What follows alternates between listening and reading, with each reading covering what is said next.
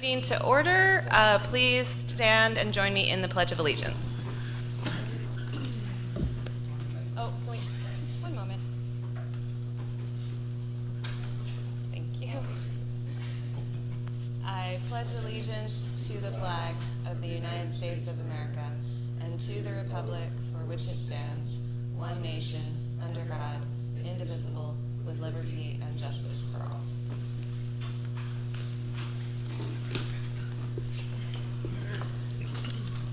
All right. Public comment will be allowed and limited to the items on the agenda. Public comment will occur only during the public comment portions of the meeting and is done via raising your hand remotely or in person. During public comment, once acknowledged, state your name and ward, please, so that it can be included in the minutes. And please limit your time to 3 minutes.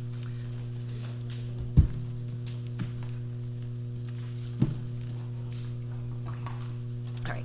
Are there any additions or deletions to the agenda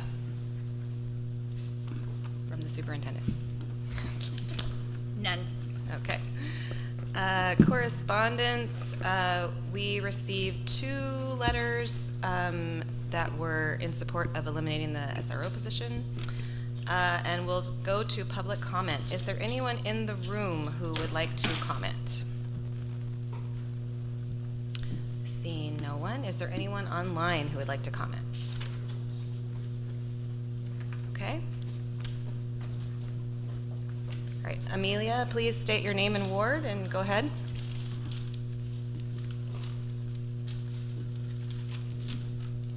Are you there?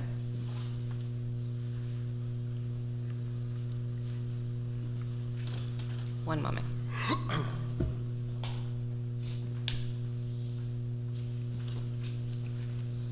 Amelia, can you hear us?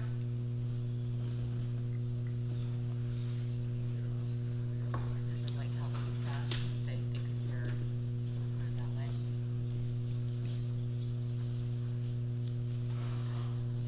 I don't think. We're having a little technical difficulty. Hold on, please.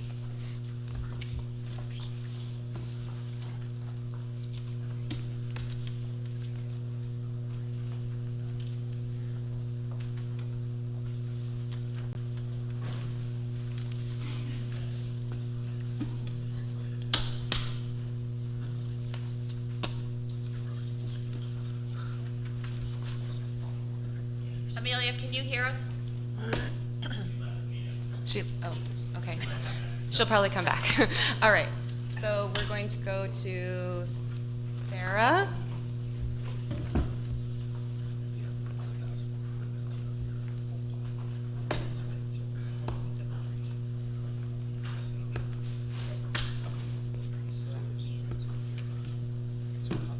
Sarah, can you hear us?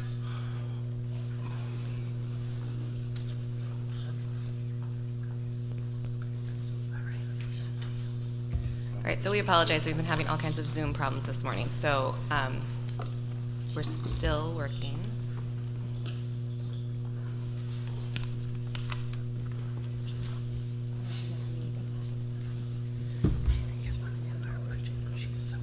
Yeah, perhaps, yeah.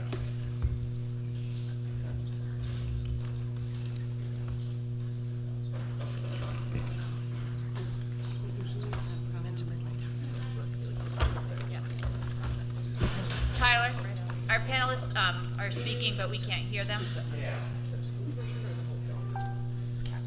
For those online, if you could just be patient for one moment as we troubleshoot for Zoom.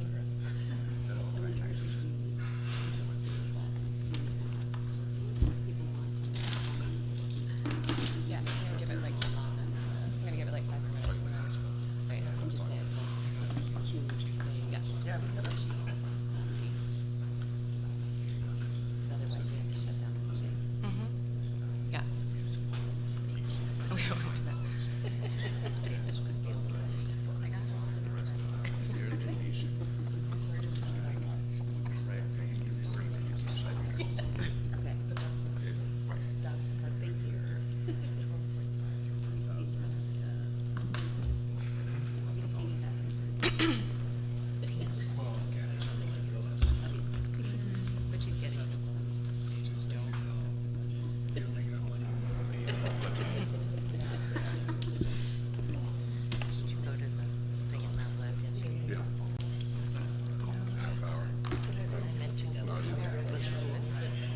Okay.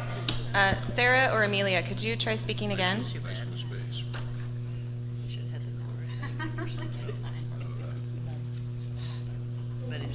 Oh, yes, we Yes. can. Amelia. Thank you for being here this early morning. I appreciate that. I don't have anything really new to say. Understanding, I'm suffering from the SRO issue, and my understanding has changed over the years that we've been talking about it. And to me, the most important issue now has to do with clarifying the difference between what separation between the school and the city administration. The calendars are different, the budgets are different, and the supervision is different. And for me, the fact that the SRO has no supervision and no control by the school board is uppermost right now. And I don't need to rehash all the issues I've spoken to in the past. Thank you for listening. Thank you. Amelia, what ward are you in? Ward two. Ward 2. Thank you.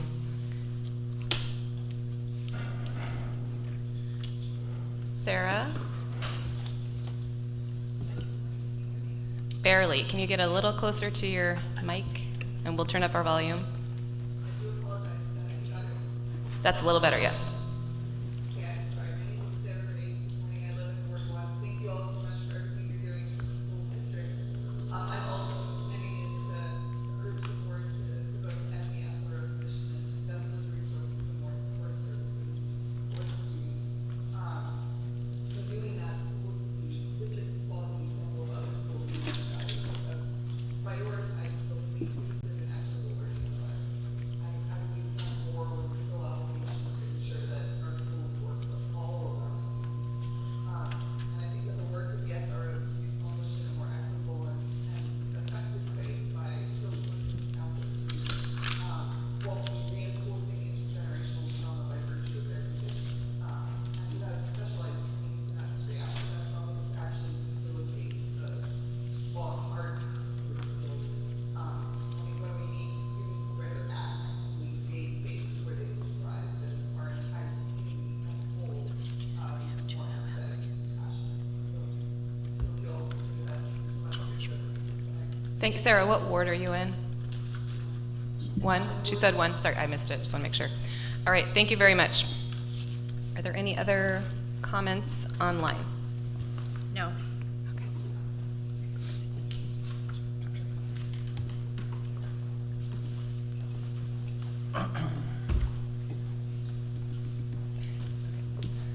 Okay. All right. We will continue with the agenda. We have nothing under new business, and so we'll start a little earlier than this schedule says with the budget discussion. So just noting, we're starting at 8:10, and so everything's going to be shifted a little bit, 20 minutes back. So we'll turn the time over to the superintendent. Good morning, and thank you for joining us today as we gather to discuss the budget for the upcoming academic year. I stand before you with a deep sense of gratitude and pride for the collaborative effort that has gone into shaping this budget, a process that has involved the dedication and hard work of many individuals within our district. First and foremost, I want to express my sincere appreciation to the district team and the principals who worked tirelessly to present a budget that aligns with the unique needs of our students. In my brief 5 months of serving as your superintendent, I have come to understand and cherish the core values of the Lebanon School District, most notably the commitment to providing a high-quality education for all of their students.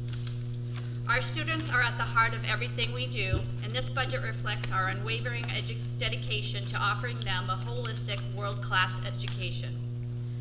The diversity of opportunities available to our students, from athletics, in the arts, to STEM, vocational training, innovative internships, and avenues for student advocacy, showcases our commitment to nurturing well-rounded individuals who are prepared for success in an ever-evolving world.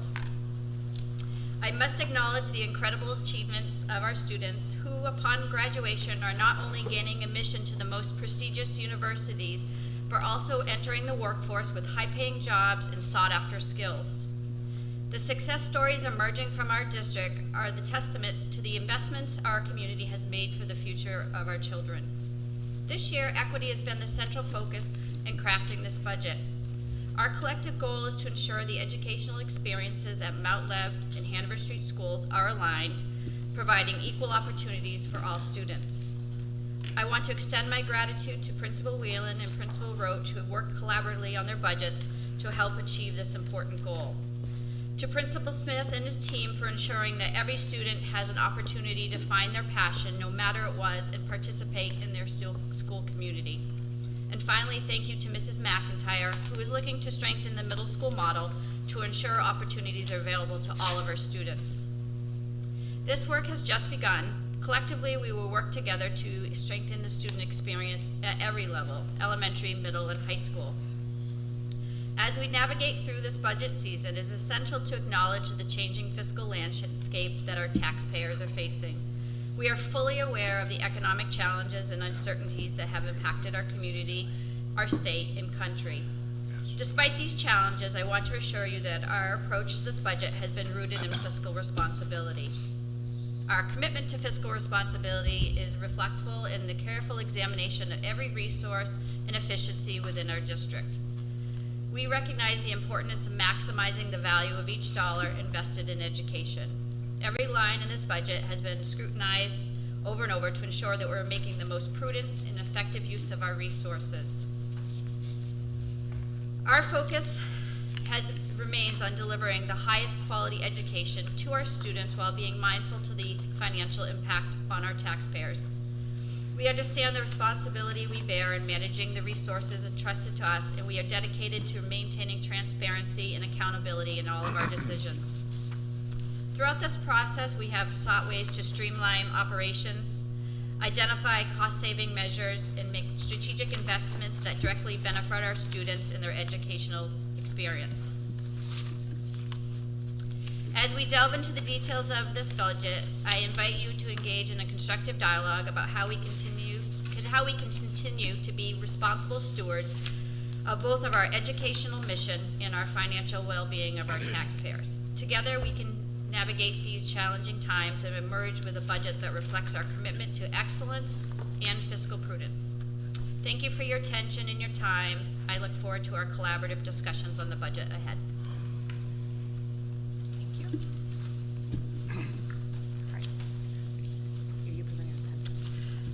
I would like to then move on to the SAU Budget Presentation, and I will pass this over to Tim Ball. Yeah, thank you. Before we start with the SAU, I wanted to orient you to the stuff that I handed out today and just some sort of overall orienting remarks before the slings and arrows start flying. Just joking. I handed out a bunch of papers today, and I wanted to orient them. In years past, I gave you like a default budget somewhere around the first December meeting, but given the the budget numbers coming in high, we wanted to know what the default budget was looking like. The default budget, I did give you default budgets on a legal size paper. I didn't put holes in it because I didn't know how you wanted to put it in your binder. I did bring a hole punch and a stapler and a staple remover and more staples. So you should be able to get it in your binder if you want. So the important thing about the default is, first of all, it isn't final and cannot be final.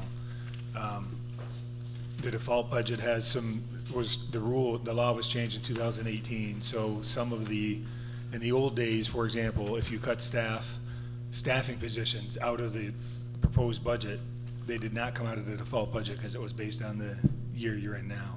But the law was changed in 2018, so any sort of, depending on the changes you make today, they may have to be reflected in the default budget. I know it seems odd, but that's the way it is, and I went through yet another training yesterday on it, which is good timing, and they emphasized that. So the other thing is that,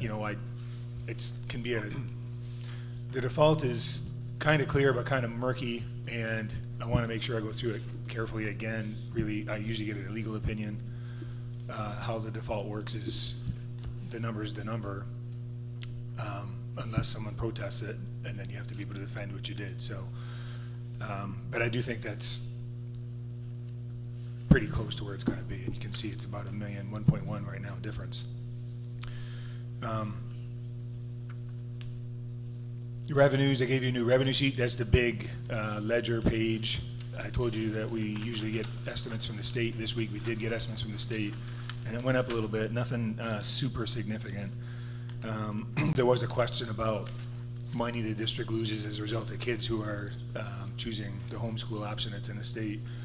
There was another email that comes out called it's called a Hold Harmless Grant. So the state gives districts money if they're going to lose money because of that. It's called to hold you harmless. Lebanon got 0 on that. So the point is that I don't know how many parents have chosen to pull their kids out of our school, but not enough to give us any revenue. But from what I understand, most of the people who are choosing that option were already not in the schools. The budget, I gave you new budget sheets. They're paper clipped together. There were some changes, and a little material that went up a little bit, and here's why. First of all, we had more than a dozen track change requests in the last 48 hours, so they're in there. I did find an error I made on the middle school budget. I actually had a person in there twice, so that reduced it. That offset that a little bit. But the last piece we put in there yesterday, or 2 days ago, was cost to fund a teacher sabbatical, which is not approved by the board yet. But if it is approved by the board, which we assume you would, a sabbatical teacher gets 60% pay and benefits. So plus you have to replace the person who's out for the year. So altogether, this budget is up a few $1,000s, but if you look at the tax rate, it's down 2 cents.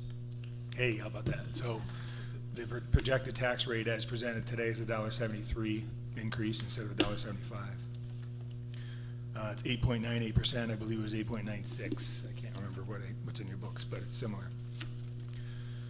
I also handed out the project sheet and the major adds and subtracts. I reprinted that. There's really no significant changes on there. I found some spelling mistakes, and there were a couple of things I left off the major adds and subtracts. I think it was just an oversight. They're not new to the budget, but I wanted to make sure you'd see them in the SAU budget.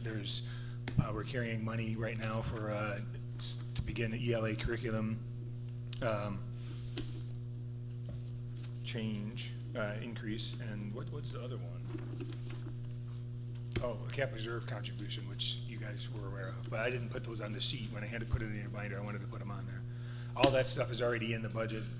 Other than that, on the project sheet, you probably deduced that the $95,000 in Mount Leb and Hanover Street are for new classrooms, but it would have been nice if it said that, so I wrote that in there.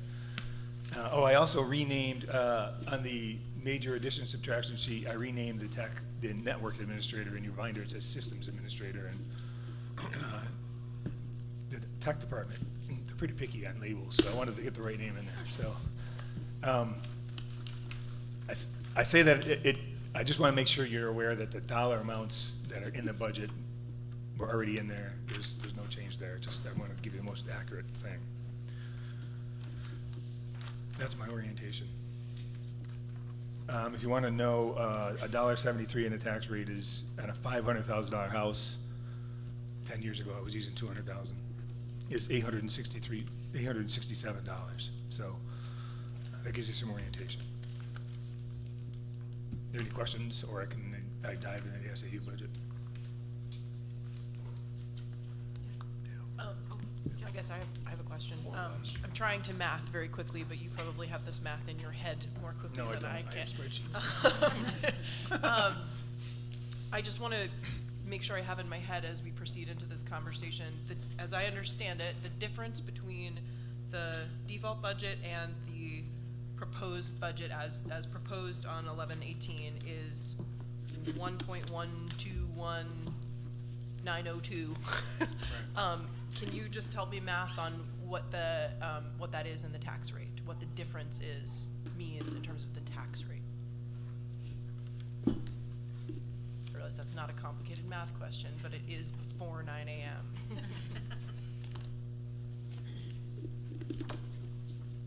Give me a second. You just have to divide that by It's got to be somewhere around 50 cents.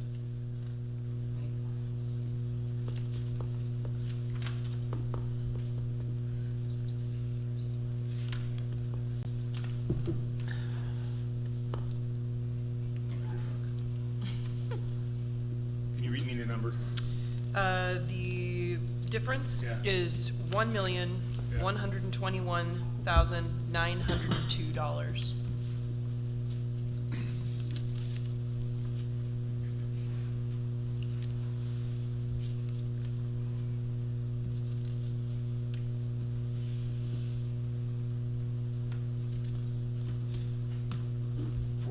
$0.41.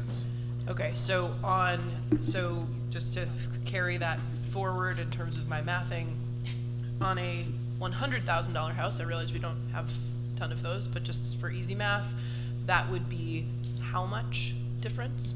What's the difference we're talking about here on a $100,000 house? $40.88. Yeah.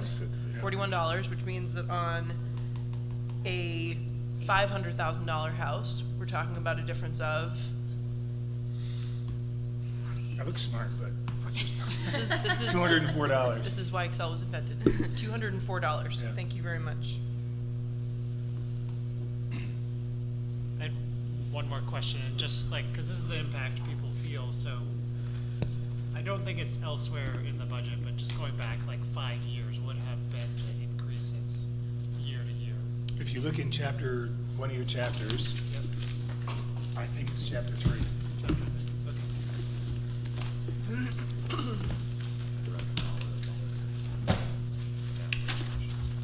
It's chapter 3. Oh, no, you know what, that's just the fund balance retention. I have that. Have a look at your new books. No rush, just for historical perspective. Oh, it is in, it's in chapter 4. Right before the special education slide, where the chart goes back to 2013. Perfect, thanks. You'll see the tax rate went down $1.28 last year, down 8 cents, $1.38, and so the last 3 years there have been decreases, but again, the reevaluations mess with that, so. And then there's positives in years before that. So you look like heroes that the Lebanon school tax rate went down $1.28 per thousand last year. The evals mess with that. Okay, all right, thanks. Okay. All good questions. Right off the bat, I had to manipulate numbers. Settle in. I want to make sure it's exercise. All right, the SAU budget, and what we've done before is, we did a lot of line by line kind of stuff during the budget meetings. Today, the intent, we can look at whatever line you want, but in our presentations, we're not going to go line by line. We're going to talk about what's going on in the budget as far as adds and subtracts or reasons, and then your questions will be there. So we're starting with the SAU. Usually, in the past, we've ended with the SAU. I think we're starting with the SAU because it is the. Can I just say one more Yes.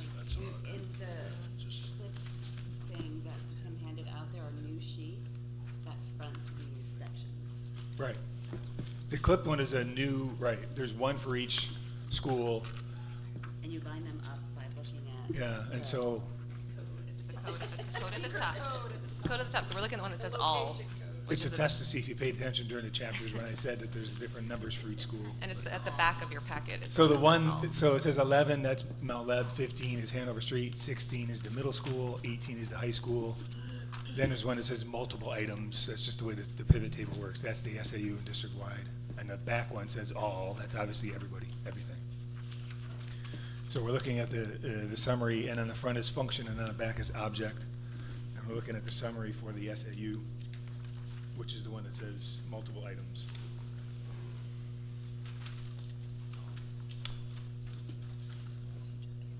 And as prepared as I think I am, I don't think I kept one for me. Maybe I'm not prepared. Does everybody know what I'm saying? I think we're, I do. I think, I think we're okay. So we're starting with, let me make sure, we're starting with multiple items. The page says all multiple items by function. Correct. Correct? Okay. Correct. And that was at the back of that paper clipped packet that he handed out to everyone.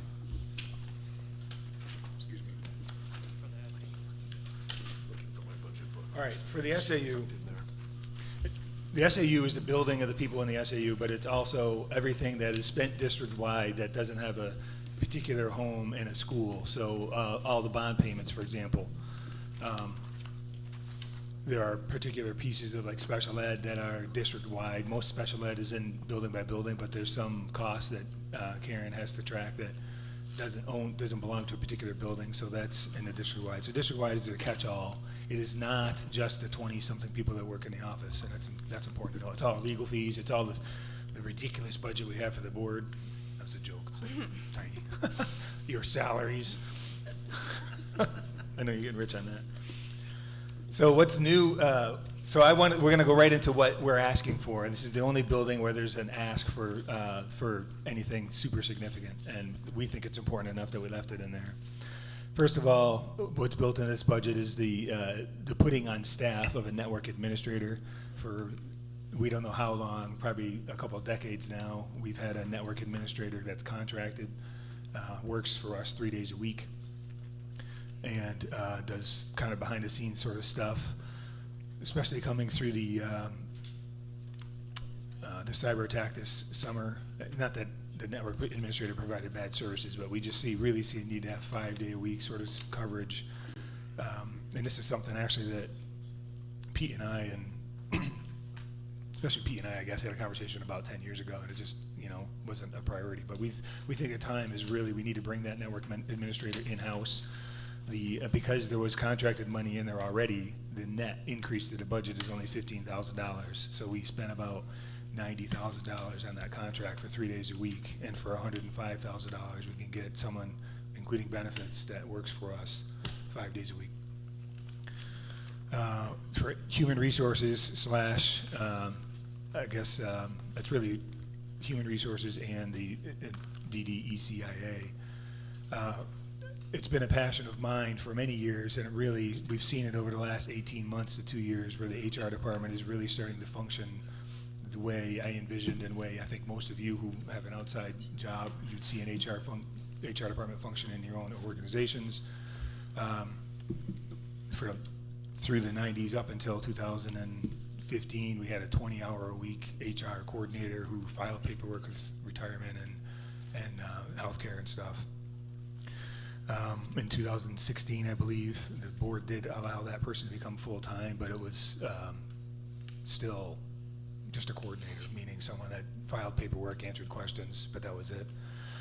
Since we now have Xavier Ramos, who took the job as a coordinator, but he was hired with the skills that we need. He's got a bachelor's degree in HR, and he's working towards his SHRM certification. And an HR department really needs to be a department that provides not only sort of the paperwork filing support, but also support to employees who might have an issue, investigations, exit interviews, entry interviews, all those sort of things you can think about with an HR. He's working a lot on some of our policies and procedures that have really, there's a lot of stuff floating around in the ether, in the air. If it's not in one of the contracts, we haven't done a good job over the last, since the existence of an HR department, of putting that sort of the process procedures down on paper. I think the principals, I'm speaking for him, but Xavier's done a good job of putting out, sort of meeting with the SALT team and putting out sort of procedures for, how to do new hire paperwork and get things processed. And all that to say is that as it's clear that the paperwork piece of it, the filing of stuff with the Hampshire Retirement, interfacing with the insurance companies, that is a function of someone who is more of a paperwork sort of processor. And if we're going to have a real HR department, I think we need an HR lead who's on the level of our tech director, of our facilities director, of our transportation director. So this budget asks to put him at that level and hire a 1.0 FTE paper person, administrative assistant, I'd say, to help him, and the rest of the time help on the equity, curriculum, instruction, and assessment side. And I think Karen's prepared to talk about what she sees that role in her world looking like.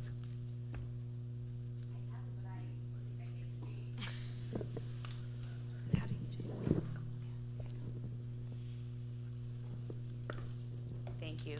Karen Dubois, Director of Equity, Curriculum, Instruction and Assessment. I'll just briefly add to what Tim said.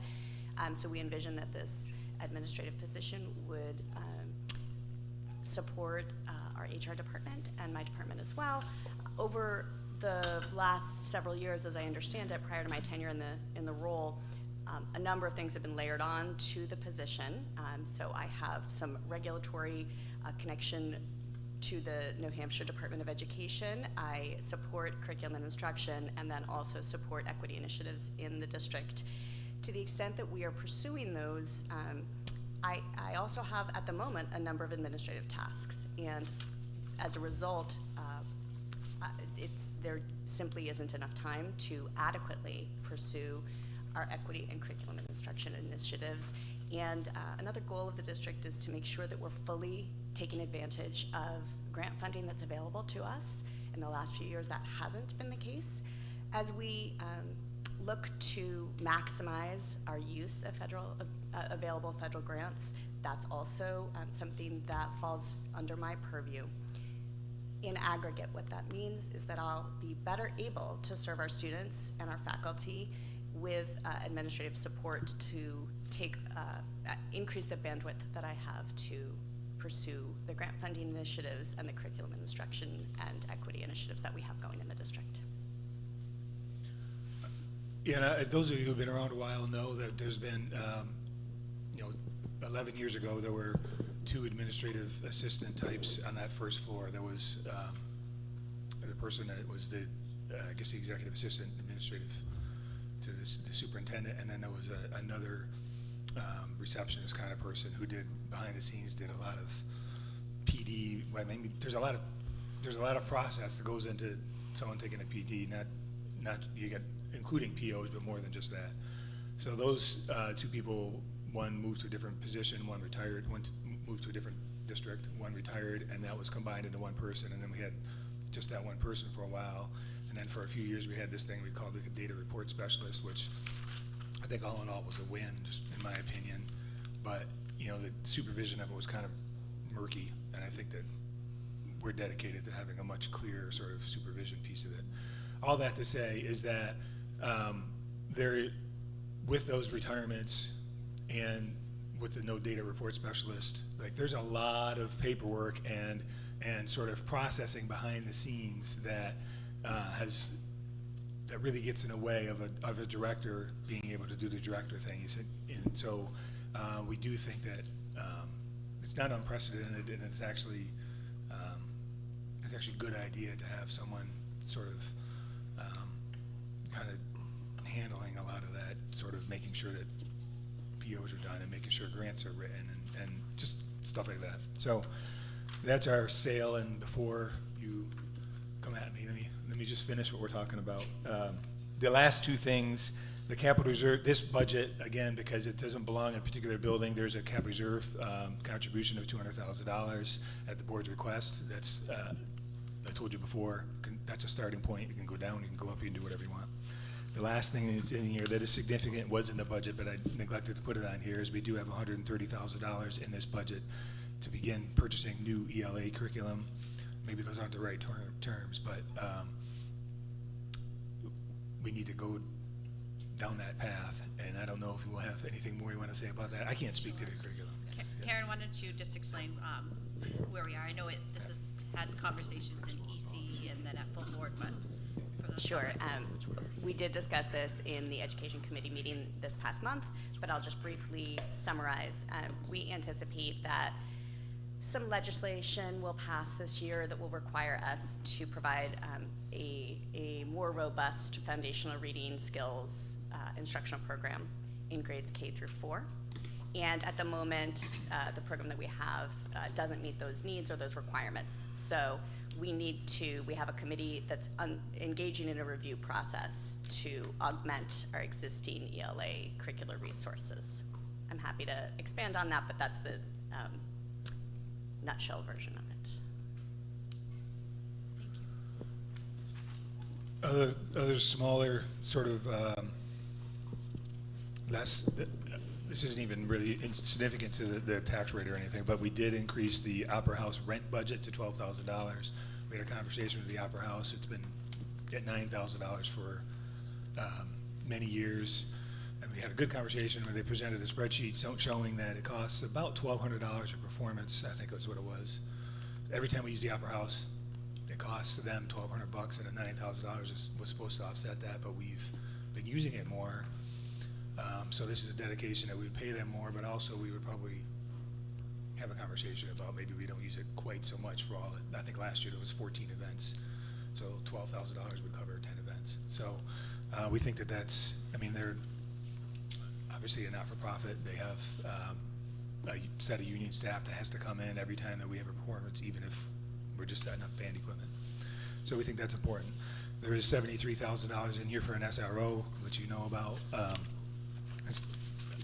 That's a not really, I think it's probably a few $1,000 increase, but it's really the discussion about the SRO. I did put money in here, $20,000 for legal increase, because we have negotiations in the fall. That's not a hard, it's just looking at some of the prior numbers. So we went from $6,000 to $26,000 for negotiations specifically. And lastly, there are raises built into this for SAU staff. And in recent years, we've had like a non-public and stuff.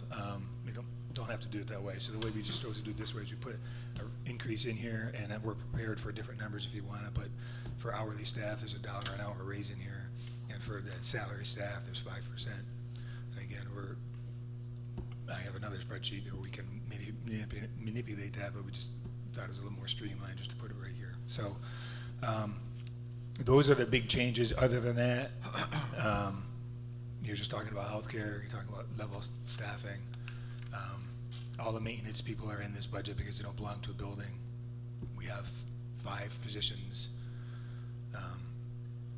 There's 5 positions in here.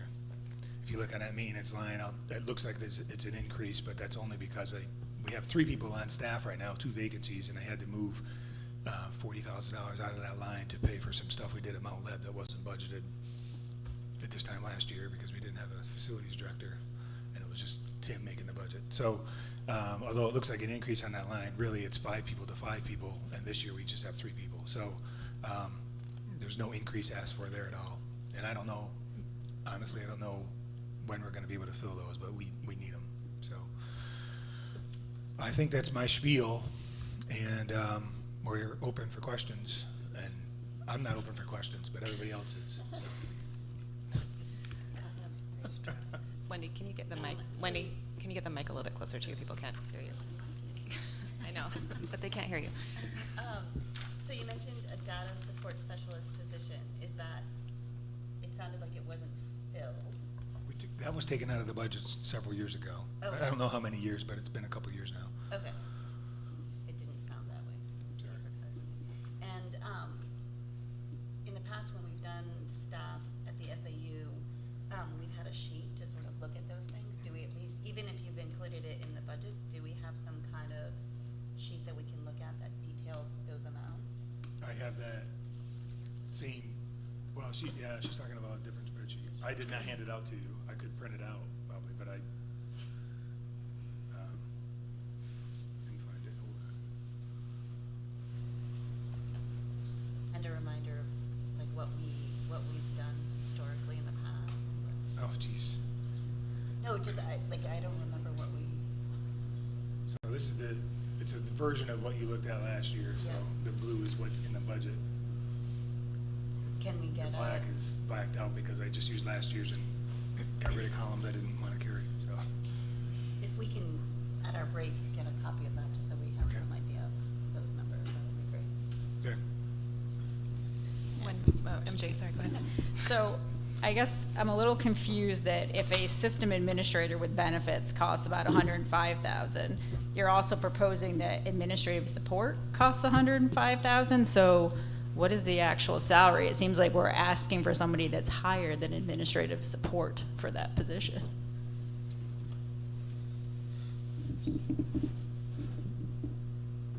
Good question.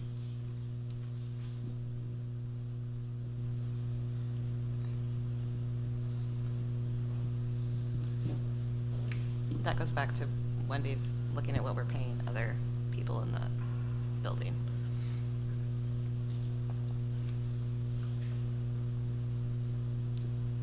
Is there any other questions? Well, I'm gonna have to look up my personnel spreadsheet. It'll take me a few minutes. So I don't want awkward pilots and silence. We also have Karen Wilsley from Special Ed, so for any of those questions, and Tyler Sheena from Technology. If I could actually jump in on that question for a little bit as well. If you look at the technology section in your binders, under my technology notes, the last section kind of explains a little bit more thoroughly what my vision for that position is. And even though the 3-day-a-week contracted position at the moment is a technical position, my vision for this full-time position is actually a little bit more administrative in nature, a little bit more focused around state reporting, inventory, device procurement, helping me like push accounting paperwork, purchase orders, and that kind of thing. I think that with the shifts that we've had recently in the technology department, the strengths of the team have shifted a little bit. Like myself as the director, I have a lot, I just have a strong technical background, and I think that it's valuable for me to be able to spend more time applying those skills in my role versus doing a lot of this like spreadsheet reporting and like just pushing papers in the accounting system like I'm currently doing at the moment. So I just want to clarify that salary for that position is it's budgeted to be a $60,000 salary, and it's for a reasonably non-technical position. Yeah, I think I see in a spreadsheet I budgeted $115,000. So when I said that we had a contract of 90, it was obviously much more like $90,000. That's what happens when you go off the top of your head. So this is budgeted at a total cost of $115,000, and I'm working on the other one in a second. Like I said, what is your fringe rate? Because that seems like an awfully high, if it's budgeted for 60,000, but total with benefits comes out to 105, that seems like an awfully high fringe rate.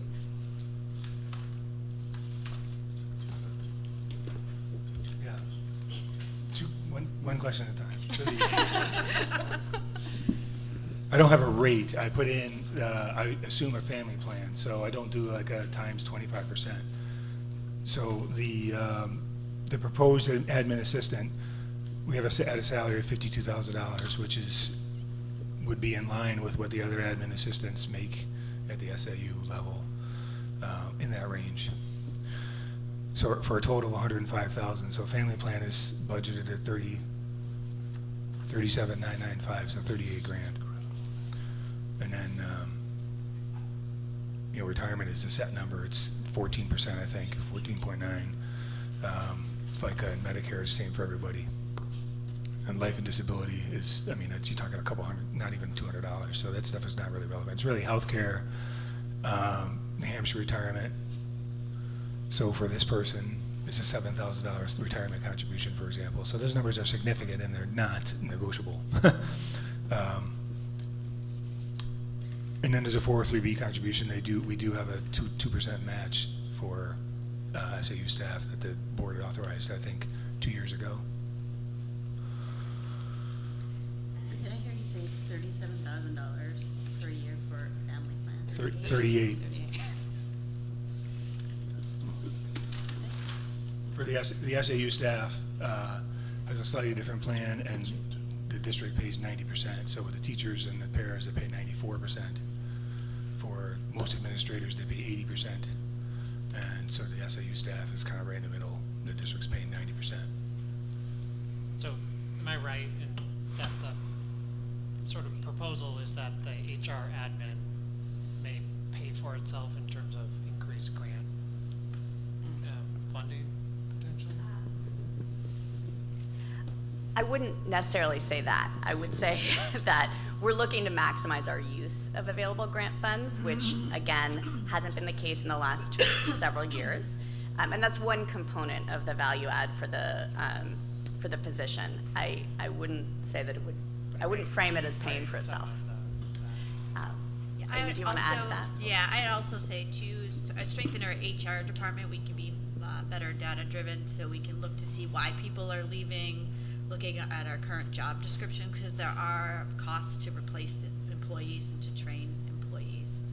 So to be able to look at those retention numbers that we have across the district, I think is really important. important, especially when we have particular positions that, as you know, are high turnover. So if we can be able to target that and to be able to reduce those costs.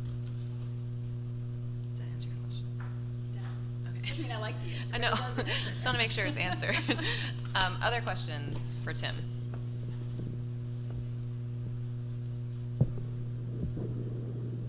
We're processing. It's a lot of processing faces. Hold on. Yeah, it's not like speak once forever, hold your peace. You have this. Yeah, we can come Speak back. as long as you want. And we can circle back, so we can pause, we can move to the next group, we can, it's whatever you guys want to do. Can I ask Tyler a question? Yeah. So Tyler, can you just orient us to your nice spreadsheet that you put in on the technology device and supply overview for 24-25? Yeah. So, I'm sorry, I don't actually have it right in front of me right now, but that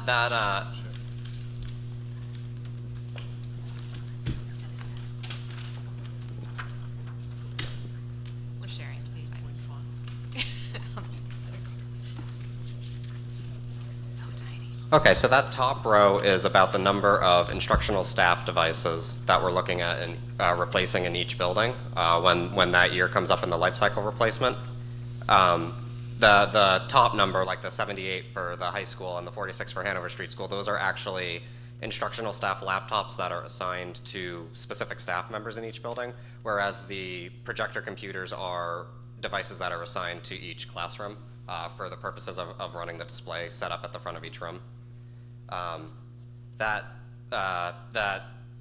third row down, the staff use devices, so those are proposed ordering amounts for doing instructional staff life cycle replacements each year of the life cycle, projecting out to 27, 28. And those numbers are projections, but I think they're pretty close to what we've spent in previous years. And then the classroom and student devices, that table is for this current budget that we're going over right now. It's what we're proposing ordering for student devices for each school building. So am I correct in assuming that for this budget, you're proposing to do 46 teacher laptops for Hanover Street at almost 60,000, and then in the next row of classroom and student devices, I'm supposed to sum all those together, and that's what's in the budget this year? Sorry, could you repeat that one more time?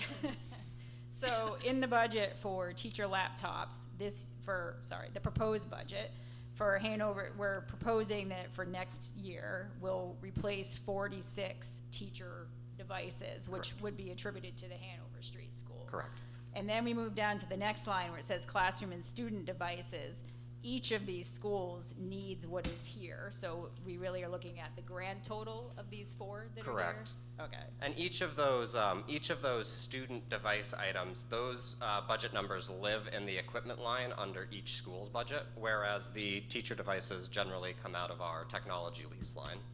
Okay, and then similar for school technology supplies and consumables, that lives in each budget, but overall, we're looking at the grand total of everybody needing something Correct. in the budget. Okay, thanks.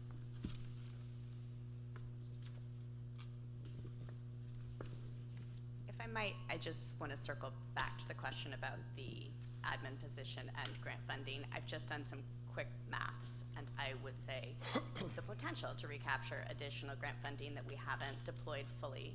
I think it would, my armchair math, bearing in mind that grant allocations can vary year to year, and we don't control that, and they're subject to approval at the state level, potentially, it does approach the cost of the admin assistant.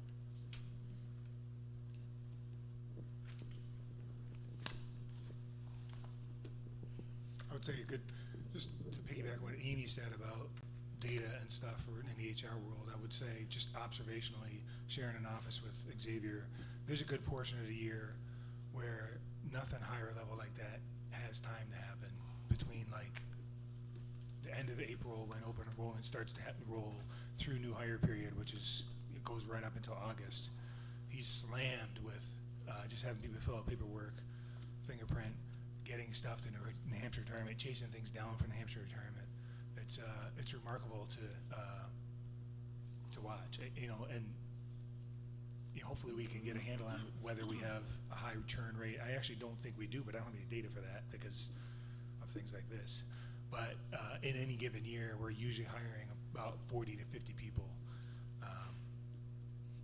That's pretty significant out of a staff of under 400.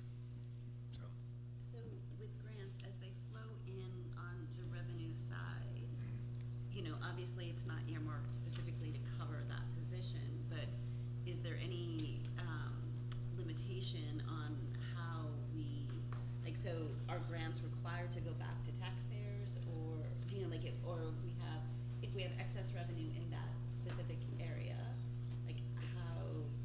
So every grant, Does that make sense? I can't think of a grant, when we're talking about a real grant from the federal government through the state, every grant gets entirely spent, or you lose it. It doesn't go back to the taxpayer. So IDEA is a good example. That's a 2-year grant. Right, but if it, Yeah. like, if that money sort of offsets the cost of that staff, Yeah. do you know, like, so then we just have the unexpended. Well, I would say that, Like, where does that unexpended revenue then show up? I would say if this person is able to write a grant to maximize potential, then that's something that we do with a grant that we don't have to go into the general fund to do. So it might be buying equipment, it might be buying some sort of curricular thing or something, but the cost of this person, their salary is going to be in the general fund. Right. It's just a matter of whether there's something else that she might put in the budget for next year that she doesn't have to put in the budget for next year because she got a grant to pay for it. Am I speaking I out of think turn? you're summarizing it perfectly. It is not a direct offset, so just to be clear, the grants that I manage couldn't be used to pay an admin assistant, Right, but and it wouldn't flow it through would- as income. it would. Because it's going to be for something specific. Exactly. An example is teacher professional learning, which supports our curricular initiatives and which we would otherwise have to find money in the general fund to pay for. Another example might be there's some technology initiatives, student wellness initiatives that we might otherwise need to fund through the general fund eventually or immediately.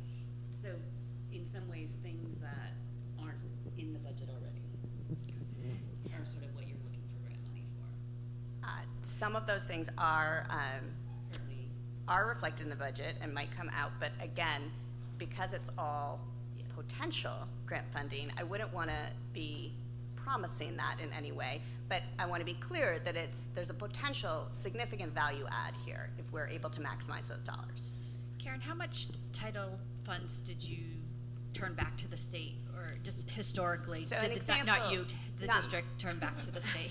Again, prior to Amy's tenure and mine, an example is there's a Title IV fund allocation.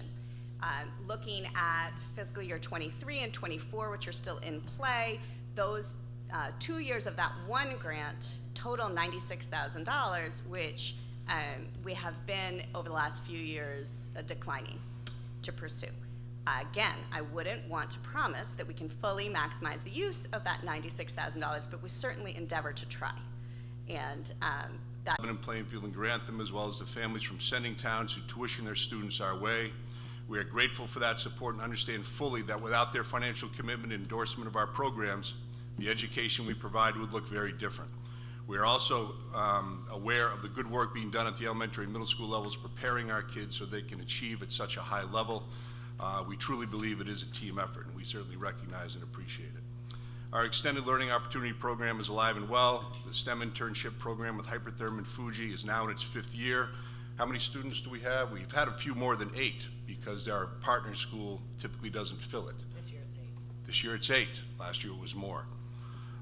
We are currently, this is interesting data. In 2023, 265 registered courses were completed by 166 students who were in credits through dual enrollment courses.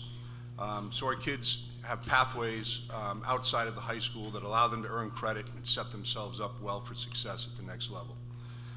We toured the renovation, Dom DeFrancisco, the band teacher, and I, along with Marinese, and we're super excited. I would encourage folks to go check it out. It is a cool space.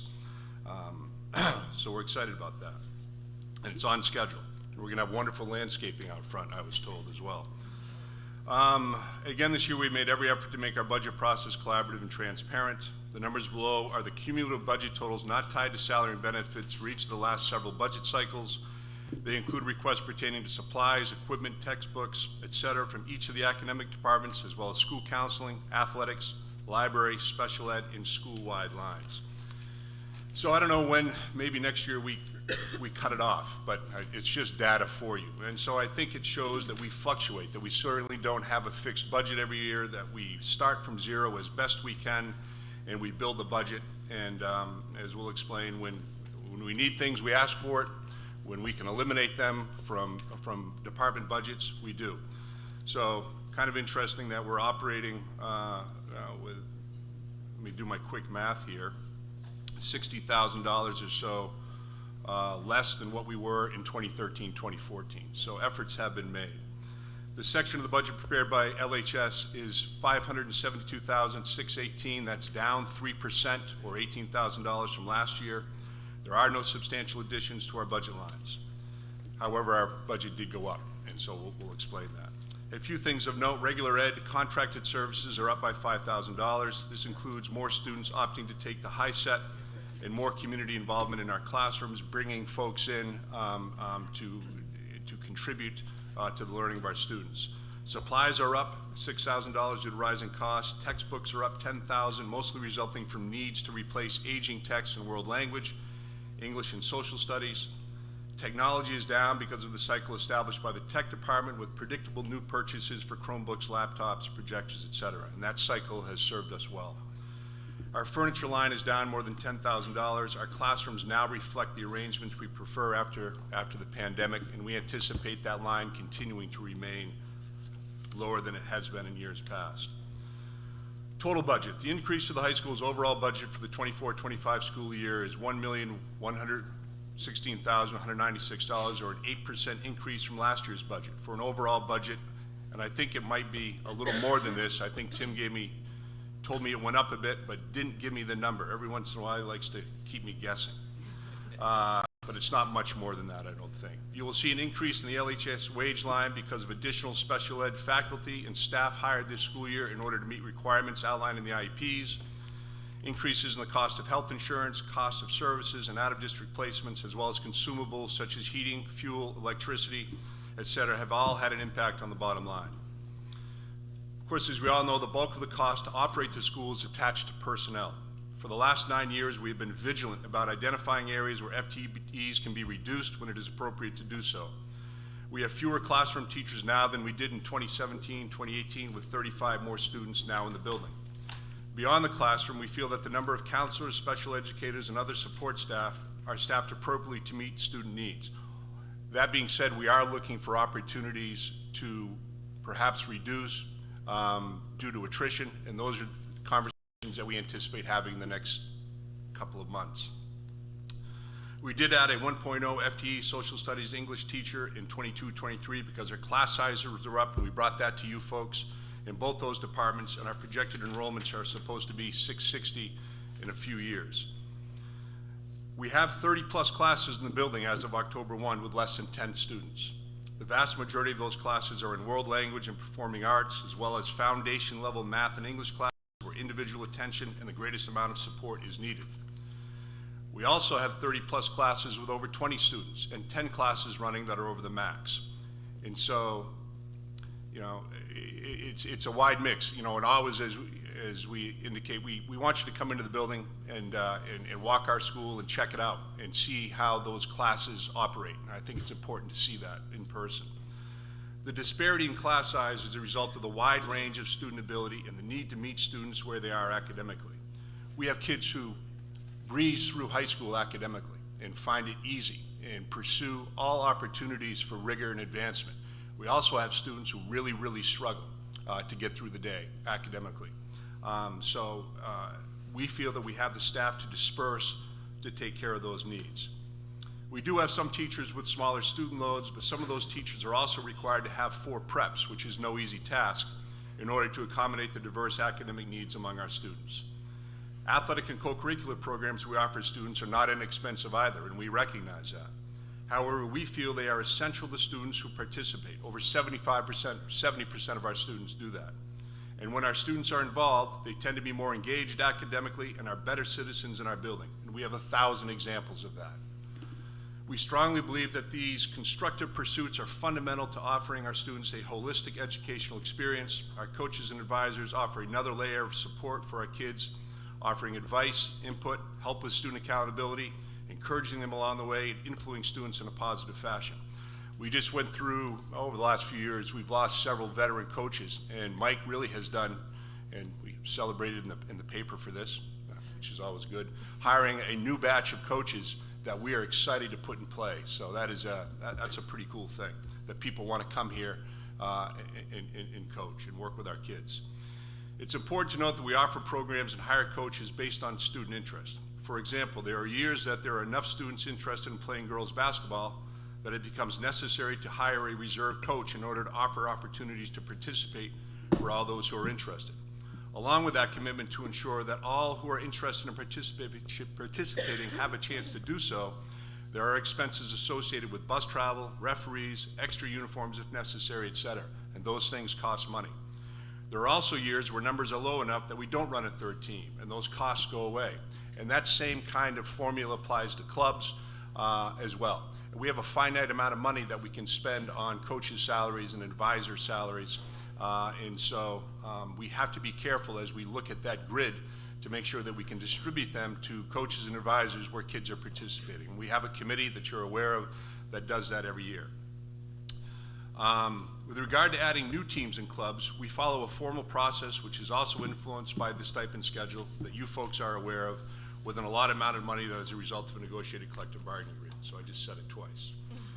As you will see in the table on the following page, the 11 high schools enrollment is projected, and I appreciate your help with this. This is always, I don't understand how hard it is, or why it is so hard to anticipate the kind of numbers that we're going to have. And, you know, we try to, seems pretty easy as we follow the matrix down to the bottom right-hand corner, but invariably we make mistakes, and people help us identify those mistakes. So we're going to be a school of 655, 660, which I feel good about. I think that offers an opportunity for teachers to have, you know, there's nothing worse for a teacher, really, truly, teaching a class less than 8 kids. I don't know, for those of you who have done it, it's kind of painful.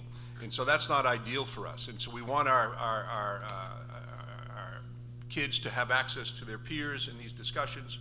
We want our teachers to have an opportunity to have, you know, class discussion that's meaningful. And so we feel that we want our teams and our programs to have numbers. And so we feel when we're at 650 that high, we can do those things, and we're a better school for it. So we're excited about the adding students to our building. And I think we have the space. There are certain areas in our building that won't be fixed by the renovation. I just visited the nurse's office at Mount Lev last night. What a great space.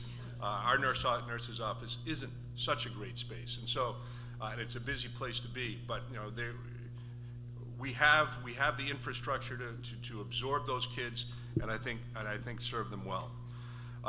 Conclusion: there will be years where departmental needs will dictate an increase. Conversely, there will be times when the budget is down compared to previous years, and I think we've demonstrated that. We feel that Lebanon High School students are in a good position to have choices about what they do upon graduation. That's what we say every year. We say it to students who arrive in June, who come again the day before school. We say it on the opening day during the assembly, and we say it again in graduation, that we're proud of all of our kids, regardless of what they choose to do. And at Lebanon, they have a whole lot of options. Our relationship with Hartford is as strong as it ever has been. That's the HACTC program, where in past years it has fluctuated down into the low 40s. We have close to 70 students participating there now, which is a really good thing, we believe. Our Fuji Hypertherm internship serves all parties well, with our students becoming aware of job opportunities and career paths that they might not have been made aware of otherwise. Our students annually pursue opportunities in the armed services, and those students who want to have a chance to go to college are encouraged to pursue their education at the next level. And again, we think the community, with a whole lot of help, sends these students ready to learn our way, and we, I think, work with them well and produce a good quality citizen, eventually. Some of them right away, all of them eventually. So, there it is. So if I could just add a couple of notes on personnel, the numbers in front of you are the most accurate ones, the ones I handed out today. I'm tracking, looks like 11 track changes, and I told you the sabbatical was that is in the high school budget. I thought we had like a district-wide sabbatical line, but I looked up and we didn't do it for many, I mean, it's always been in the LEA. Nobody even took advantage of it, in my memory, until a couple years ago, and that person was charged to the high school. So I put the increased costs for the sabbatical person in the high school budget, because that's where the sabbatical will come from if it's approved. I just wanted to point out, you probably did see, but there is a significant increase budgeted for the vocational tuition. That's what Ian was referring to. Last year we budgeted $10,000 for 65 kids, $10,000 tuition, 65 kids. This year, when I did this, at least I think there were 73 kids that were going there. So this budget, I think, is 75 kids but it's in the notes. I think it's 11,500. So anyway, it's a $215,000 increase, but it's reflecting what's there. For years, we budgeted 65 kids and we were fine, but it looks like at least in the last year, a lot more kids are taking advantage of it. So until and unless the board says, we're going to put a cap on the number of kids, we're going to keep budgeting for what we think is going to go there next year. So that's what that increase is for. That's the last thing I wanted to say. All right, do we have questions for the high school?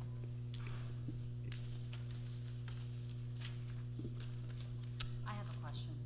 Nobody else does. Okay. I just had a question about, I see in this page with the proposed operating budget, about adding vape sensors to the bathrooms. I was curious how tied you guys are to that at $25,000. Okay, I was just gonna say. I'll listen to the full question. Go ahead. I know it's a big question because for me, I think, data really indicates about how the majority of the population in general who are smokers, vaping, fall within the lower socioeconomic status. So one of my big concerns would be, would policing these, the biggest outcome of vape sensors be, excuse me, hold on, I'm having asthma. You can probably tell. So my concerns would be, would the biggest outcome of having vape sensors in the bathrooms be adding policing and creating a disproportionate disciplinary effect on our lower income students, and $25,000 is a big number. So how strongly are we feeling about keeping it? We've had a company working with us to put in vape sensors for the last 3 years, and it hasn't come to fruition for whatever reason. I'll leave my personal sentiments out of it, I guess. It's just been frustrating. We do have a handful of kids who vape in the building, and that we spend a good deal of time kind of trying to monitor that. I mean, it's disruptive at some level to have our staff, it's not like we have elite staff bathrooms to use. We go and use student bathrooms at times. We have kids who feel uncomfortable in a bathroom where vaping had occurred or is occurring. We have the doors open. We've had them open since COVID. It doesn't make it easier really to monitor, I can tell you that. We understand that we're going to have some level of that all the time. I'm not convinced that vaping monitors are going to help at all. If you were to make a decision because I just haven't seen evidence of it, and I know that some schools who have them don't find them, they're not an absolute determiner of what's happening. So if that was a decision that was made, I would feel okay with that. We have other ways to go about identifying. We have cameras positioned strategically, and we don't overuse them, but we do use them for instances like that. But it's hard. It would be hard with vape monitors too. And that's what I wondered, like the efficacy, and I find it annoying also, and I have asthma, and they get really bad during these fall and spring seasons, and I have a hard time going into being near somebody smoking is obnoxious. at the very least, for me at least, and it's being near smoking has set off my asthma. So I understand those types of things. I'm curious about the efficacy of a sensor. Vaping is I generally understand water that. vapor. Are they actually picking anything up? What are they picking up? Are they trying to pick up THC, nicotine? Can they pick that up? I just don't really feel like I have a big thing, but then I see $25,000 for that, and I feel, I think that's a good point. yeah. Go ahead, MJ. So sticking that same line item, I see 15,000 for tree planting. So is that to backfill some stuff that wasn't funded during the renovation, or is this over and above? Now, that's a good question. I assume that any new trees that would be planted as a result of the renovation of old ones being disturbed and done away with is a part of the, it's included in the landscaping portion of the renovation budget. Tim might be able to better do. We didn't put that in. We were happy to have it removed, but we do know that landscaping is going to be kind of a fundamental piece to the new project. But isn't the city getting money for trees or something? They were proposing to get some grants, but that they haven't actually, well, when they came to finance and facilities, they actually hadn't received the grant money yet. But yes, they were pursuing opportunities to get grant to fund trees, and they proposed planting some on the high school or that whole campus. I think at the time they said they were probably a year or two away, probably not there yet. We have a beautification fund, the 2200 account that's separate from the budget that rolls over every year with a substantial amount of money in it. So I'm comfortable with this line being removed. It would be nice that we haven't accessed that money. It's sat. We have some ideas for it when the renovation is finished. I'm happy to have that removed as well. It's not really, I don't believe, my official purview, right? I don't want to remove trees if people feel strongly about putting them in. I'm going to give a perfectly middle road weaselly answer, but I don't. I would say I don't have it off the top of my head like what exactly is in the project, but it's wise to plan to spend some money that's not in the project funds for on grounds, because I'm not sure that every possible thing you're going to want to do is in a project. I don't know what's in the project for landscaping off the top of my head. Yeah, talking to Paul Marinus 3 days ago, he told me where areas are going to be landscaped that we didn't previously think would be touched, and he said there is money in there to make the front of the school look really nice, is what he said. Yeah. Secondly, the beautification fund is a good point. Thirdly, and this is not helpful at all, but I did try to connect with Steve. Steve, the facilities director, met with the principals, and the numbers in here came from the facilities director. To the extent to which, unfortunately, Ian can't provide more detail. I don't have any more detail to provide than the fact that he wanted to put some landscaping in. I can't tie out the number $15,000, and I know that's not helpful, but I don't have any more than Ian said. So he's right. There is a beautification fund. So that might be something you might want to think about. Like, we want to make sure the building looks good. I want to make that clear. But I don't know that there's other ways we could accomplish that. So it doesn't even sound like, though, people, if we were to approve the 15,000 trees, people even have a plan of where to put them at the moment? I mean, it seems like it was just a placeholder. I don't know the plan, and the notes that are in the computer simply say trees, landscaping.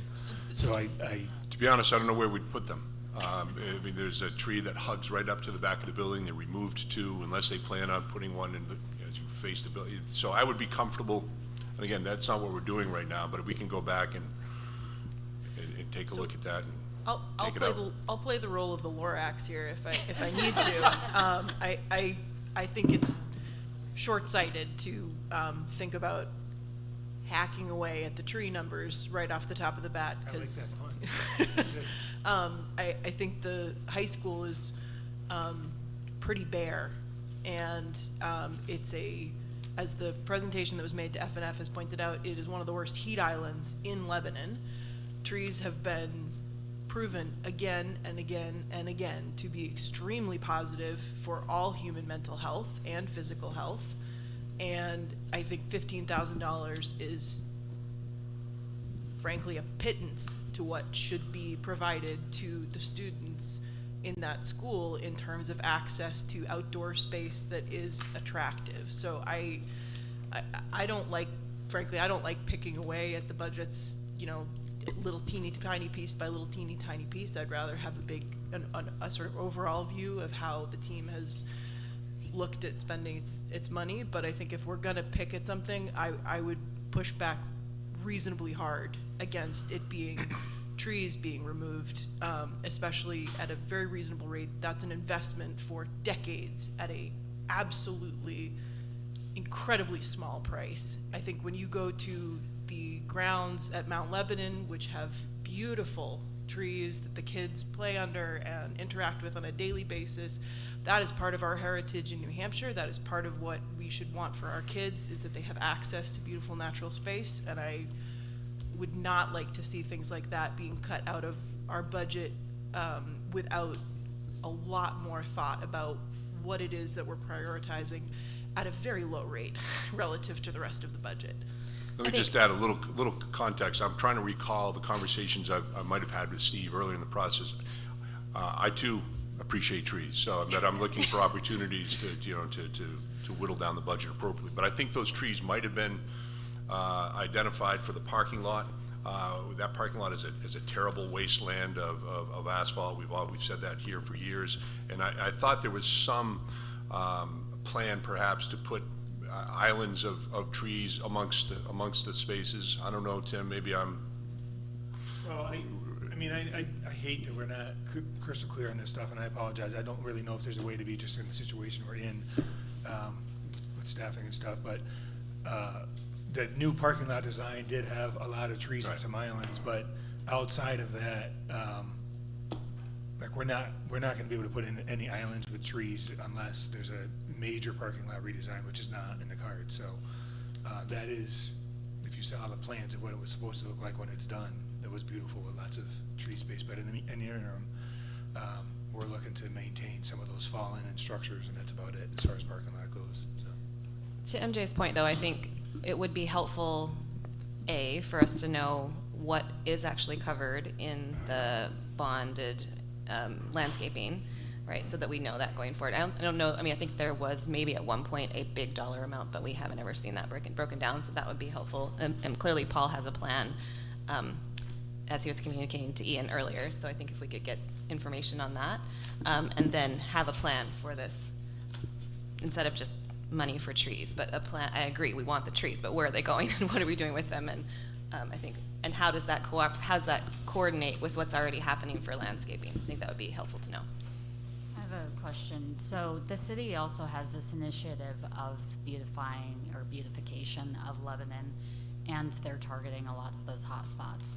Is the school's new construction, are there regulations within that, because they want certain levels of landscaping with new construction within the city?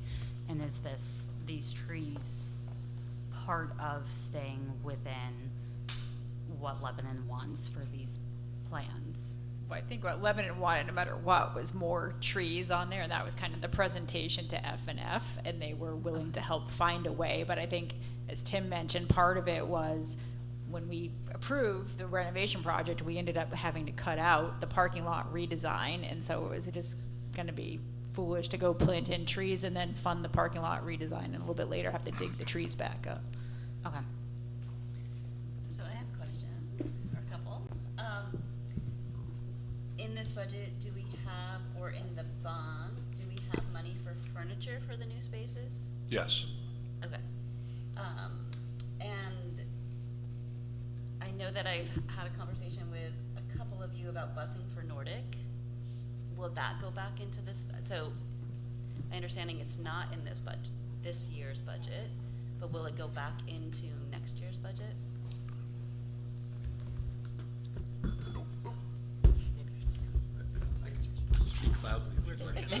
Fine. There we go. We're working right now in terms of, you're talking about getting to practices. Yes.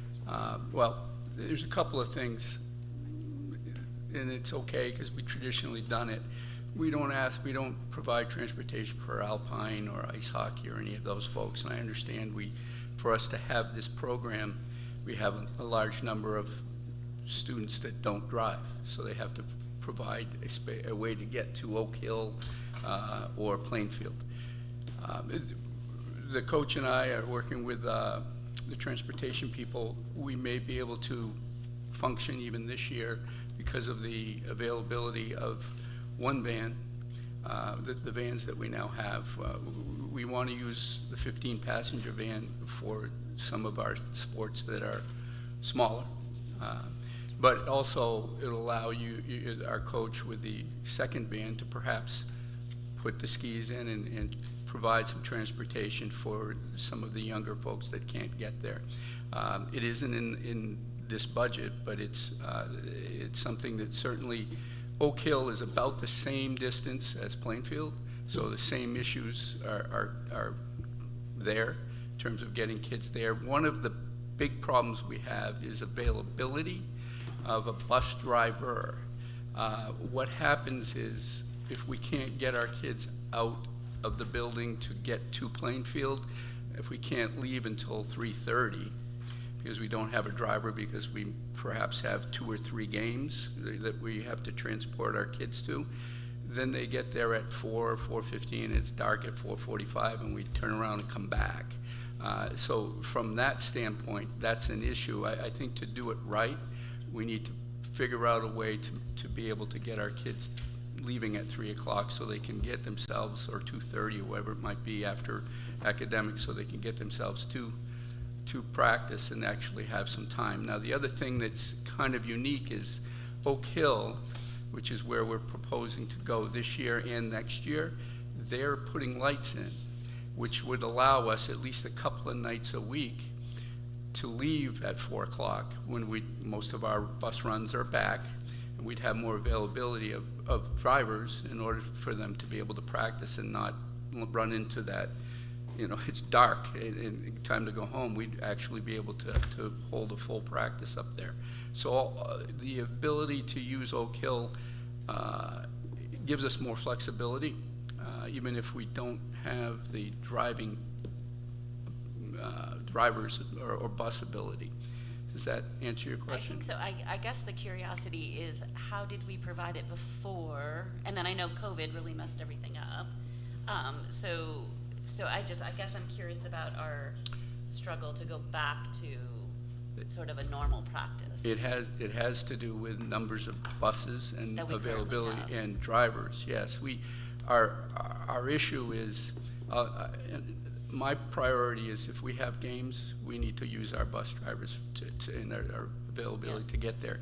The ability to use the van has allowed us to have less bus drivers, at least this year. So that the 15-passenger van is great, but it's not we can't use it consistently for Nordic because of the use from other sports to get them there. So that's kind of where we're at. The coach and I actually met yesterday to discuss what the possibilities are, and right now we think we can use the smaller van, and it will meet what he needs in terms of getting folks to practice that actually need a ride. And I think it's going to improve next year, as I said, with the ability to practice a little later with the lighting system that they're, I guess, putting in at Oak Hill. So it's encouraging for next year. Where in terms of transportation for athletics, we don't budget that. That's usually through the transportation department. Yeah, I don't want anyone to characterize it like there's a lack of the ability budget-wise to transport someone. And even, and talking to Paula about this issue, even like when I say we're fully staffed and bus drivers, we have all the drivers we need for trips, and we've added several for the routes. We've added several drivers over the last couple of years to do all the sports stuff. This is sort of a unique, like, we don't have a position. You are the Nordic position at 2 hours a day for 3 months. You'd never find anybody to do that job anyway. So there was a bus driver in particular up until, I think Paula said 2018 or 19, who he loved doing that run, and so he would be available to do that. He was one of the trip drivers. So we have trip drivers now, we're always looking to add someone who, hey, I'll work for a couple hours a day whenever. It really just comes down to the fact that guy retired who loved doing that one specific trip. We have trip drivers, and Paula said on most days I could probably do it. It really comes down to if we have 3 or 4 trips at the same time. If I'm a bus driver, I could take a 2-hour trip for Nordic, or I could take a 7-hour trip for basketball. What are you going to take? So, plus the fact that the games are, higher priority. So, with the addition of the 15-passenger van, and Paula said she was going to talk to George and you, and so it looks like we're moving forward to be able to do it. But it's a lot of words to say. Like, it's not like we don't have the funding for it. And it's not even like we're scrambling for bus drivers. It's just a matter of when there are events there are several trips at once. Sometimes Nordic would be left out. Right now, we can't promise we can do it every practice. And I think that's, if you're looking for a promise, Monday to Friday, there's going to be a bus out to Plainfield or wherever 5 days a week. And Paula can't do that unless we did have another driver, and it's not like we don't have signs up looking for one. I don't really feel that we're stretched for drivers like we were 2 years ago. But it doesn't mean if someone came in the door to be willing to do a 2-hour trip to Nordic, we wouldn't take them. But this 15-passenger van thing is a game changer, I think. It is. Anyway. And in this budget, I know that I emailed you the courts for tennis. Do we have any resolution around that, No. or is that planned for in this? Well, we've talked to the CCBA, and they don't have any long-term plans to redo tennis courts. We discussed briefly via email about maybe going in to help just resurface the courts that they have, and the number that they think it's going to be, and I don't know the condition of their courts compared to the numbers that I've done some work calling around to areas, schools, and said, how much has it cost for you to do this? It's much different. They're thinking it's going to be 6 figures, and some of the folks are saying it's probably 40% of that. So so we're going back and forth with that.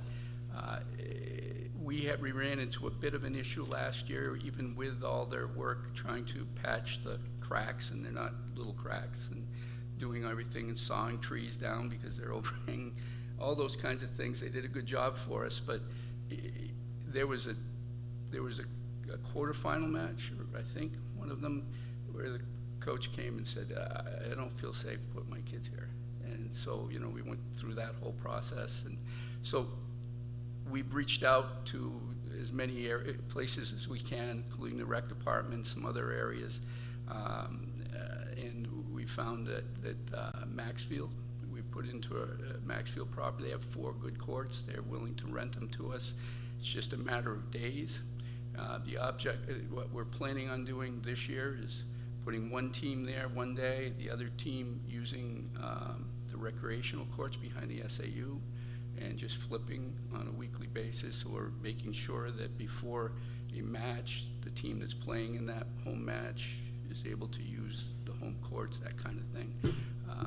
It's a little complicated because our girls tennis team is a Division III school. They compete in Division III, and our boys are in Division II, so they don't necessarily match up on the same days.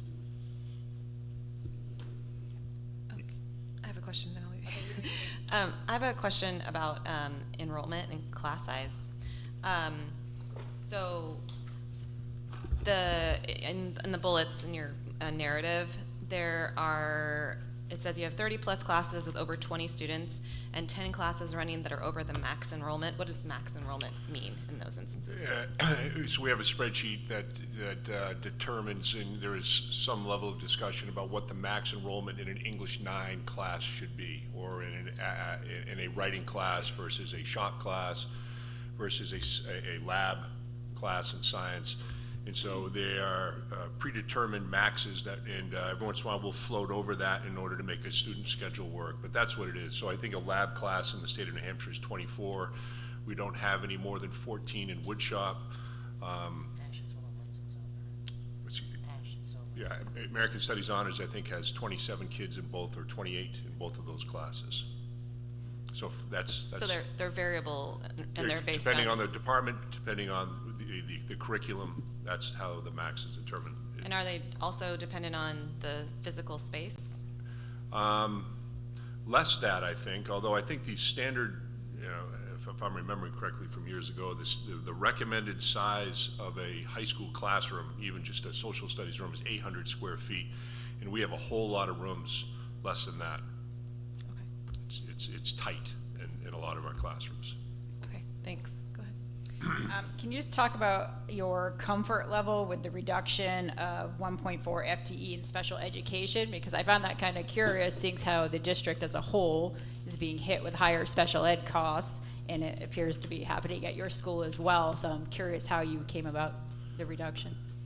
So we're chronically short of special ed paras, and so we typically have an opening running all the time in school spring, at least one.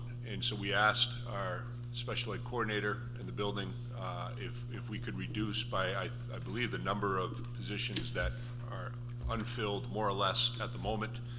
And it was determined based on looking at IEPs and that we could do that. So we did. You might have a perspective. It's also somewhat balanced by the fact that we have 2 additional special educators that are working with our students directly. Right, where in some of those cases, traditionally, we would have maybe identified a para for that one-to-one role, but it's been determined that a para is not satisfactory and that we need a special educator. Okay, thanks. Other questions for the high school right now? No? Okay, where are we? Let's look at our schedule. It's time for a break, even though we're ahead of things. So we're gonna take a 15-minute break. So it is 9:40. We will come back at 5. Well, let's take a 20-minute break. We'll come back at 10. And the reason it's gonna be a 20-minute break is because we have to go into a brief non-public during the break. All right, so 20 minutes, see you back here at 10. Oh, sorry, we have to make a vote to go to non-public? We're gonna do that now. Yeah. Under, I don't have my cheat sheet there. I think it's 3C. One moment, please. Matters we should discuss in public will affect the BEDH. Yeah, I think it's J, actually.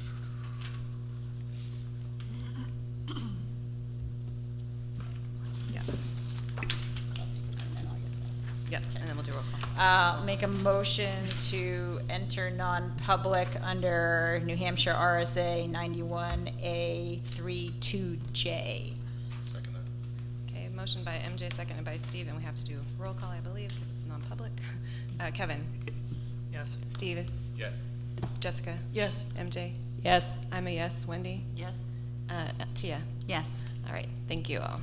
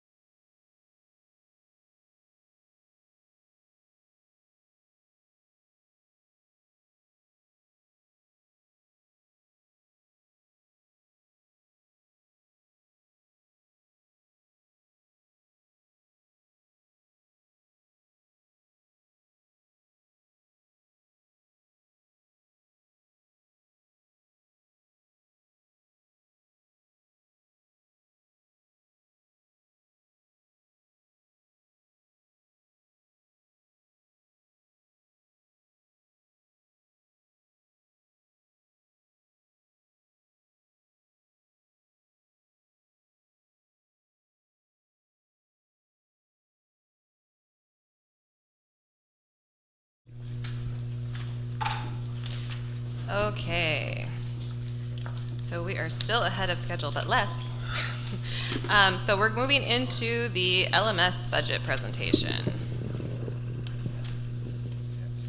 This is on. Yes. Okay. All right. My presentation is not as extensive as Ian's. Colleen, you're going to have to put it much closer or talk much louder. Either way. Is this one better? Oh, yeah. Okay. Thank you. All right.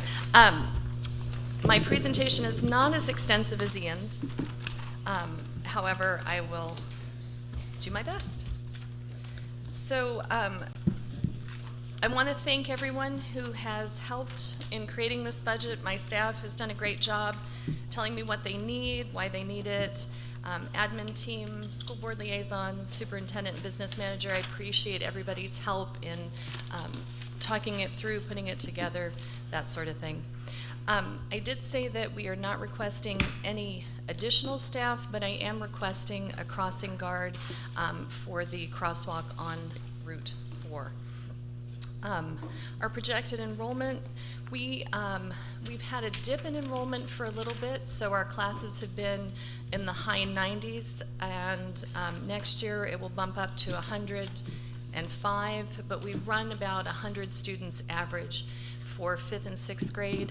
Grantham sends between 30 to 35 students to us in 7th and 8th grade, so when you look at our numbers, you'll see that the numbers bump when Grantham joins us for 7th and 8th grade. For regular education, our costs are mostly about supplies, and where we could, we tried to decrease. So our 5th grade goes to the Hood Images program, and they're going one less time per year, so that decreased our budget. There's a slight increase in terms of for our music program, we do have some instruments that we maintain for all students, and so there was an increase in making sure that those instruments are tuned and ready for our students. The consumable supplies costs have gone up, and so like the cost of lumber, the cost of groceries, things for our essential arts, we've had an increase in that. And textbook line, our band music library needs to be what am I trying? Oh, sorry, lost it there. Select music, we need more that is up to date, culturally diverse, and more educational. We're also looking at, to align with the high school program, they are looking at new books for French, and so we are as well, so that it is streamlined between the two schools, and also an increase in, a lot of times with programs, we have the digital piece, which is also part, like with the paper and the consumable, they go together. We have the Eureka program that we've chosen for math. The district funded that while we were piloting, and now we pick up the costs, and the two pieces go together, so there is an increase there. Special education, our contracted services, those have increased. We also need supplies as well as instructional materials, so we've increased that to meet the needs of our students. Athletics and co-curriculars, the football team, they need new shoulder pads, and the Nordic ski program, they're going to be skiing at a specific place, and it's $99 for each student to go to that, so we're going to fund that as well. Guidance, our program, testing services have increased. We used to do testing in the winter, and now we're doing it in the fall and the spring to align with the other schools. Library media, looking for more books and bookcases to put in the library. Technology, Chromebook replacement, and also the other thing to look at is if we have students that need the Rossland overhead amplifiers, those are outdated, so we need to update those, so if we have students that have needs, we can make sure that they can hear what's going on in the classroom and hear the instructors. We've looked to put in some money for playground supplies and equipment, and the price of supplies has increased. And those are just the basics, so. I want to emphasize emphasize this budget more than any has been, we've been trying to be as careful as possible. So earlier on, there was talk about even adding a staff member, but this budget has a art teacher retiring, and instead of swapping it out for someone else, there's actually a reduction of that art teacher.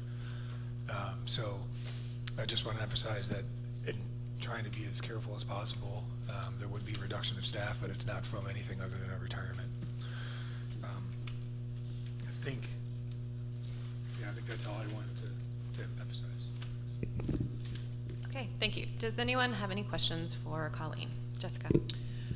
This is actually a little bit of a district question, but it's sort of, this is the first place that I'm seeing it, so I want to make sure I understand. The middle school has a football program, Yes. Understanding? Okay. Yep. When does our district start football? Middle school? Yes. Yep. 7th grade? And what, It has to be 5th grade, right, if it's here in the middle school? No, it's actually 7th. So the town runs I used to be involved in a program. The town runs a 3-4 grade and a 5-6 grade, and then I don't know if 5th graders and 6th graders are in tackle football with the school. They should not be, because the town runs that program. They are not. So it's just 7th and 8th grade. Yep. so 7th and 8th grade are allowed to do tackle football, 5th and 6th are not? Well, 5th and 6th through the town can. Through the town can, but not through the school. We don't have a football program for 5th and 6th grade at all. But through the 7th and school. 8th graders and up are allowed to do tackle football in Lebanon schools. Right. And is the tackle in practice, in games, at all times? What kind of safety measures do we take regarding safety in football? I think I think that the world in general has started to have a much greater awareness of the risks of tackle football, particularly when it starts younger versus older. And so I am curious about I know that Dartmouth does a lot in terms of safety and practices and headgear, and this is not something I'm wildly familiar with, so I'm just sort of hoping that folks who know more about it can say some words about how we're addressing this topic. So a number of years ago, 3, 4 years ago, maybe a little longer, everybody that is involved in football, at the high school level, I'm pretty sure at the middle school, there is a preseason, it's a 2 or 3 week acclimatization type of thing where they say, this day you have to have no contact in this practice, and then you need 2 hours, and then you can have an hour and a half of practice. It's just laid out. So it's very similar to the college experience, where there's only so many times you can practice during the day, and how many times, or during the week, excuse me, and how many times can you have contacted practice. It's pretty much laid out. You have to follow it. It's a blueprint. That's what our high school kids do. And I'm pretty sure that the middle school does the same thing. From a tackling perspective, our coaches take a course that allows them to understand how to do things, you know, how to tackle properly without the use of your headgear, that kind of thing. And that's frankly, that's the reason for a football program having 4 or 5 coaches when you have 40 kids, because you want to make sure that you're monitoring and you're coaching those kids and it's safe. That, I guess, am I answering your question, or are you asking specifically what they do every day in practice at the middle school? I'm trying to understand Lebanon's philosophy around safety and football, and what procedures and policies are in place relative to our football program, which it sounds like starts at age, officially with us, 7th grade. at age 13. So all our coaches need to take, there's 4 or 5 courses that every coach takes, regardless of whether it's football or not.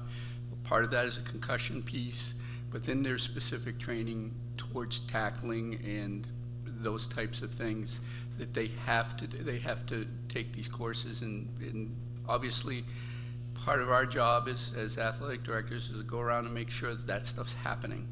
And again, for us, from my standpoint, the more people we can have eyes on and we can break down what's happening on the football field in practice, the more individualized that can be, the safer it's going to be. Our helmets at the high school are, we have this thing called Insight in them. And what happens with those is when someone gets hit, no matter what it is, our coach and our trainer have a little monitor box, and it buzzes. If it's a dangerous hit, it buzzes. It tells us which helmet it is. We're able to go get that person and go through things, make sure that they go through the concussion protocol and making sure that they're okay before they enter in. And do we have that in the middle school? We had some of their helmets that we used, that they've used from ours. I don't believe they do have those. Can we clarify that? Because I just saw, I think. I can check with Brett to make sure 100%. Yeah. He's our middle school athletic director. Because truthfully, that does feel like an important aspect of budgeting for safety at the middle school level, particularly when we know that the earlier concussions start happening, the greater risk there is to the kids. And so if we're not budgeting for that kind of safety equipment, I would ask why we're not. Mike, all of our kids go through a baseline testing too? Yes, we go, it used to be called impact testing. It was through DHMC. It became a business for them, and we were able to, we've got another program that doesn't cost us anything to do the same thing. What we do is we pre-test our athletes, all of them, not just football. They go in and they take a test on a computer. It's entered into a database, and our trainer keeps that. So if anybody, part of our concussion protocol is if they get bumped and we have them go through the return to learn and the return to play process. Once they're through that, part of it is to take a post-test, and if they don't pass that, one of the things we end up doing is obviously they get referred to their family doctor, but we're not letting them back in. It essentially says, okay, where are you?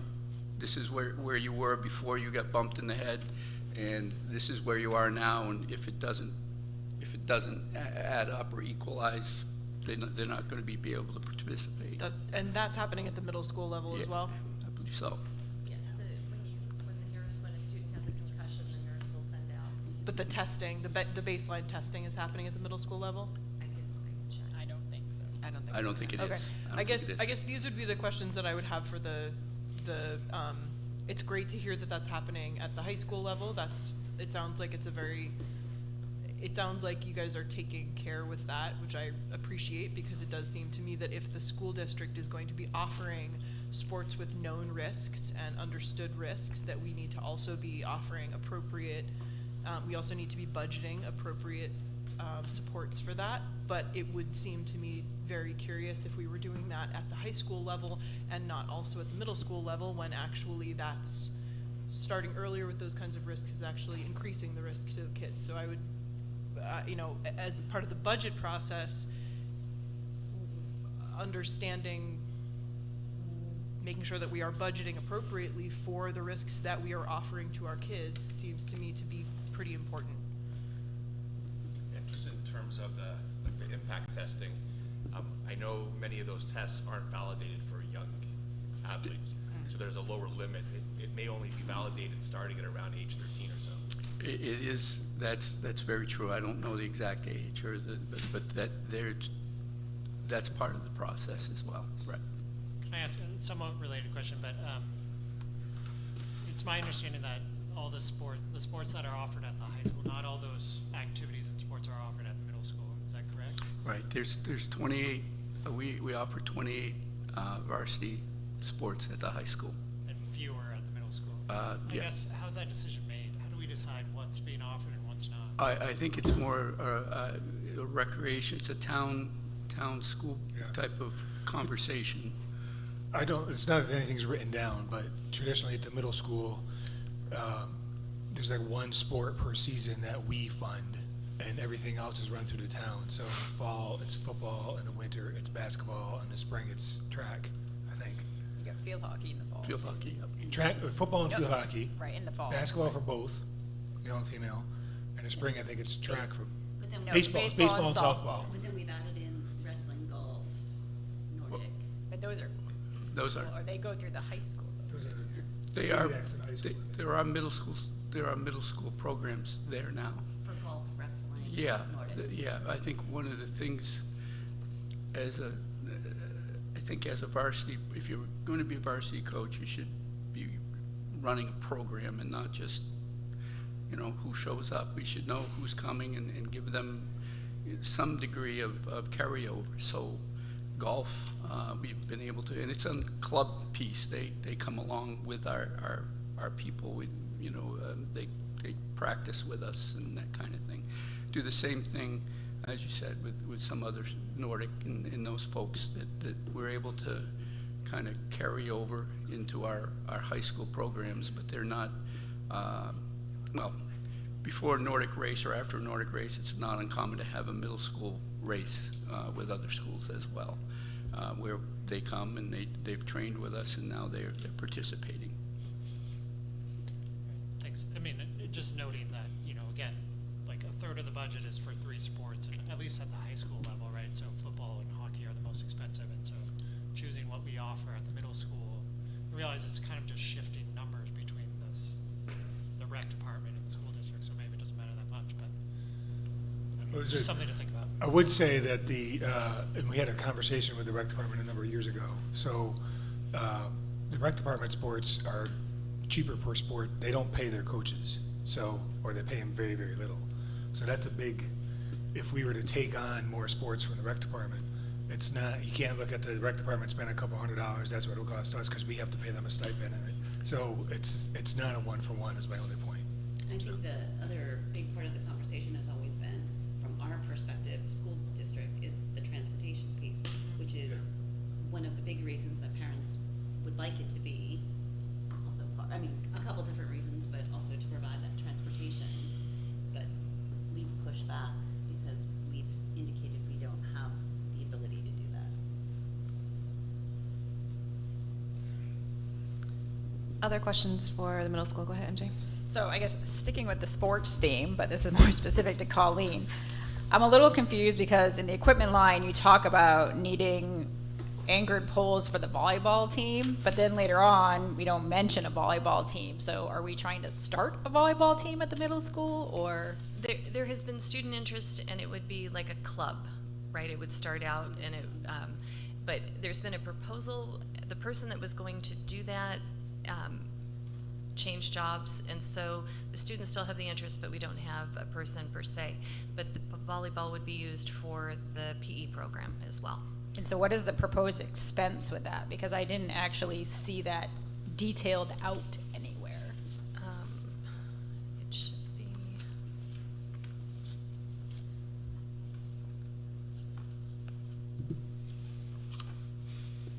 I'll find it.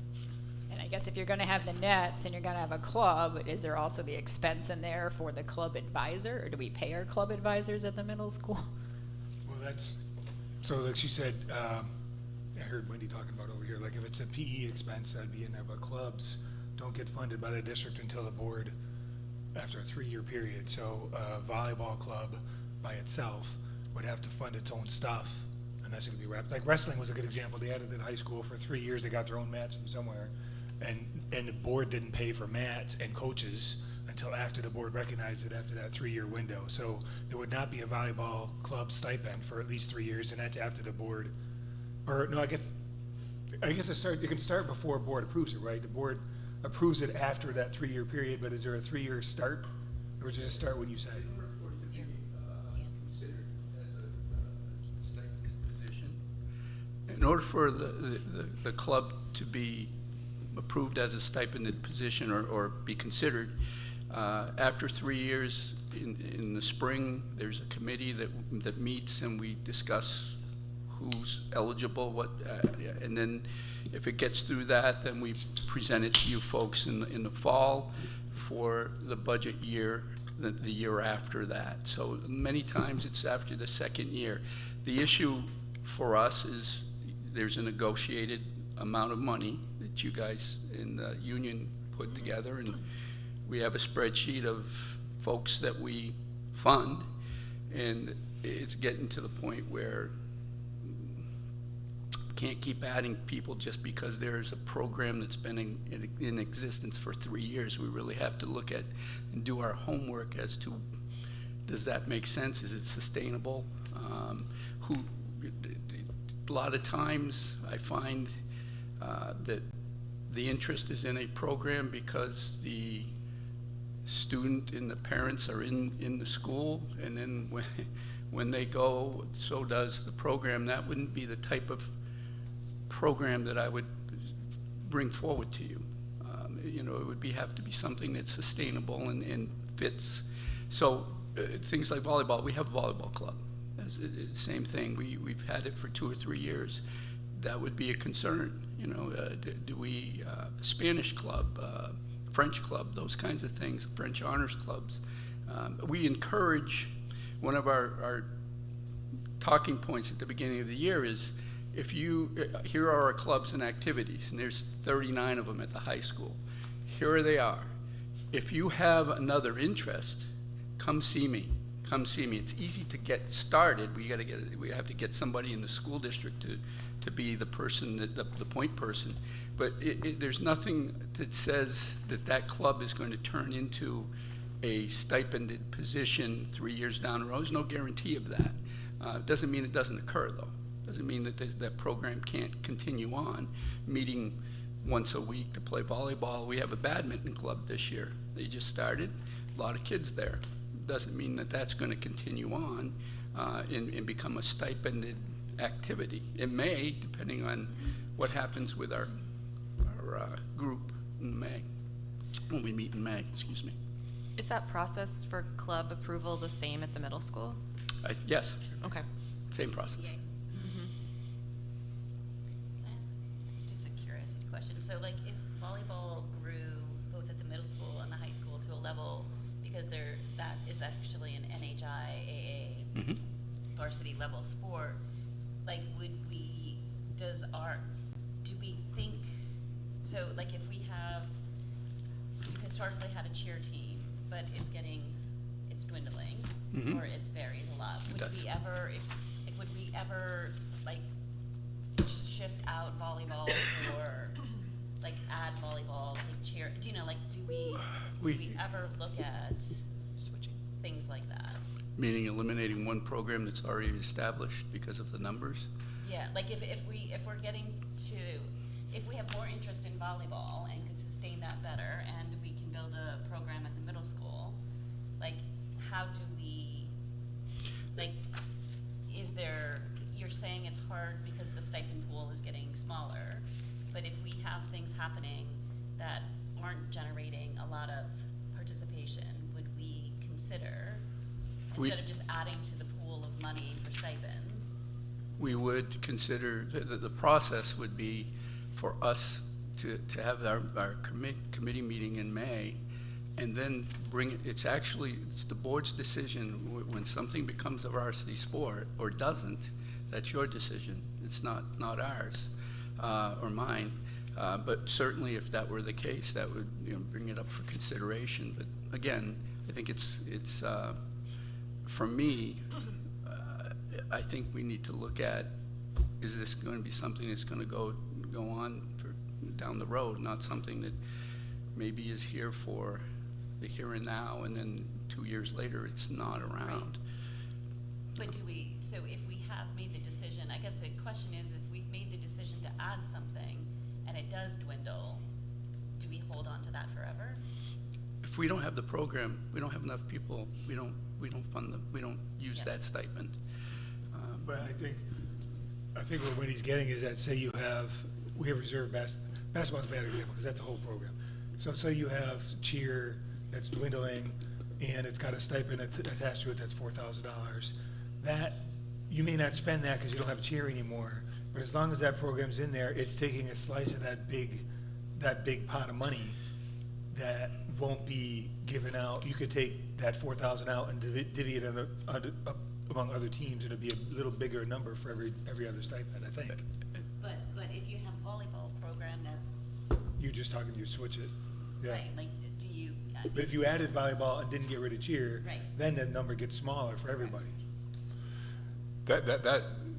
That's tough, because we'll always have 2 or 3 kids who want to do cheer, and we have a cheer coach, and we have the uniforms, and we have the coats, and to tell the parents and the students who are involved in that program, even if there are just a handful, that we're not going to run that program, that's hard to do.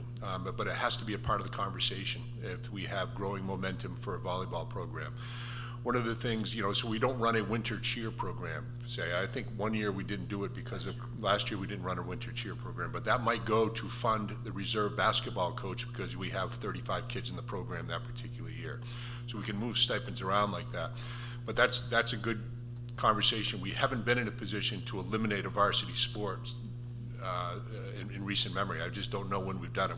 We've not run sub-varsity programs, and then we have allotted that money. We're also okay not spending all of the stipend money also, because then it goes back. And so we use discretion every time we enter into the stipend schedule. But that's a good question.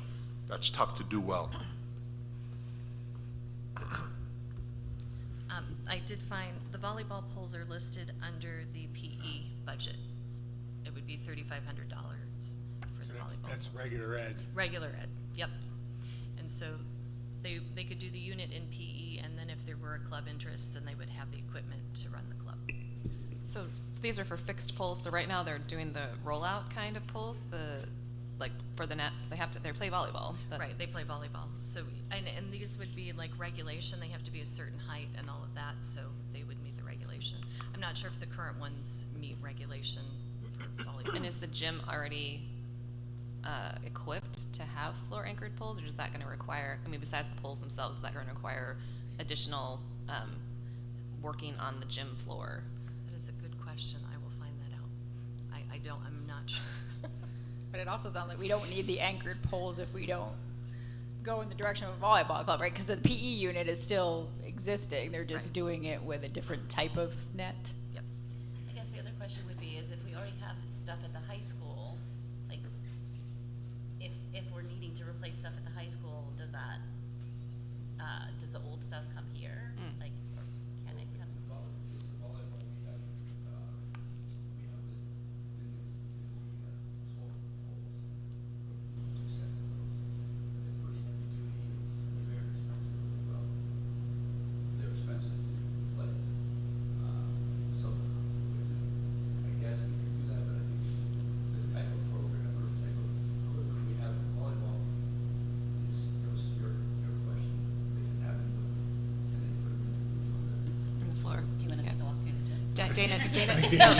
Dana just went to do that, actually.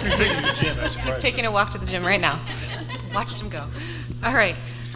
Right. He's going to put him up. We'll be done before we're done. All right. I have another question for Colleen. So under regular education, your narrative, talking about the Eureka math, and needing to purchase learn and apply workbooks for all students in the 5th and 5th grades. Yeah. Is that 5th and 6th? Yes. Okay. Yep. It should be 5th and 6th. It's an object lesson on needing math grade. I just want to make sure, because if it is 1 grade or is it 2 grades? So it is 2 grades. 2 grades. That's what I want to make sure. Okay. That was not clear. All right. Other questions for Colleen? Yes. So moving on to the technology, but your narrative says about the failing overhead amplifier. So what is the life cycle of an amplifier? Like, what's their expected use, and is there any warranty on there? When this building was built, voice amplifiers were added to a majority of the classrooms. They're overhead recessed into the ceiling, and those were purchased without any warranty or support contract to my knowledge. It's been a consistent problem ever since I've been in the district, having those units fail, having to spend time up in the ceiling replacing them. And we're just starting to see that happen in greater numbers. So we feel they're very valuable to the students in the classroom. Are they actually being used though? Because I know years ago that question arose, and it turned out a lot of the classroom teachers weren't even using them, maybe because they were failing, but. I know of a number of teachers in my experience as I go around to classrooms that use them. I know Colleen could probably speak to that better. Yes, they do, especially if we have students that need it. You know, they have a system, and then they add that, and it just helps them to hear the instructor and hear what's going on in the classroom. And so what is the cost of one of those?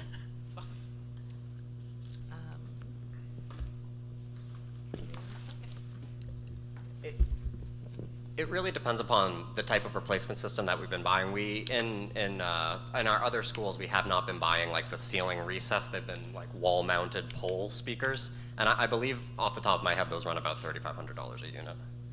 For the poll speakers? Or For the poll And so speakers. is that what you're proposing here, is the poll speaker? Yes, it is. Wendy and then Jessica have questions. Oh, sorry. The Da- crossing guard. Dana says the floor is set up for, Thank you. With the crossing guard, I'm curious, do we pay for other crossing guards at the high school? We don't pay for them out of our budget. It is provided by, through the police department in the. So curious why the request is coming. And what about at Mount Lebanon? Mount Lebanon has crossing guards, and so how do those get paid for? It's also the city. So I guess the question is, are we needing to add those to all our other budgets, or why is the request being made that there's a crossing guard paid here? I want a crossing guard. the crossing guards at Hanover Street and Mount Leb are legacy. I don't know how they are run by the police department, but this, you're talking about one over here in the kill zone of Route 4, that this police do not provide one. And basically, you or one of your staff is standing out Yes, there. yep. And so, this is the effort. I don't know if the police has been willing to do it, but it's not it's not like replacing something the police did. It's an additional thing than what the police has traditionally done. So I guess the question is the $6,000 to pay somebody to be out there? Does that include training? Do we not have staff here that can provide that duty? I'm unclear about the ask. No one is trained in my building, nor any of the administrators, to be a crossing guard. We have not had the training. It is a dangerous intersection. People do not slow down.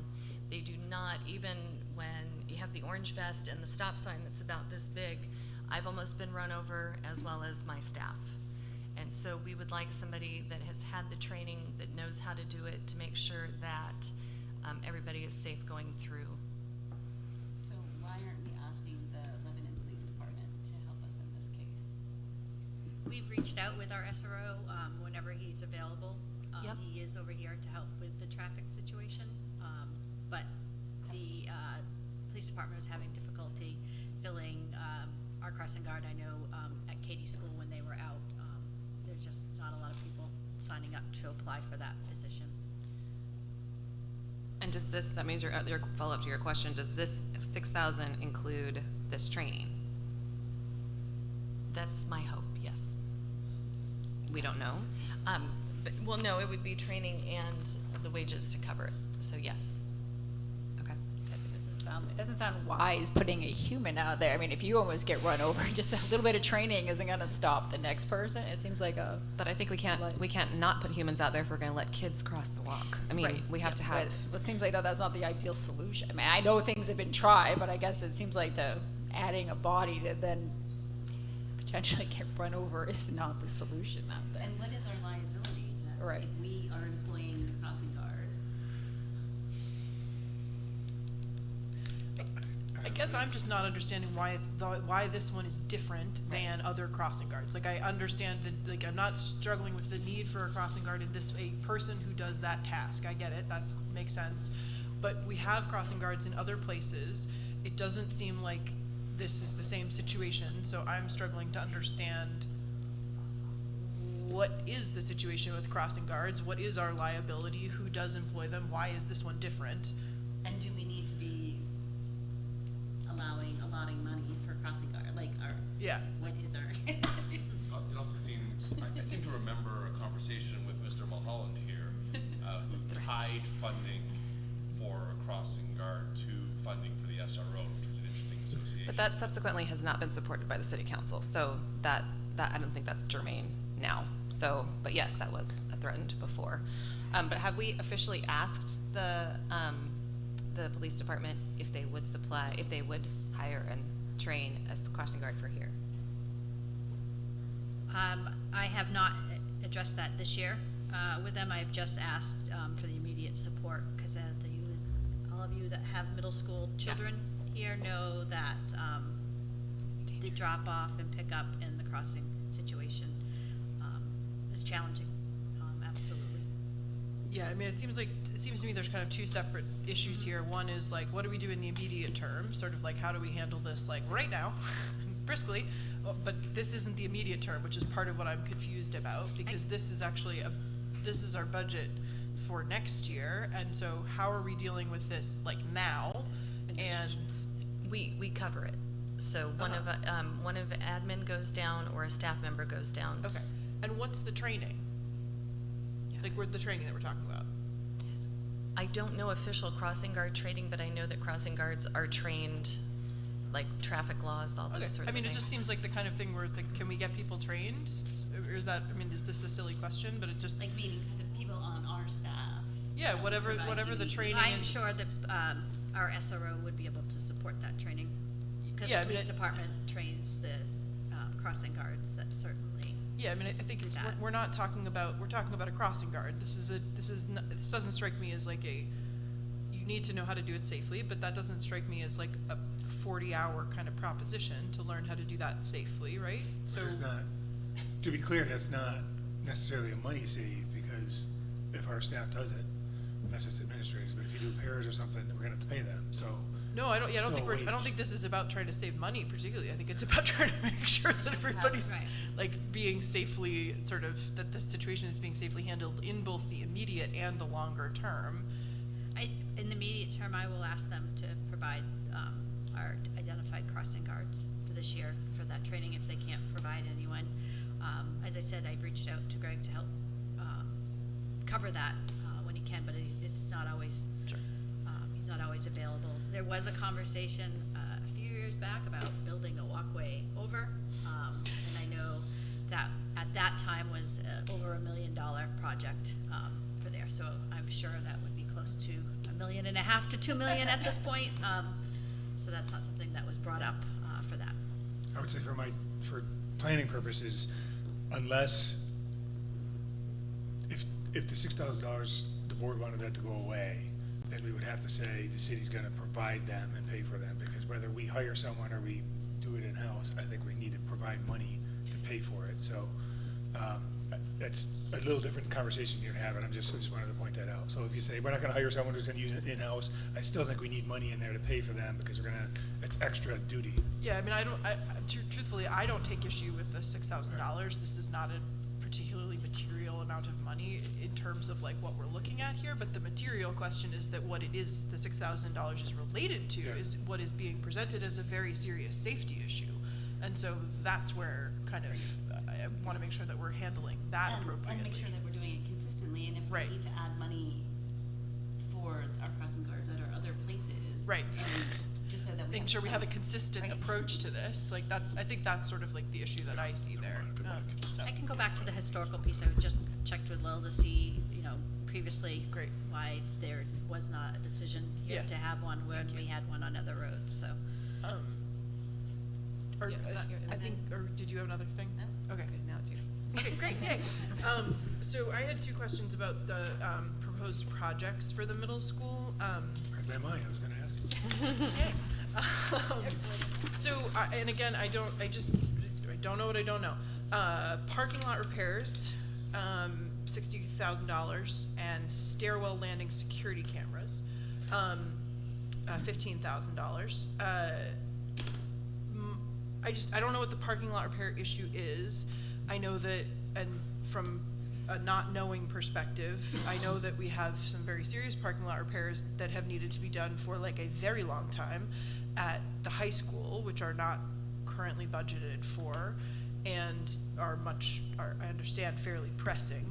And I don't know what the nature of these parking lot repairs is and what it is, so I'd like to understand more about that. And also then the security cameras and the stairway wells, is that standard practice in the district and something we just don't have here? Or I guess I am a little struck by the fact that our newest building has the second highest amount budgeted for projects, and that may be very appropriate for reasons, but it would be good to understand that a little bit more. Good questions. You could argue that maybe it's got a lot of number because we haven't done anything in 12 years, but regardless, these are good questions. So parking lot repairs, and I'll talk about that in high school too. So parking lot repairs refers mainly to some of the drainage structures. If you go in the front and the back, you'll see they're starting to sink in. That happens with time, my understanding. I don't think it's a flawed installation. It's just heading towards 15 years old. So we need to address those structures, meaning the grates, before they sink in and become some of the sinkholes we have at the high school. So you would say this is sort of preventive maintenance, so that we don't wind up with a $2 million repair in another 10 years. Yeah, I don't know if preventive, along those lines. I don't, I think that we're gonna open them up, pull them up, put new, like bricks or whatever supports them, and then put a new one down so it's level again, like the way it's supposed to be. And it's preventive in that it might keep it from getting worse, but it's not preventive in that they're failing. They're starting to sink too low. So at the high school, we actually came up with a creative idea this year because we do have the same problem there. So we actually replaced, I think 4 of them over the summer. There's actually we can't use it here because there's a parking lot. So when your kids pay to park, there's a fund that money goes into. It's allocated for parking lot repairs. And we haven't done much with that fund, I don't think, in the whole time either Ian or I have been here. And so it dawned on us, I don't know, I guess I'm thick, but it dawned on us, hey, why don't we use some of that money? So I think we can address, since we can't replace the whole parking lot, I think we can continue to address some of these failing structures at the high school using that fund, which had, when we started, I think somewhere near $100,000 in it. And that's not in this budget because it's a special revenue fund. It is managed and audited. Can we charge the 13-year-olds for their parking? Here's the teacher. So I don't think that we're going to need to, at least in the short term, I think we're going to be able to, that money will go fast and it's not going to replace, the $2 million is completely redoing all the drainage. The drainage in the high school parking lot doesn't make a lot of sense. We can't replace how it flows with that money, but we can at least replace the structures that are failing. So here, that's what that $60,000 is to start to keep on top of that. I think we replaced one that was out front. It was really bad, and there's some in the back that aren't doing so well.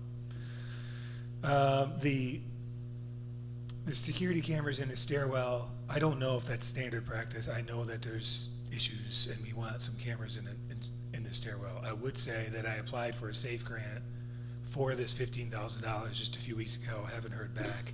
I left it in the budget, but if we get approved, so there's money from that the state has.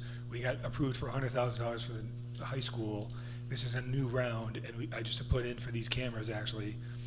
And if they approve it, then we can pay for it that way.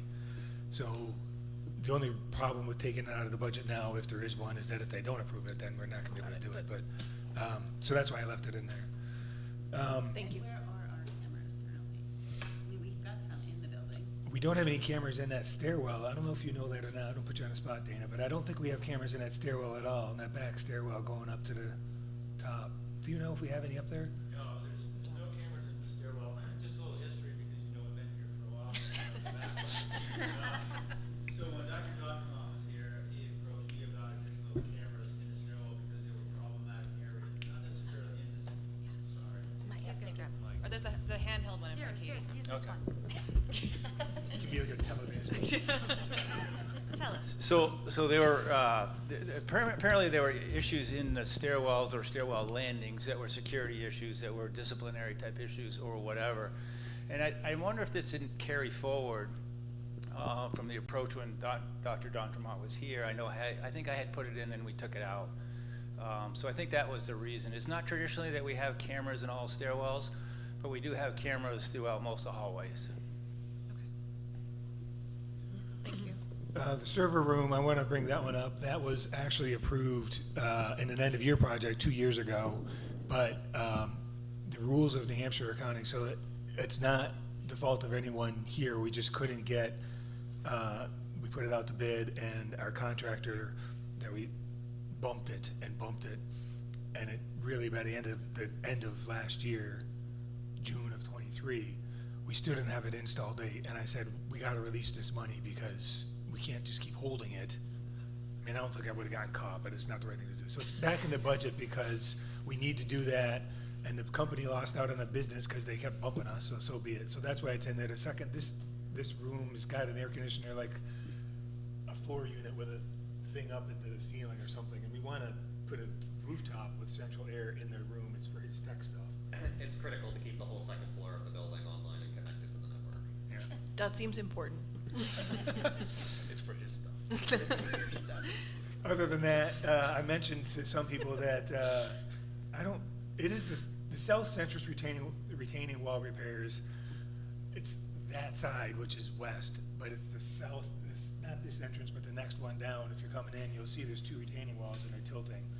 So are they gonna fall over next year? Probably not, but if you look at them, they're nowhere near 90 degrees. So we need to address that. And I asked Dana, like, not that it's his fault, but it's like, wouldn't you build this stuff so they wouldn't do that? I don't know the answer to that. I can't tell you how it was built, but we got to address it.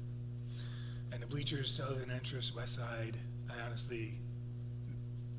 didn't connect with Steve. I don't know what the issue is. I don't know if they're broken or whatever, but I'm sorry, I can't give you more detail. Do you know about the bleachers, Colleen? Some of the seat parts, the plastic is broken off, and so there's sharp edges there. I'm not sure. I think that the mechanisms that roll them in and out are okay, but from what I understand, it's the broken seats. Okay. And that, it says southern entrance, west side, so it's just one set of bleachers that we're talking about? Right, because there are 2, and so, yeah, it's the one set. Yep. Okay. Any other questions for Colleen at this time? I just wanted to circle back for the football piece. I did find the line item for football helmets, and I guess this is also sort of for Mike and Colleen.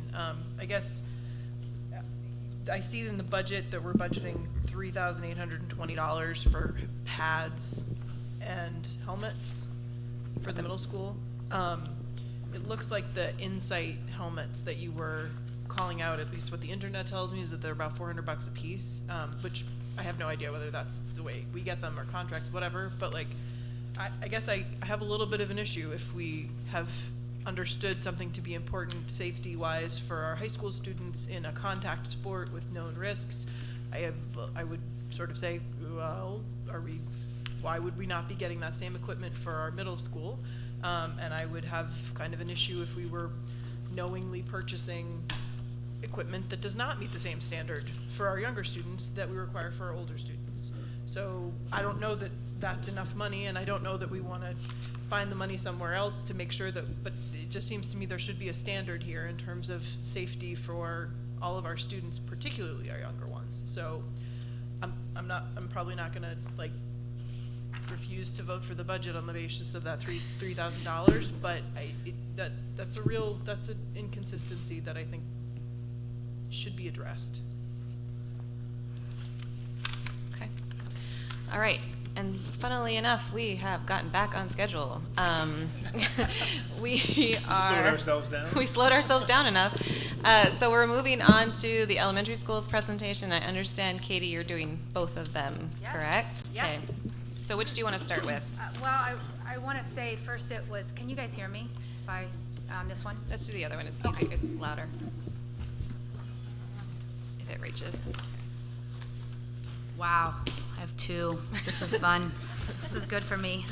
Two schools, 2 microphones. Yeah, Katie and stereo. So this is, thank you guys all for being here, and thank you for everyone for supporting the budget as well. I mean, you're not supporting it, but the teachers and the administrators for helping put this together. This was the first year that we've done this budget jointly. Leah and I met quite a bit about what our elementary budgets look like, so I feel confident in looking at hers as well. I will actually start with Leah's budget. So you guys all have her budget form, so I'm just going to go through it, and then I can go through questions that she might have. You see what her projected enrollment is. She has 311 students now, and she's projecting it'll be about the same next year. It's really hard to project when you don't know kindergartners, just to let you guys know. And a lot of kids move in. So her software line has increased, and this is really just because she moved some money to a different budget. From a different budget, you can see where she moved that from. Her consumable instructional material lines has also increased, and this is due to Eureka too. And she has more students than I do, so it is up more than the Mount Leb one is. Her field trip line has also increased by about $3,000 because she's planning on more field trips for the intensive needs program. And then similar with Mount Leb, we do a joint spring concert, and we're purchasing shirts for all the students that are in chorus to do that spring concert, and we put it under the field trip line for that. It was really nice to do that last year. It was equitable for all the different students, and it really helped.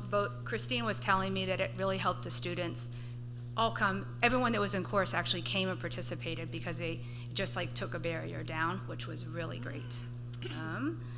So she's also proposing to increase her staff development line by about $10,000, and her staff is voting on what kind of social, emotional, school-wide program they want to use. Is it responsive classroom? At one time they were open circle, and they're not using that now, so they are in the process this year of investigating what type of program they would like to invest in as a school. So she has put in money for that for the following year. It would be a school-wide professional development. Some areas that she is decreasing is her equipment line, and that is because some of the things that in the past that hadn't been used, and then the renovation includes some new equipment, so that's a decrease. And then her computer software line has decreased because they were moved into the non-library software line above. So that was that switch. And then she has decreased her equipment technology line because she is all set. And last year, the fourth graders got the touchscreen Chromebooks, and so it's a decrease this year in her tech line. So that is about it on specifics for Hanover Street. Kate, Any questions? I'm sorry. Yep. Kate, do you want to talk about the reductions? Oh, And the projects. yep, I can definitely talk about those too. Let me get them out. Hold on. I just have. Okay, so Hanover Street they're looking at a classroom renovation and some cabinetry build-ins. She is They are looking, I'm just gonna look at am I looking at the projects too for you guys? That's the project side, you're fine, go ahead. Yeah, okay, I'll keep going with that one. They do need to replace shades. I do not believe that, I don't know if the building renovation is including shades. I know it is. Yeah. That's great. Okay, so these are just some replacement shades. Those shades are expensive, just so that makes sense. She also needs to replace some bleacher seats, and she's requesting a replacement of the playground shed and the PE shed. And those are some projects that she went over with Steve of things that she needed to have done. So you'll have to ask Tim more specifics on that. Their projects. She's also, they have not been able to find a .2 gym teacher, and they've been able to do it without it, so she's proposing to decrease that position. We are also looking for ways to be equitable, and you'll see when I propose my budget, but she's looking to reduce the junior great books position, which was grant funded at one time and then went into the school district budget. And then she also is suggesting a decrease in 2 regular ed paras.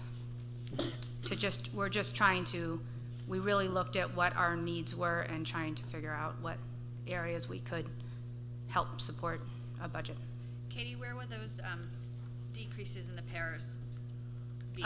For second grade classroom paras, not special ed paras, but regular ed classroom paras. And is that do we have paras leaving? So currently, I'll talk about this a little bit. I can see you better without my glasses, but I can't read without them. So currently we have classroom paras at both schools for K through second grade, and so 1 for each classroom. But both schools have had openings for paras, so we're not anticipating a RIF or anything. We know we have paras that will leave. We're just proposing that we could reduce the classroom paras in second grade to more of a shared second grade para. I can confirm, as of just a couple days ago when this question was asked, when word got out of this plan, that we already have 4 paras that are retiring. Yeah. meaning, I don't know if they're eligible for bonuses, but they're leaving the district, so there's already not an issue. It's a non-issue with, yeah, that. So, just so I'm clear, you're thinking about moving the paras more as like a floater type of position? Yes, Okay. yes, we're And looking you at. think those students will be fine? I know my kids in elementary school really benefit from having a para, and it seems to be a really great thing that Lebanon does. And So, if you're so what, thinking it's- yeah, so what we were tasked with looking at is really what are our needs and what are our wants, and we really, I'll speak for the elementary school as a whole, because we did it together.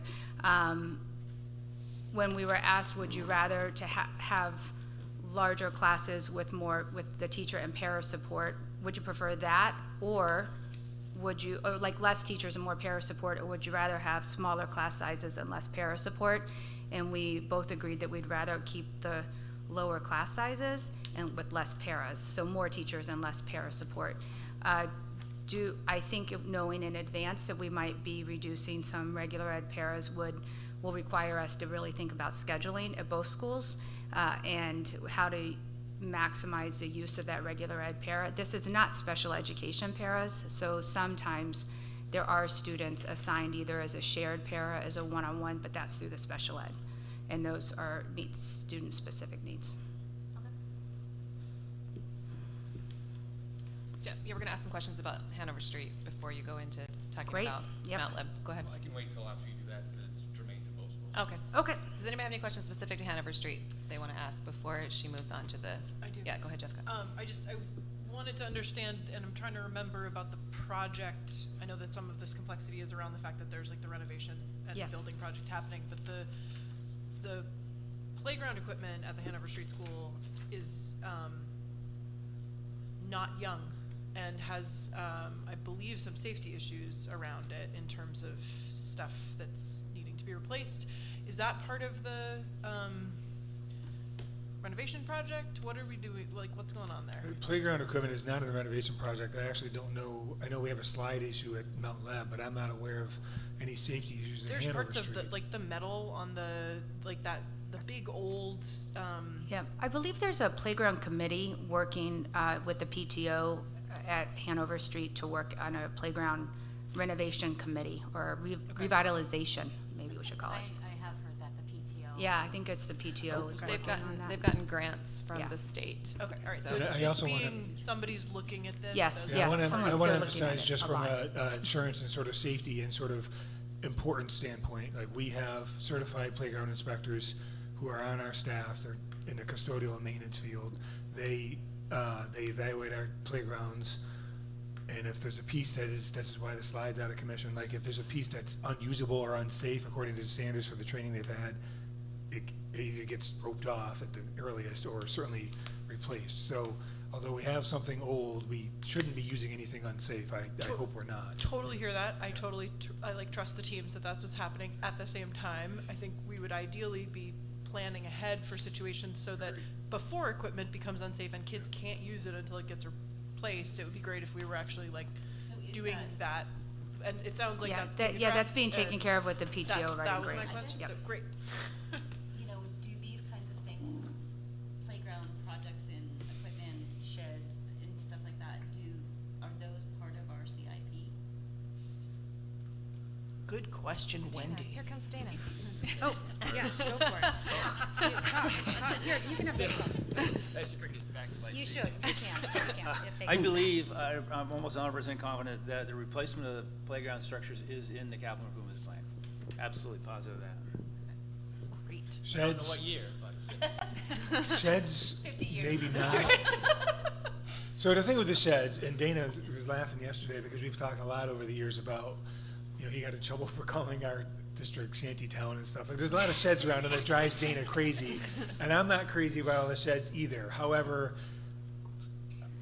I don't know where we're gonna store the gym stuff for Hanover Street if we don't keep that shed. And when we moved the shed for the construction with the forklift, it literally was wobbly, like it's rotted. So it's in here because if we're gonna use the shed, we gotta replace it. So you can go look at it. All you could do is walk outside and look at it, like, ooh. So that's why it's in there. I mean, you could say get rid of it and we're not gonna use the shed. That would make Dana happy. I just don't. We'd have to get like another Connex box or something. We need some place to put the stuff. So I don't know how long that shed's been there. Yes. You want to say something for Hanover Street? I'm gonna. Say that the reduction of the .2 position, when we couldn't find somebody, that reduced the amount of times that kindergarten and first grade has PE every week. So our kindergartners and our first graders only get PE once a week because we couldn't fill that position. So all the other grade levels get it twice a week, and I think Mount Lev has it twice a week for all their grade levels.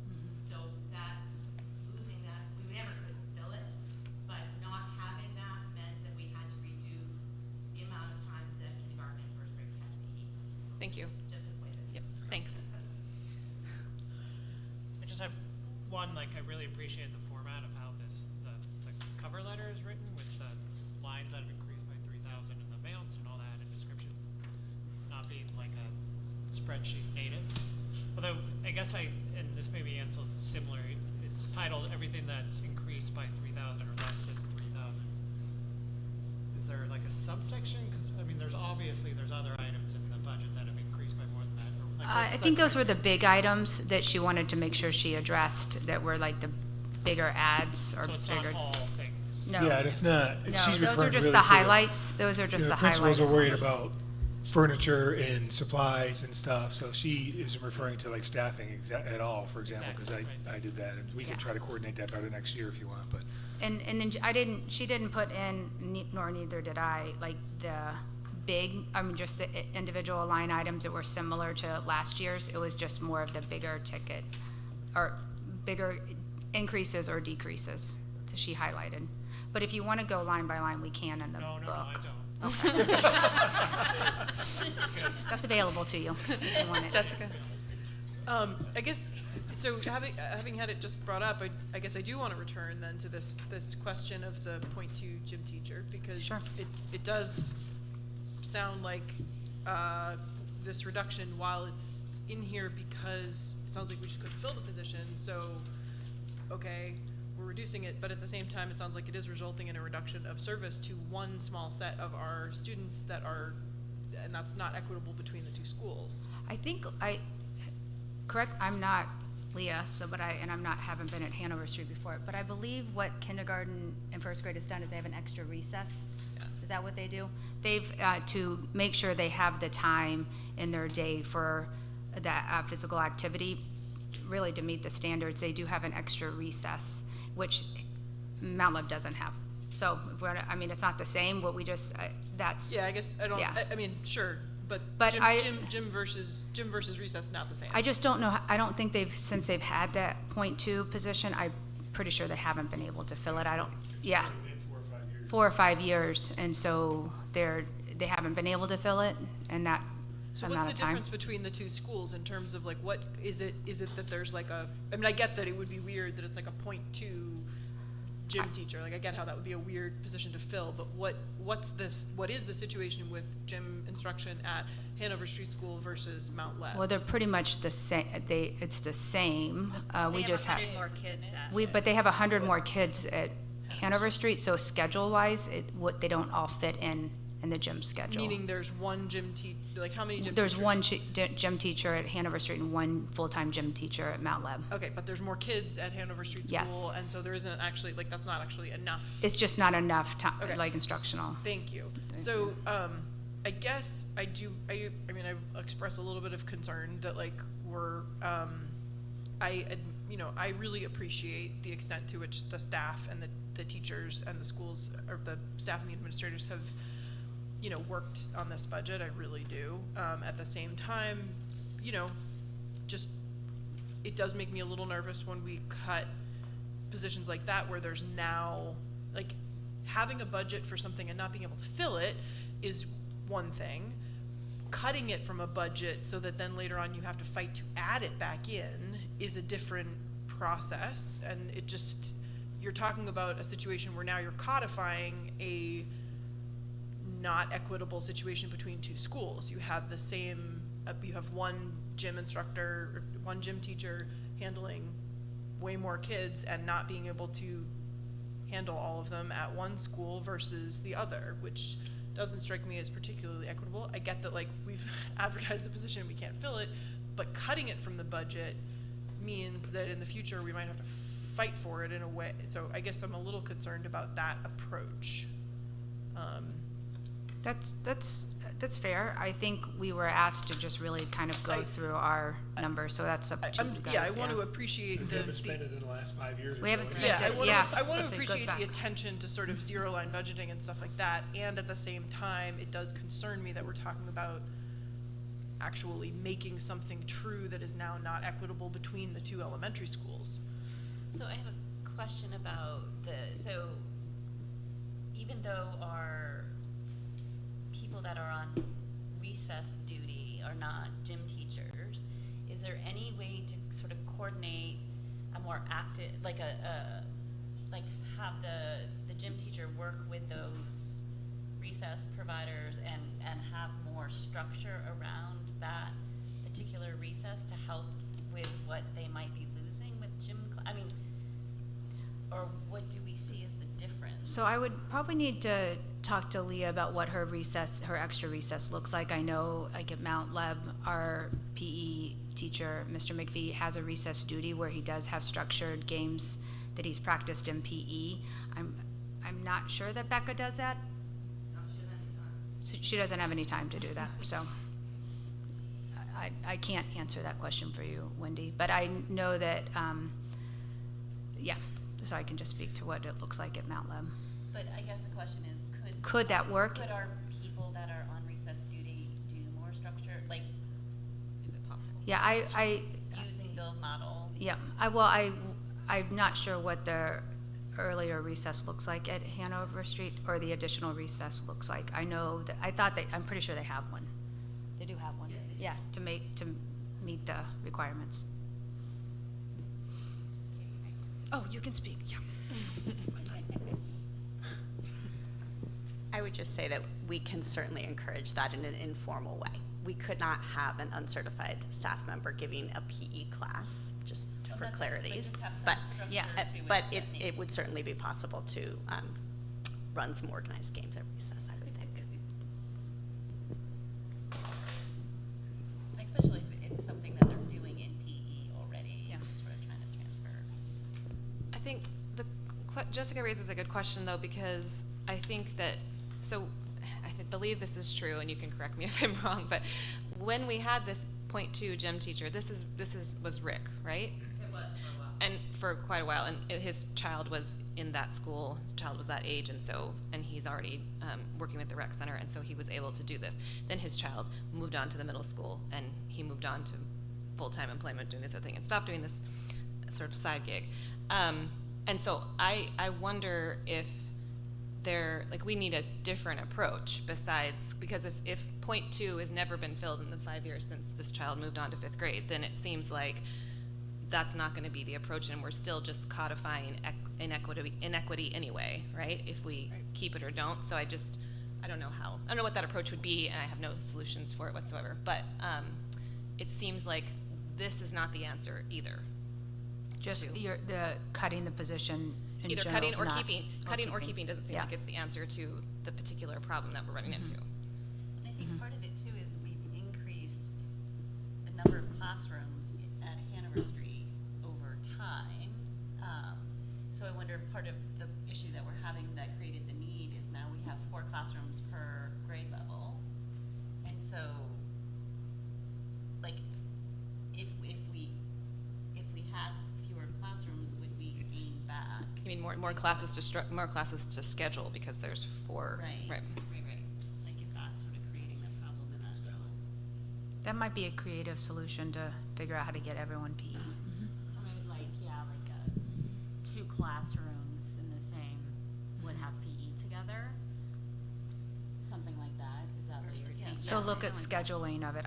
I'll make a Right. note for Leah to look at that. Is that was sort of driving the problem is There may also be, I also don't know about how it works in terms of, there's two things that occur to me. One is that on some of these things, I would almost rather keep a weird thing that isn't being filled as a thing that exists, so that if, for example, some person does come in whose kid can, do that, like, just because it hasn't been filled for 5 years doesn't mean that that's, like, is it a problem to have that sort of, like, thing existing in the world, and having it not be filled? Like, that's one issue that comes up for me. The other is, or that money could also be sort of potentially used to create a different position that might be filled, because I don't know, I'm just saying, like, I'm a little reluctant to say let's just get rid of it because we haven't been able to fill it. It sounds like it was actually doing a thing that would promote equity between the schools. The other question I would just wonder about is if there's one gym teacher for each, can some degree of gym teacher be shared? Can there be some amount of scheduling? I won't get into that, but I just think that it doesn't feel great that we have a situation that we know is not equal between the two schools in terms of kids' access to a PE class. I get that their amount of movement time might be equal, but that's not the same thing. And so is there a way that we can look at that? And I will. Yeah, so it's the same thing we're suggesting, creative solutions. Yeah. Like, we've got to come up with a different Katie, approach. how long is the gym block? 40 minutes. 40 minutes. So state standard, you really only need it once. Yep.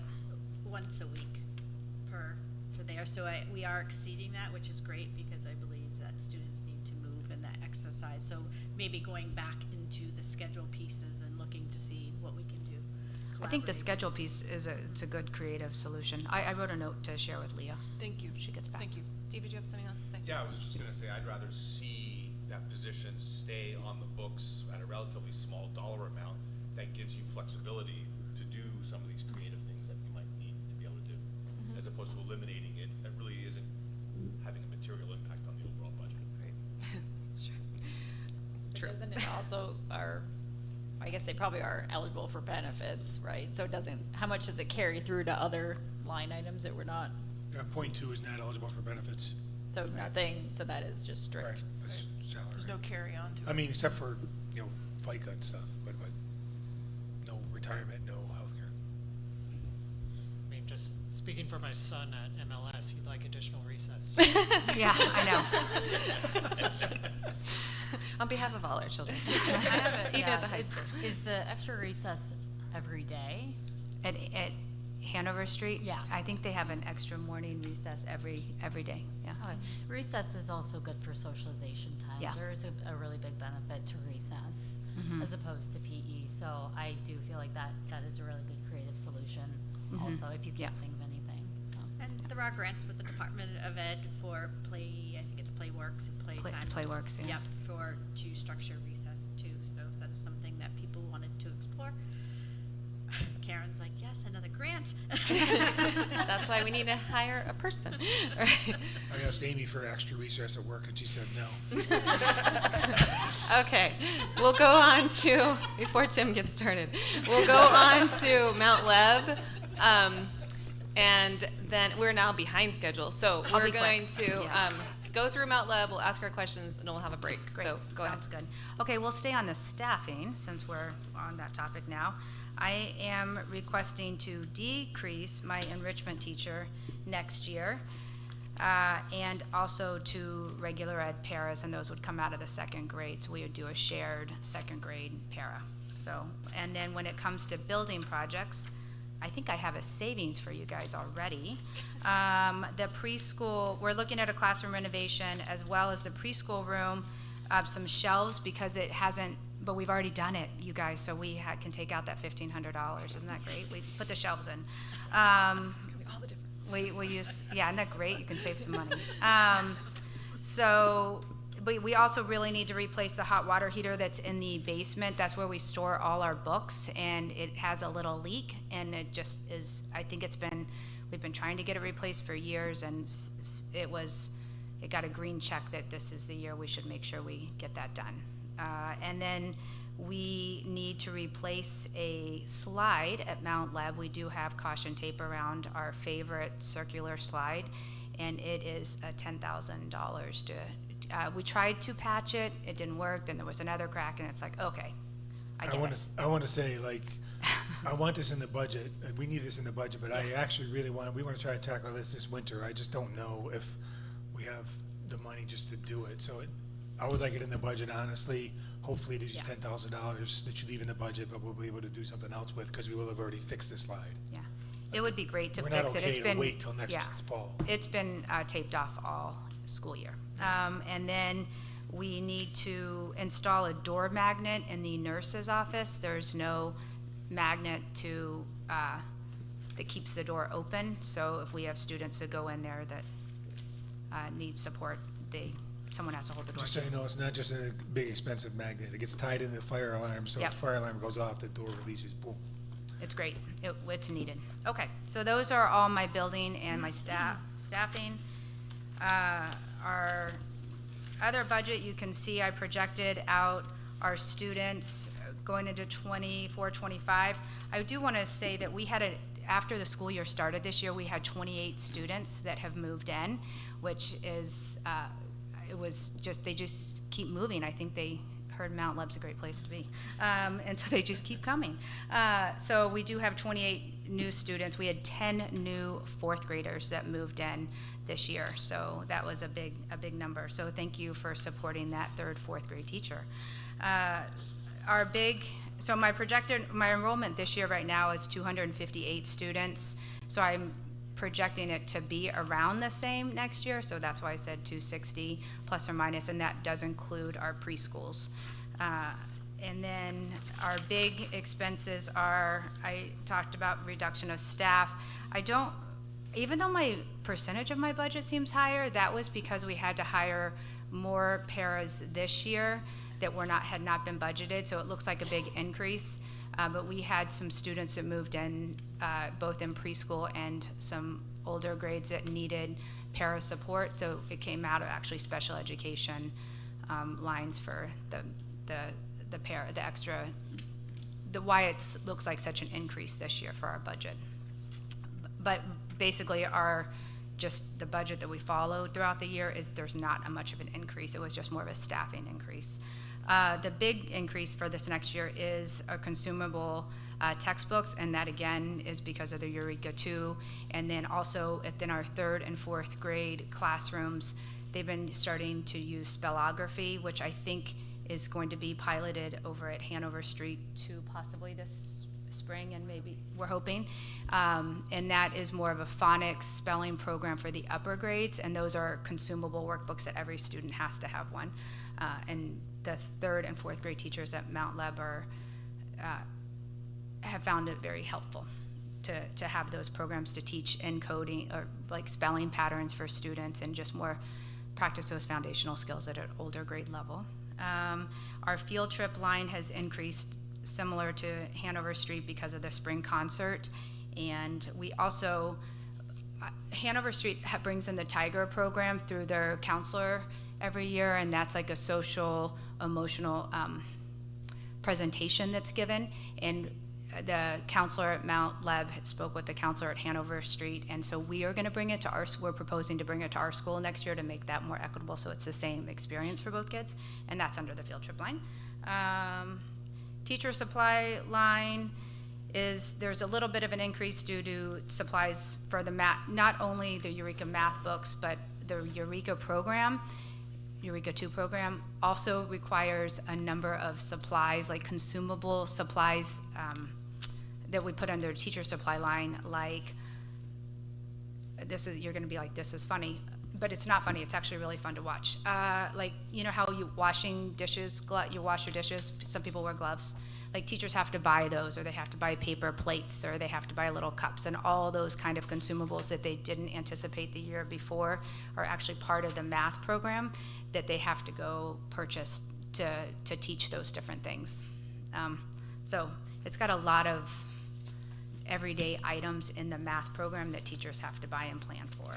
So, and then they also, this last year, we started using the mystery science kits, a couple of the different grades, and they have found those really helpful because then teachers aren't having to go buy all the different things that go with the mystery science units that they use.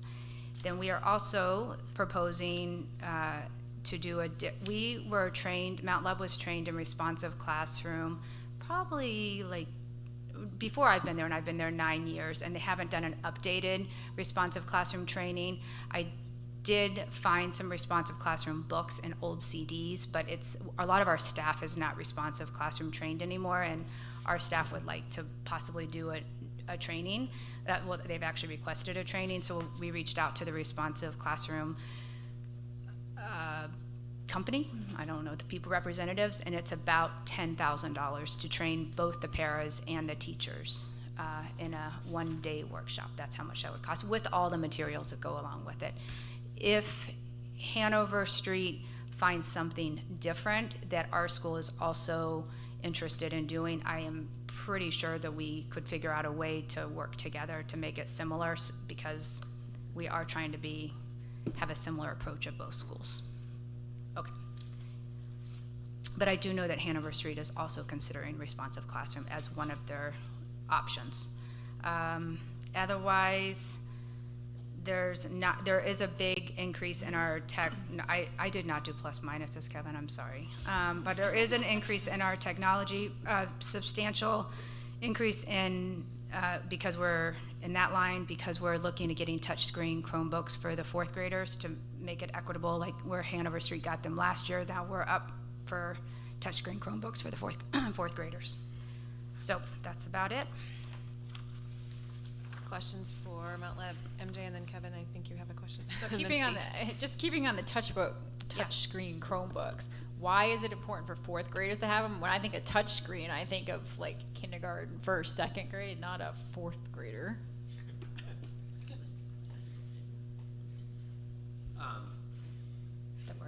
Is it working now? No. Oh. Okay.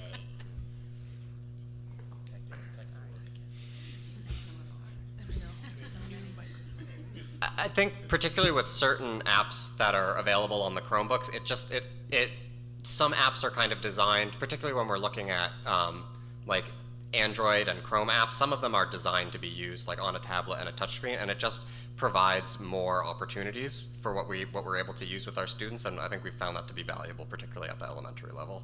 So are we in the process of switching to touchscreen for all of elementary, K through 4? Yeah, this is wrapping up that project. Yes, this will be the last grade level that we need to be full touch at in the elementary level. And I believe I'll take it, talk to you there, Tyler. I believe we were due for some kind of Chromebook in the fourth grade anyways, right? Correct, these devices are going end of life. Yeah, they're end of life anyways, and I can tell you from experience working with the fourth graders that sometimes we'll be in the middle of something and the Chromebook will just shut off. So I think it's good. I mean, we have some extra right now, but I think it's good that we upgrade, and if touchscreen's the way to go, then let's do it. In recent previous years, Hanover Street has been a little bit more aggressive in like ordering these devices and swapping them out, and we're just bringing the two schools on to parity basically this year. And Hanover Street's down, so Mount Leb's up a little bit this year. So Kevin and then Steve. Just had a question, maybe a clarification from Tim on what you were thinking would be replaced this winter, not the slide, the water heaters, or which were you referring to? The slide. We would like to replace this slide, so by the time it's clear in the spring, they'll be able to use the slide. As far as the water heater, it sounds like it's got a leak, but it's not working. We just need to replace it. So. But yeah, it's working. It just has a leak in it. Just. Yeah, that sounds like it needs replacement. I think it's had a leak for a while. But still seems like. Yes, it would be. Yeah. So I would say that if that's another thing. If we had the money, I've been so wrapped up in budget. I don't have a good picture on the budget, but I don't want to assume that we're going to have lots of money this year to do things that weren't budgeted. So. I guess I worry. Katie mentioned books are stored down there, so are we going to be out like a lot more? They put in a dehumidifier in there a few years ago and have cleaned up the floor. It's just over in the corner. I mean, I'm happy to give you guys a tour. You'll see. Yeah, I don't think it's. It's not like the whole basement is wet at all. It's just in this one corner, and it creates some more condensation, which then I think requires the dehumidifier to work a little bit more. But this is unrelated to the rugs. This is unrelated to the rugs. This is in the basement, and it's a cement floor. Yeah, I don't. And nothing, there's no books stored on the floor. They're stored was up gonna on say. shelves. It's just, it needs to be replaced. That whole room used to be it's actually below if you go halfway down the hall where the bathroom goes up, underneath there is the basement, and then it used to be where the oil boilers were. They came out, the big oil tank was in there too, I think. We put the wood fire boilers over by the gym in 2013 or so. That boiler, actually when Dana was here, I think we finally got that boiler out of there, and it became like a storage area. I mean, it's rudimentary. It's a basement. It's not finished at all, but there is a water heater down there that needs to be replaced. I don't think it's right to imply that the books are going to get ruined because this water heater's leaking. I don't think that's the case. No. That's not really fair. You know how quickly that 10,000 can become way more. Yeah. So, anyways, that may be unrelated to this, but. No, it's a good question. I appreciate you asking. I think my question goes to the professional development. Yes. In both schools. Yep. And when we had our earlier meeting last month, we talked about, and I think Amy might have raised the question of whether Title II funds might be available for some of that. Let's ask our grant writer. She's gonna have one. We're gonna add another initial to her title. Just gonna push back on the title of grant writer. Not my desire, but as the person who really loves grants, I will say that yes, that would be an appropriate use of Title II funds, and that is something that we have had some preliminary discussions about. So that is an option that we can pursue. And then we can fund the PE teacher. Again, making sure that we're careful in our wording so we're not supplanting anything that would otherwise be in the He said general fund. humorously. Right. It is the responsive classroom as a program is a substantial portion of the costs are around teacher professional learning so that they learn how to implement the program. There are some additional costs which might not fully be covered by Title II is devoted to teacher professional learning and instructional practice. So, Katie, did you want to add to that? Just bolstering your argument for that assistant. I have a question also about the professional development for both schools. Okay. Both of your hats today. Okay. So I understand that Hanover Street, this is what I understand from what you've said, that Hanover Street is choosing what professional development path they want to take. Yes. That you are deciding to supplement the responsive classroom that happened years ago, and so that now needs to be updated. So I guess going back to this discussion of equity and equitable training, I think also is helpful. So this is maybe a question for Amy instead of a question for you. Why are we voting on one and going with another at another school? Well, I'll talk about that. Sorry, Amy. No. You can talk too if you want. She's happy to let you talk. Yeah. So I think with it being Leah's first year, she wanted to hear back from her staff on what areas that they felt like they needed. They wanted to create a school goal around, and I think the staff spoke about needing to have a cohesive program, but they couldn't decide on which one. Again, I think they used to use that open circle, and then that kind of dissolved, and then or never really took off. And so as a community, a school community, they wanted to come up with something, but they didn't want to say specifically responsive classroom, and Leah wanted to give them time to explore a couple different options. Okay. Our staff did not, not that I didn't say let's explore a bunch of different options, they just said, we used to all be responsive classroom trained, Katie. Is this something we could look into doing again since we have so many new staff members? And so I said, I can look into it. So I called, and that's what it'd be, how much it would cost. So I didn't mean to not let my staff vote. They just said. Okay. And this is for building specific professional development, right? Is that what So we're talking about? depending on, and again, if Leah's school comes across some new program that's not responsive classroom, or if they decide they want to use something else, of course, I would bring it to my staff and say, oh, look what Hanover Street found, because they have a committee around it. Would you guys be more interested in doing something like this? I mean, because we're proposing out for next year, so they have, I mean, we can have these discussions all towards the end of this year. And if the hope would be to do it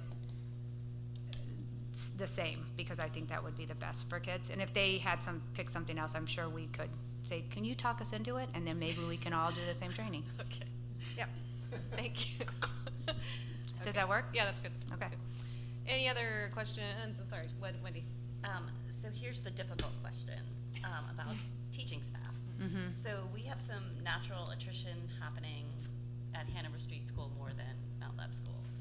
And my question or my wonder is, when we're looking at small classroom sizes in K-1 in both schools, have we considered ever creating like a K-1 classroom? So as a way to help sort of balance the numbers a little bit, maybe pop them up slightly, but still within, I think, what our district has historically been comfortable. So like as a way, instead of having 6 teachers between the 2 grades, if we had 5 at Mount Leb, or at Hanover Street went from 8 to 7, like have we had any discussions around like implementing that kind of classroom in our elementary schools? I think if I hear what you're saying is taking maybe a combined, moving one of the rooms to being like a K-1 combo class for maybe some kids that need,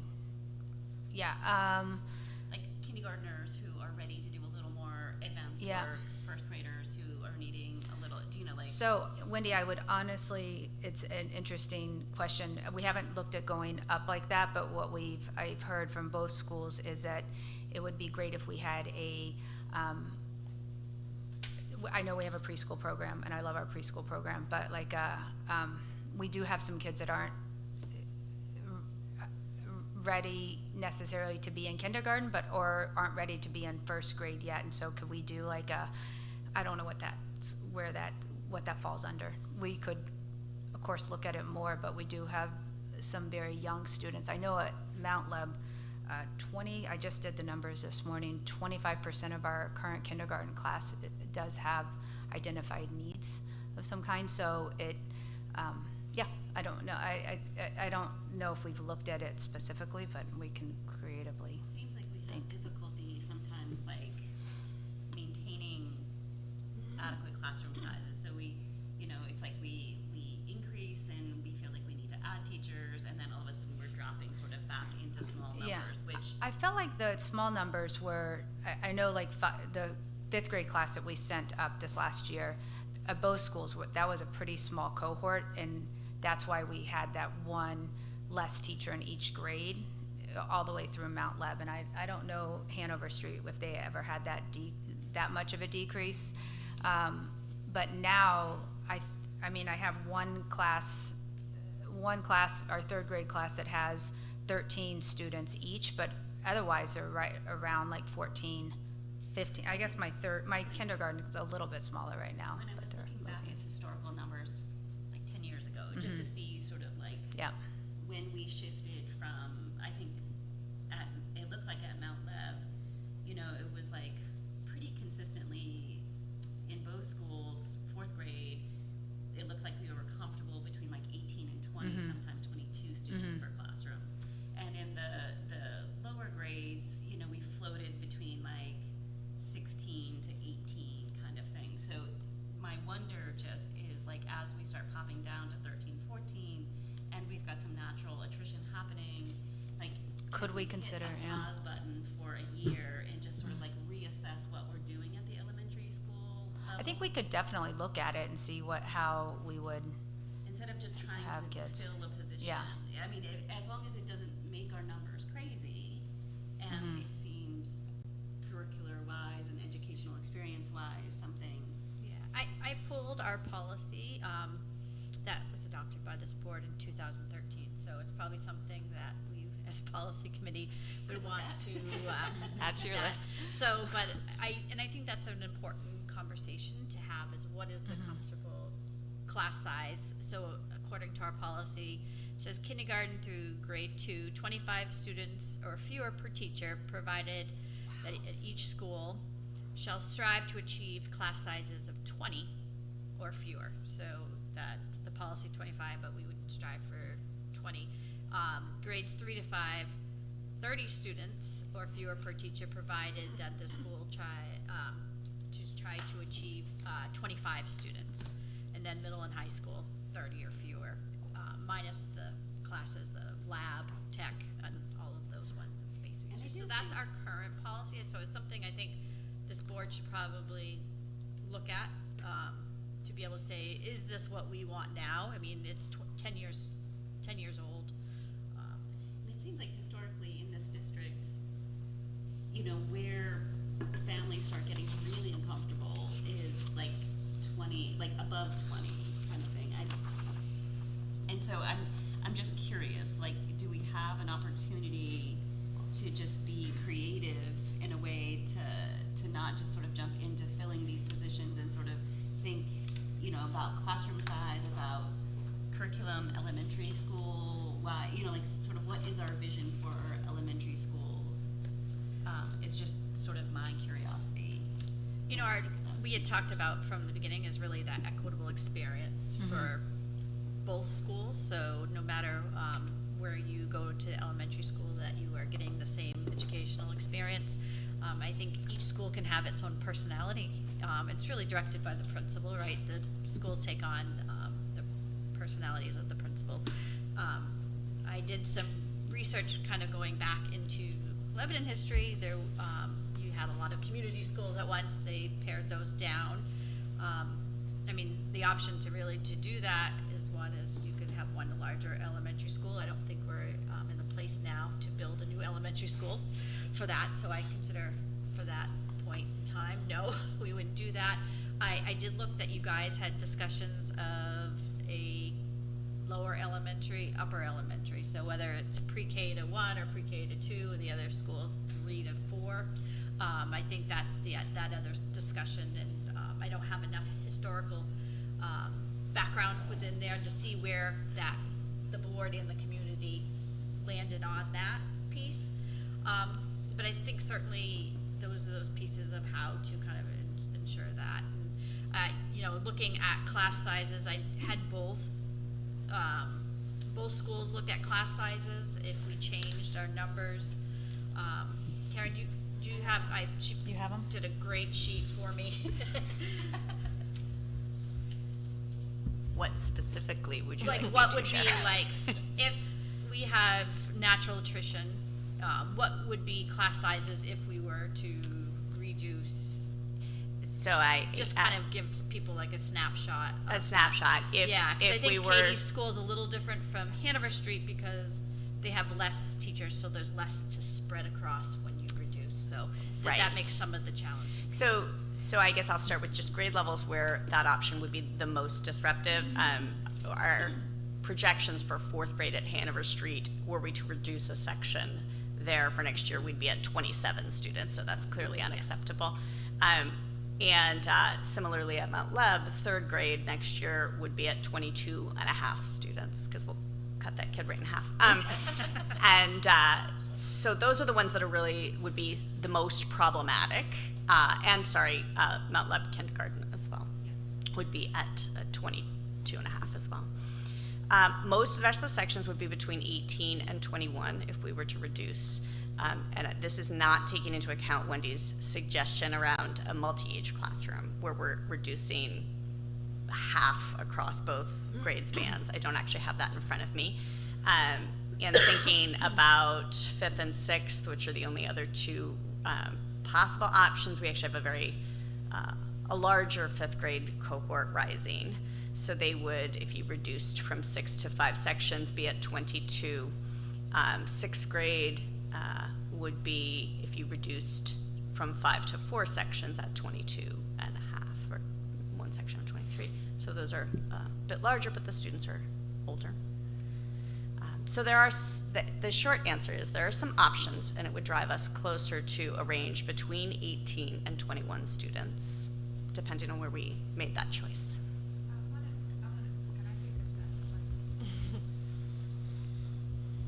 I just want to caution, if we did reduce, and I know Mount Leb is a little different because we only have 3 of each teacher, but if we did go up, like reduce a class, when I look at my class sizes, it would be almost near the top range, and then I want to remind everyone that like we just had 28 students move in, so you never know what grades they're going to move into or what their needs are going to be. So I mean, I just did a quick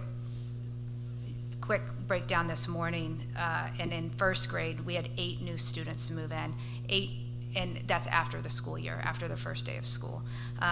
4 second grade, 3 sixth grade, and like I said, 10 fourth grade. So if you do reduce the class sizes to where, or the teachers, where they're just right at what the school board feels comfortable with or what the policy is comfortable with, and then we have a huge influx of students that move in, then you're either hiring late or you're overfilling your class sizes, which is that you just have to be cautious that that's something that would happen, could happen. I guess I would also say that like my comfort level with playing those games, particularly with the younger grades, is not great. Just I like that wouldn't be the first place that I mean I respect the approach, and I think it's always important to be looking at these things and to be examining them in light of what we're seeing going forward. So I want to say that, and at the same time, I guess my understanding has been that generally speaking, investments in early childhood education in the younger kids are really well rewarded later in the school district in terms of sort of student behavior, student performance, and so I don't know exactly how that correlates between class size and sort of relationship with teacher and sort of student performance over time. I would be curious if there's any data or evidence out there in the world, but that's something I would want to include in that conversation, is the extent to which smaller class size in the earlier grades may actually be benefiting our students and our school and our district in terms of costs later on. So I'm not saying like that's not a thing we should be looking at, because we should always be looking creatively, but at the same time, you know. I think that I think the question is, you know, is that, like, do you also lose something by having 13 kids in a classroom versus 17? You know, like, I don't know where those lines are. Yeah, it would be, I mean, like, I think that's fair. It would be a reasonable conversation to have, but I guess I'd rather have it on the basis, or I'd rather have it include a fair amount of information about sort of longer term benefits, longer term kind of outcomes and stuff like that, either way. Right. Yeah, and I think with like some of our smaller class sizes, and we had talked about this, sometimes when you go in there, there might be 3 or 4 adults in there, because there's the teacher, the regular ed para, and then if there's students with IEPs, there could be 1 or 2 extra paras. So those are those concerning pieces when you have that. But I just wanted, Karen was able to pull some research on class size, and I think it's the question of educators and school boards always, what is that sweet spot for it there? So, and I think for me, it's more like we've got, I mean, nobody wants to talk about RIFs or anything like that. So I think for me, it's just like we have some natural attrition happening at our elementary school levels. We know that we're trying to create a more equitable experience across that. Like, do we have a year where we can just pause briefly, be creative in our solutions, think about our staffing across both schools, not just teachers dedicated to one school versus the other, that they're, you know, and just like, are there solutions that we can sort of gap this year and really decide before we start filling positions and then are in a situation where we want to move in a different direction, but we're sort of now having to riff.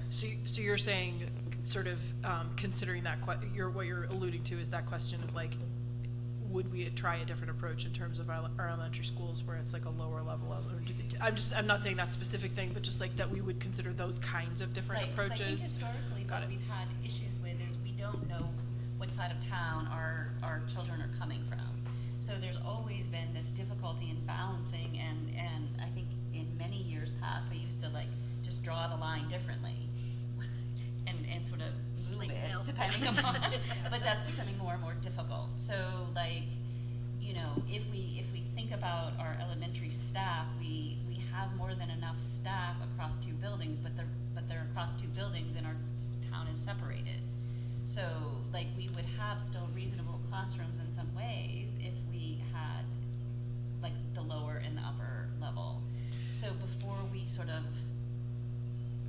if we were to move into that kind of situation, we likely already have the staff to be able to do that and keep our numbers. I mean, maybe that's an interesting point, though, that like partly it does have to do with how we draw our districts, and if we were to look at it more on the basis of just like in Lebanon, in Toto, how many kids of each age do we have, and what kind of staff levels do we need, and just sort of make sure that we're looking at it that way.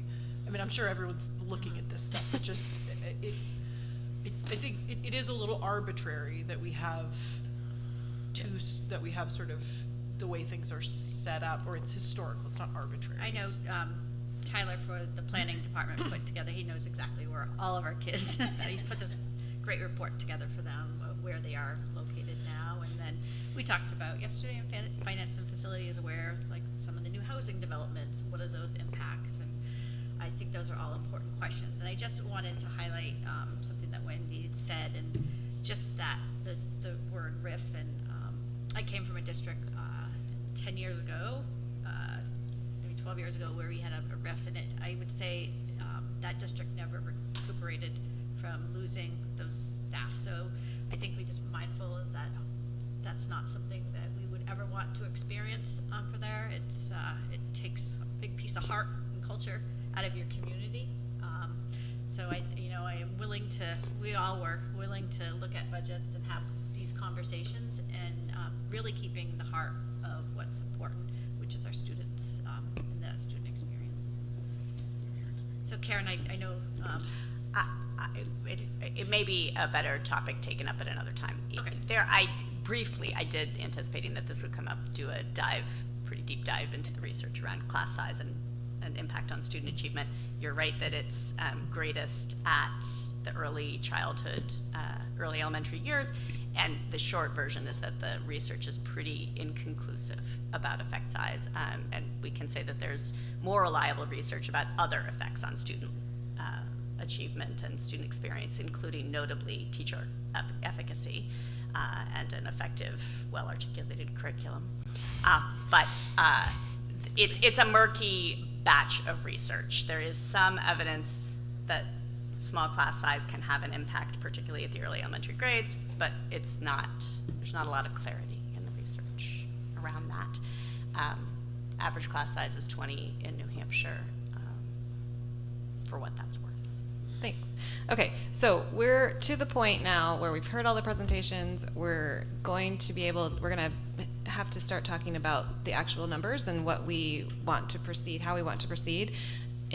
Before we do that, I think this is a opportune time to take our now delayed-ish lunch break, which is supposed to be a half an hour, and then we will return and talk about this holistically and go from there. So I'm gonna recess us until 12:15, okay? All right, thank you.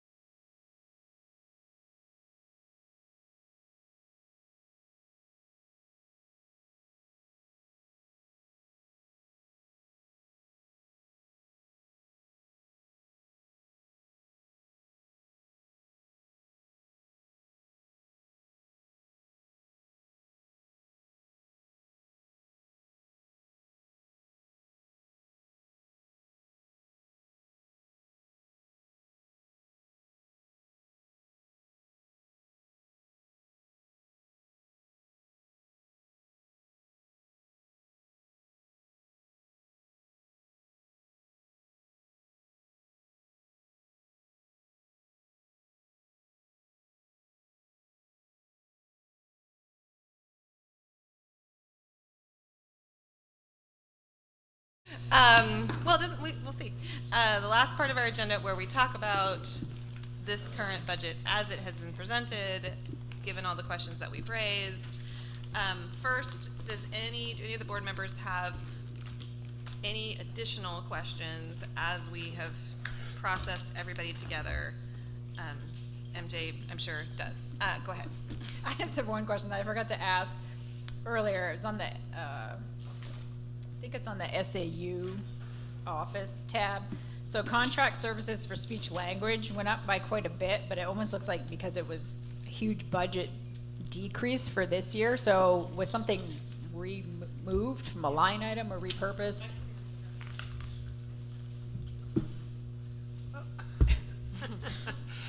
We've historically been trying to hire people for staff who are SLPs, and every year since I've been here, and the year before I was here, we've had to contract out, but Tim and I keep leaving it in as salary and benefits, hoping that we can get someone, and we finally decided this year to shift it to where it usually lands, and that would be under contracted services. So that's why it goes down on one side and up on the other. So every fall, it starts off low here and higher in actually the high school and the middle school, I think. That's LP line. And then by springtime, when we haven't found anybody and she's been spending money, I move that money. So the increase here is actually reflected in an offset in the high school related services and the middle school related services, because we decided to stop trying to hire staff and just pay contract outright. Okay, thanks. Yep, thank you. Other questions that have arisen as you've been listening? Yes. I guess mine's more of a comment as opposed to a question. I think we all had some preliminary meetings with each building by building together with administration a few weeks ago, and the differences between then and now. It shows clearly how much work you guys have all done behind the scenes over the last few weeks together. So to me, we're stuck with some increases that are contractually obligated and healthcare related and special ed related that we can't really do much about. What's left where we could have an effect, is really already, what's left is such a small piece of the puzzle, and that's really thanks to the work that you guys have all done. So, the number, we went from a potential 15% increase to something that's 9% increase. 9% historically is a lot, but most of that are things that we can't do anything about. So, I think you guys have done a great job, and I appreciate it on behalf of the school board and the taxpayers. Hey, thank you. Thank you, Steve. I think I agree. I think there has been a lot of change from when we first had our meetings until now. I think that's important because I think you're right, Steve. It is sort of a historically high increase, and a historically high increase at a time when assessments have meant historically high taxes and exorbitantly high taxes for a lot of our residents. I think it is important that we recognize that. I think for some, I feel like in this town we're sort of at a tipping point where there has always been a subset of the population that has trouble paying their property taxes. There has always been a subset that sort of comfortably pays their property taxes, and that's fine. I think with assessments and with the increases in tax rates, we're at the point where many people who were in the comfortable section are now going to be in the struggling section. That section is going to be a lot bigger, and that's why I think it's really important that we be as prudent as we can. The problem that I see with our current budgets and just our budgeting process in general is we can talk about cuts, and I think we will in just a minute, talk about cuts, but when we're talking about cuts, we're always only ever talking about the cuts in the 20% of our budget, because 80% of it is controlled by personnel and insurance. And so I guess for me, I would like us to think, and we've been talking about creative solutions and class sizes and all these things, given that we have sort of a big chunk of retirees this time around, I would just like us to think carefully about staffing. Not because I want to raise class sizes, because I don't, and not because I don't think that we are already thinking carefully about that. I just think that we are never going to make any sort of progress.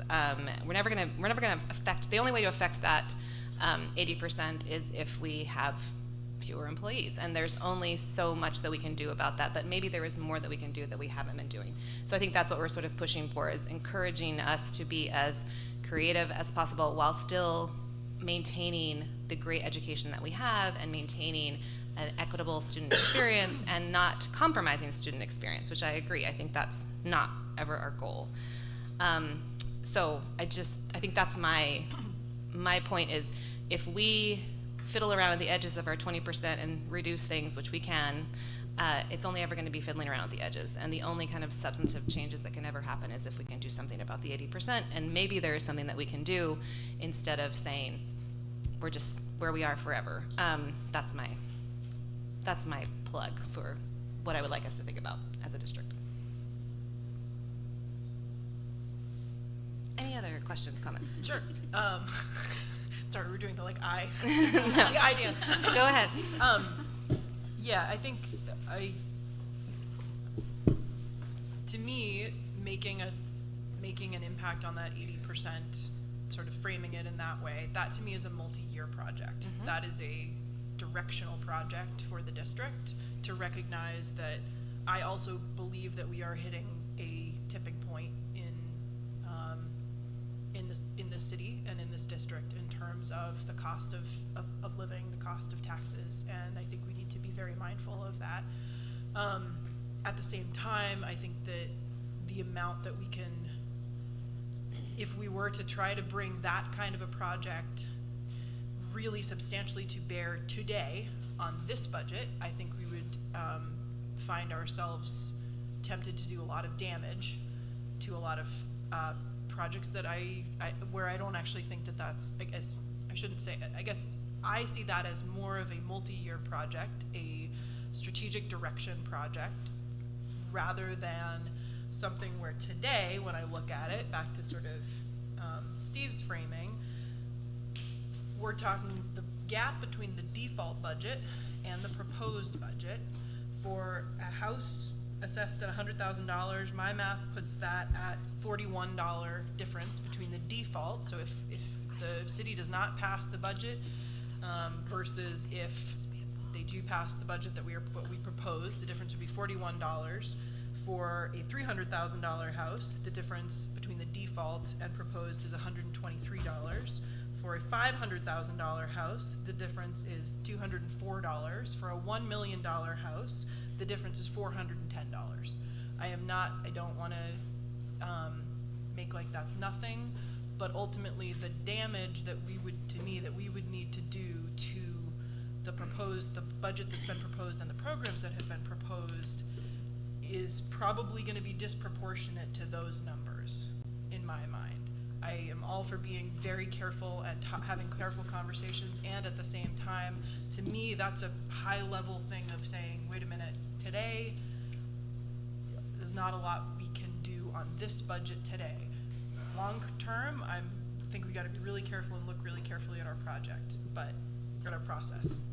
Can I just add just some more context as you're thinking? I appreciate all these comments. This is just about the default.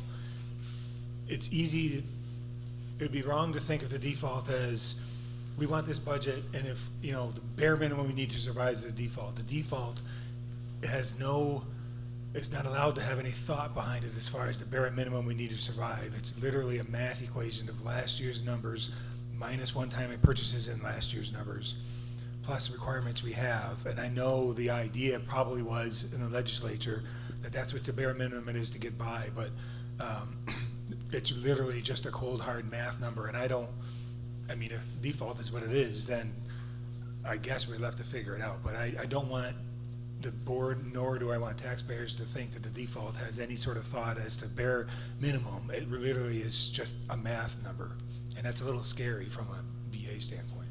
But I think that it's important to recognize that for taxpayers, that is the choice they would be making, is that whatever budget we put forward, the board puts forward as the option, it's what we propose, or I guess when we go to the deliberative session, things can change in there, but like, the default is what happens if we don't manage to collectively come up with a budget that we're comfortable with. The default is what happens. And so I think that is a really important framing device for this conversation, that, you know, and on my math, that's a 10% increase over this year, period. That's what it is.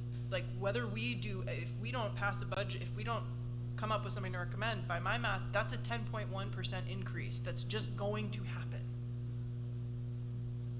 So the question is, do we want that, or, you know, and that may be what happens, but. I think for me, like, I'm not generally concerned about $1 million difference between default and our regular budget. I think the taxpayers, what they're going to ask us is if the default is too high, you know, so I understand that if we're affecting staff and stuff like that, you know, it wouldn't matter. It's going to affect, the margins would stay the same.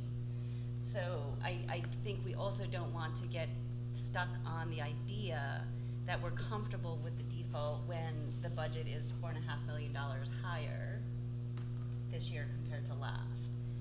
So, and the impact to taxpayers on the default budget is still a significant, it's not an insignificant amount. But we don't have, I don't disagree with you at all, but I think that at the same time, we have to recognize that we don't have any control over that fact this year.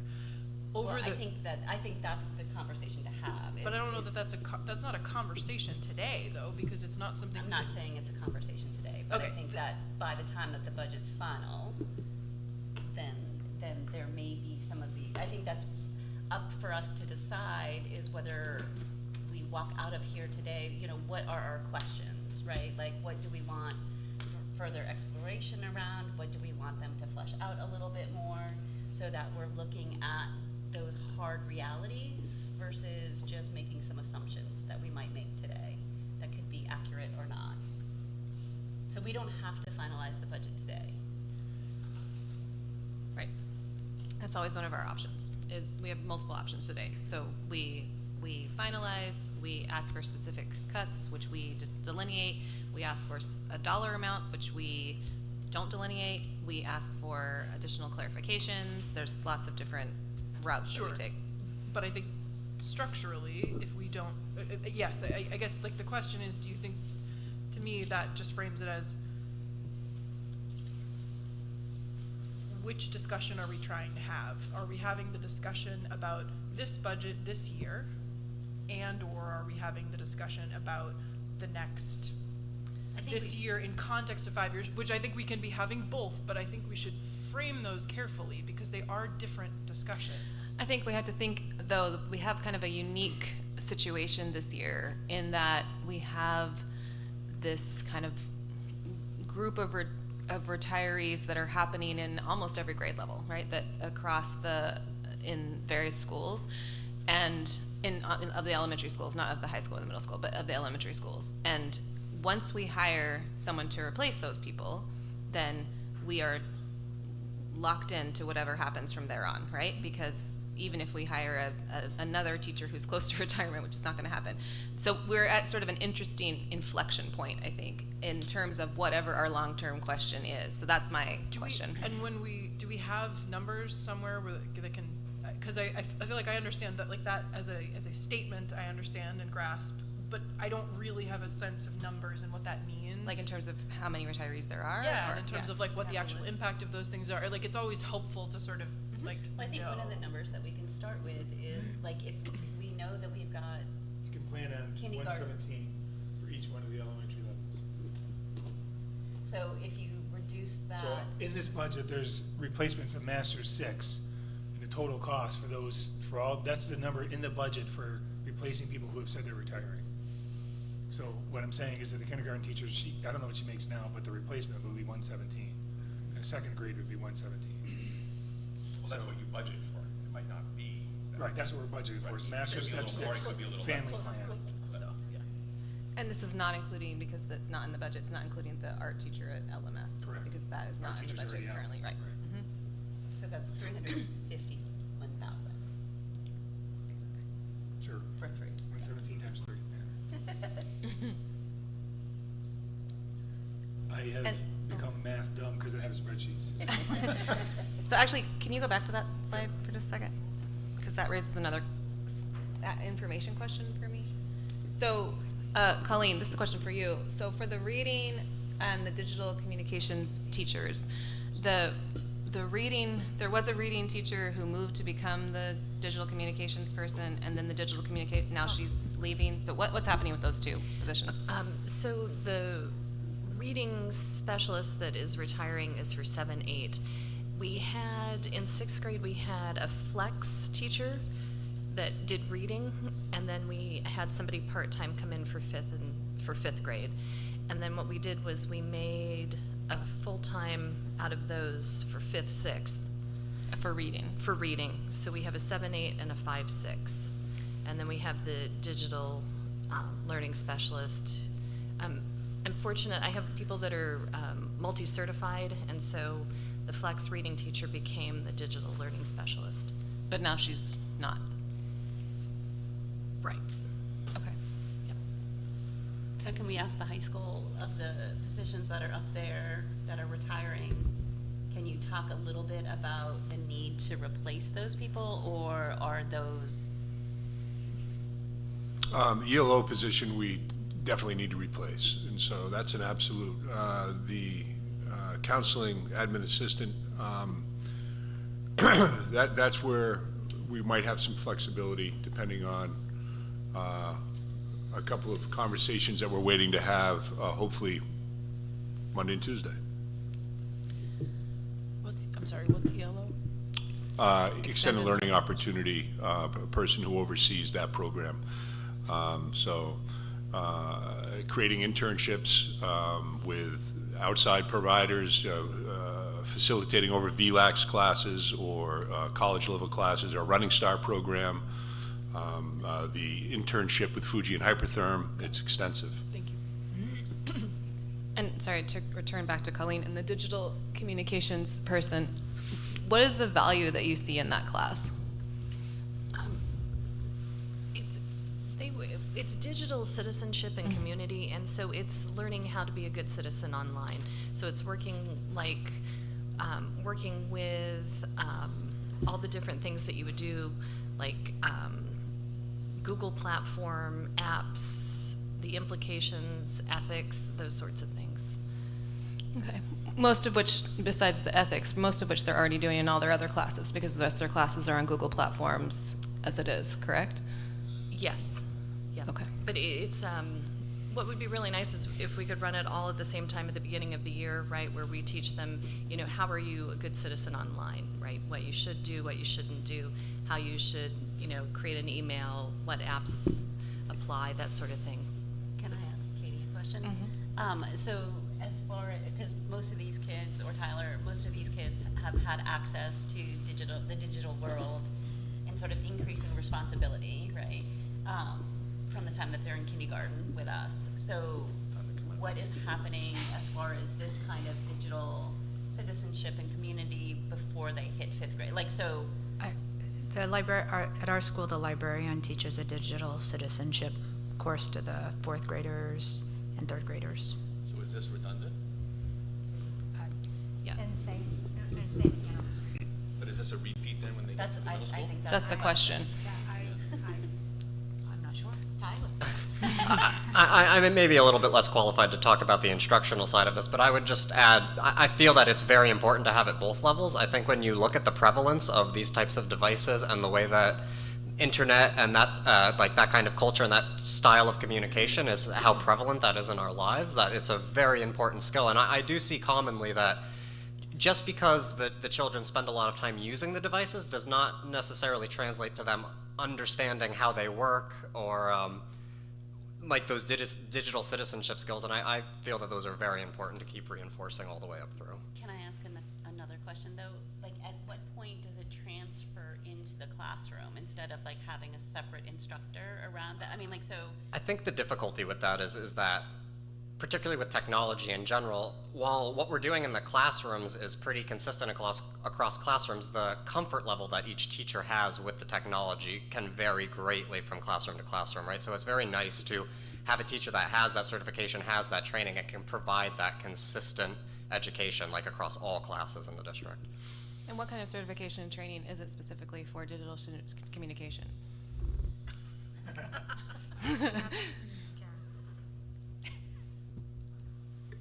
There's not an endorsement that's specific to digital citizenship. I will add that the governor just recently issued an executive order regarding social media literacy and a curriculum framework that we will need to implement.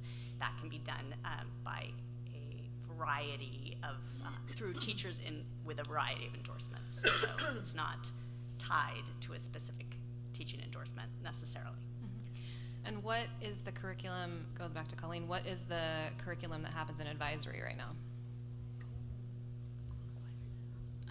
Right now for advisory, they, I would have to pull it up, but there's one day where they read, there's one day where they organize, there's one day of celebration, and then there are two other that I don't have off the top of my head. But the other thing too is we're looking at rolling out One Trusted Adult. So we're going to be working, it's 15 minutes in the morning. So sure, but it's every day. I mean, it's 15 every minutes day. every day. But it's pretty condensed. And I pulled up the Digital Citizenship and Communication from the Program of Studies. If you want, I can read it. Yeah, I mean, I've read it. I saw it. I know what it is. So. Okay, thanks. So I guess this was a helpful little mild rabbit hole, just because it is helpful to understand kind of what we're talking about. So Wendy, can you, like, I guess what I'd like to understand is, like, is there a proposal here in terms of somebody suggesting that we would, like, I'm always more comfortable with, like, difficult decisions when they come in the context of a greater goal and when that is an articulated and understood purpose. And I think that the idea about needing to look longer term at our budget and its impact on our citizens, and also that we perhaps have a moment that is not a recurring moment in which certain people, in which there's sort of an outflow, and at the same time understanding at least a little bit how very painful it is to have to undo decisions that have been made historically, and so wanting to avoid that. I can sort of see but am I, can somebody say some words around that? I mean, I think for me, when I was looking at the budget and sort of considering all these things, looking at classroom sizes sort of being part of long-term, conversations around class size and stuff like that in this district, as my own children have gone through them, like, I feel it's an opportunity with the current retirees to just pause. And I think the other conversations that have been going on in the district long-term are around unification.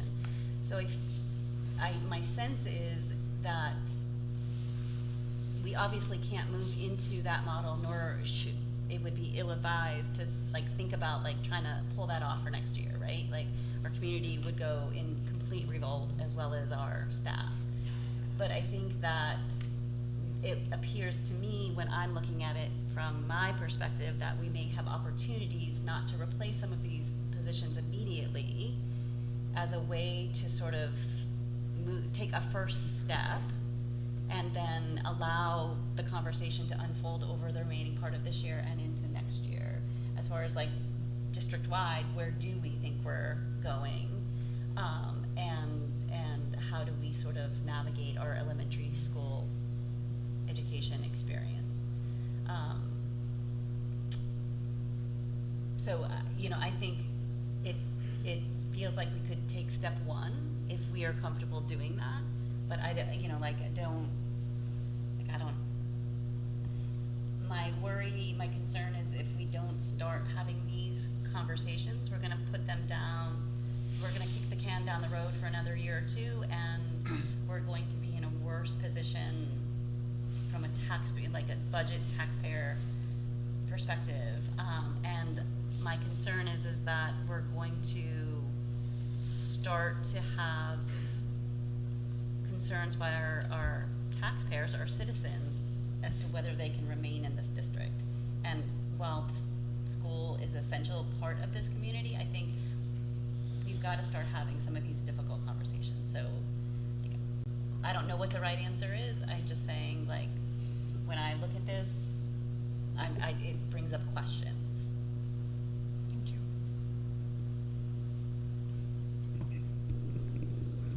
Other comments, thoughts?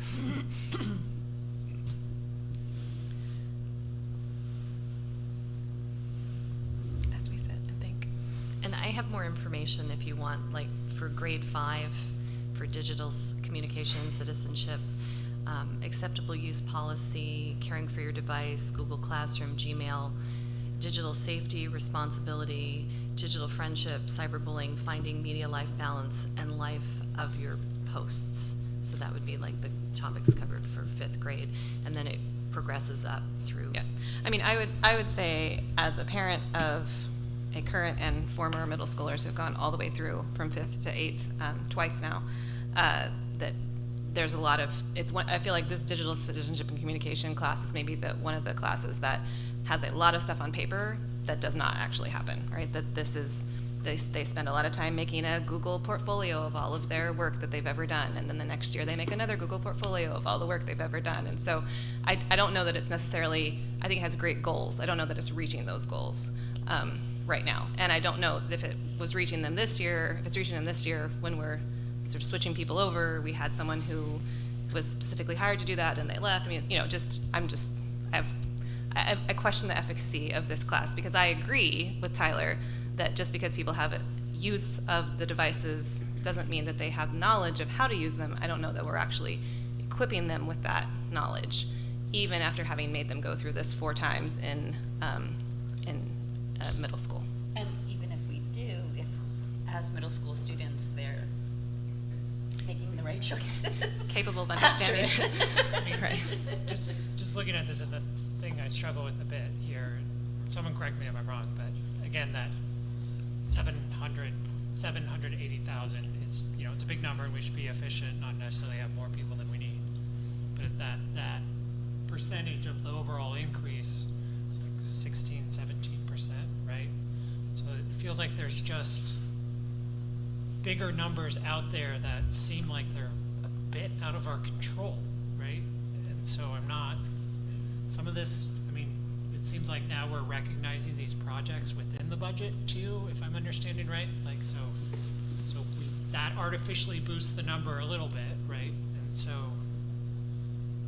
it's hard to see spaces that we can necessarily shave off. I mean, how much of this increase in budget is just being driven by the overall economy, like I would say that, and our needs of our students. I mean, some of this for like special ed increases, one of the biggest increases, and we have no control over that, right? That's all mandated. Yeah, and then just the behaviors and the academic needs of some of our students have just increased post-COVID, and I'm not saying that's particular to Lebanon too. I think that's nationwide, but Katie can probably speak to her preschool and just a lot of the needs within there. And as we talked about early childhood investment, that will be carried with us for the next 12 years.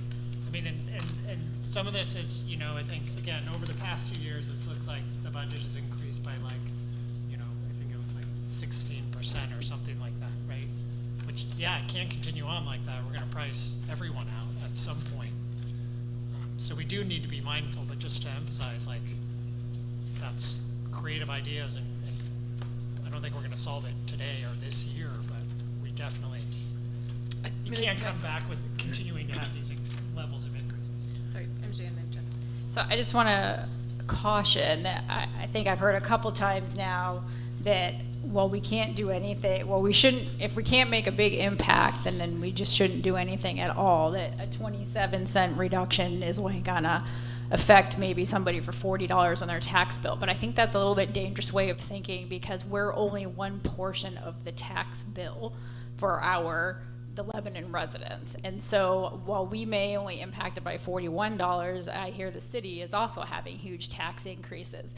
So our 41 on our portion could be the tipping point for the taxpayer when you combine it with the total tax bill that they see in the mail. So I want to caution, I don't think that we should really say that a $41 or a minor cut is insignificant, because I think at this point the taxpayer appreciates anything that we can do to reduce their tax bill, because they are getting extremely high when you put both parties together. I don't know that, I mean, I agree that, I think that's an important perspective to remember, and I appreciate you bringing it up, because it is important to remember that. At the same time, I think the taxpayer, quote unquote, as a monolithic entity, doesn't appreciate anything we can do to decrease their tax rate if it is that taxpayer is a parent of a kid and you're meaningfully affecting the programs that their kid is doing. So I think it's important to be careful and mindful, but I don't think it's true that people are saying, you know, please just make this as small as you possibly can make it. That isn't actually, I don't agree with that. I think that we are looking for the right balance between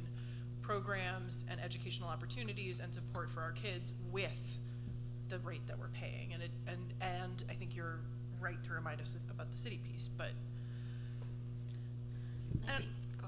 The city conversation, what we can expect is in 2025, they're going to do another reevaluation. And it sounded as if we should anticipate them doing that on a 3-year cycle. So. And I think Jessica, you're right, to the extent that we have several different kinds of taxpayers we're talking to, right? So there are taxpayers who are parents, who have a different perspective on what's happening in the schools. And then, to be perfectly frank, there are taxpayers who vote, who are not necessarily parents.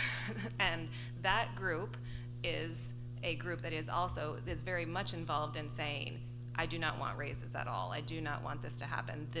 I'm being priced out of my own home where I've lived 30 or 40 years. So I think it's really important that we keep in mind that there are a lot of different groups at play here, and we are beholden to the 1,200 people who vote. I mean, to be honest, right? We have a very low voter turnout in some ways, and so that's who we're talking to, that's who we are meeting, that's who's going to pass this, whether or not they're the ones who have kids in the schools.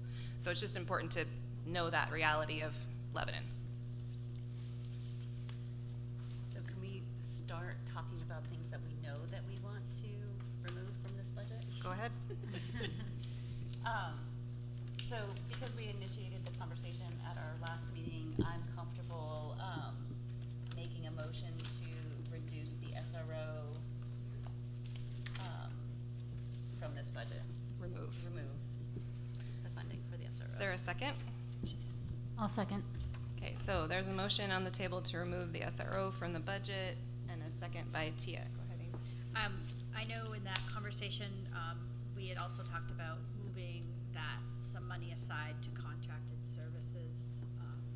If we did this, what else to replace some of the work there. So I would just like to consider, if we do that, then also consider moving money towards contracted services.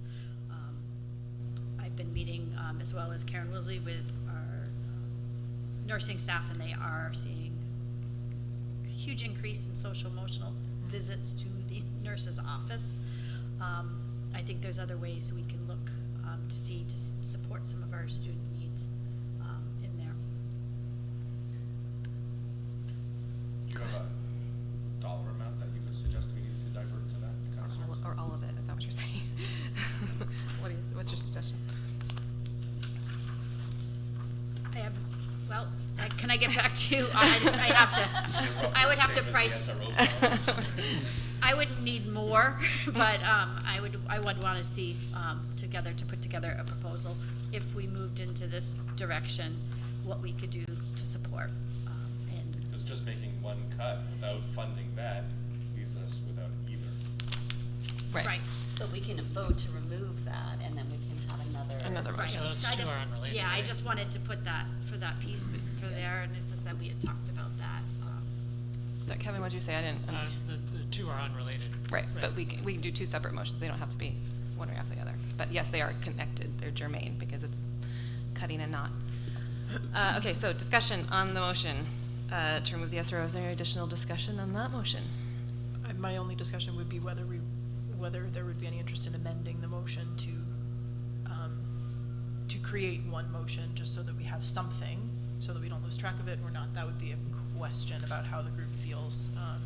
You know, if I can't remember how much is associated with the 70. I think we can, I would recommend just doing them as two separate clean motions. So like doing one to take the SRO out of the budget, and then one to increase funding for Contract services, I'm Contracted thinking that services. that could either through that nursing, Deer Creek combination of that, I would like to. as long as the administrators feel, I guess my question then would be, do the administrators feel comfortable with that? I would like to handle that thing, whether it's together or whether they feel comfortable handling it separately. I'd appreciate knowing whether you feel comfortable with that. The motion? Yeah, I'm separating fine if them. we do it separately. Okay, thank you. Any other discussion? Yes, Steve. I guess at our previous meeting, we talked about perhaps eliminating the formal SRO position, but exploring another model to fulfill some of those same duties and responsibilities or functions. And I guess personally, I'm uncomfortable eliminating one without knowing what we might be replacing it with. Okay. Yeah, I don't have a response to that besides what I said last time. So, any other comments? Okay, we've got a motion on the table. Well, can I clarify, what is the motion again? Was the motion to, because I think we remove the funding. Remove the funding. Of the Thank you. SRO in Yes, which would 2024. Which would eliminate the position for that following school year. Because I mean, we're still going to have a discussion at our board meeting as far as the extension of the current SRO MOU, which is already funded. So we're just sort of taking this as part of this budget. And then the other piece to Steve's thing, policy has already looked at a sample SRO, or not SRO, an MOU that creates a liaison kind of relationship with the LPD. So like that's another piece that can happen after. Just one second. Lisa, are you online right now? Yes, she is. Do you want to make a comment? Go ahead. Okay, I just wanted to see if you wanted to weigh in on the SRO question at all.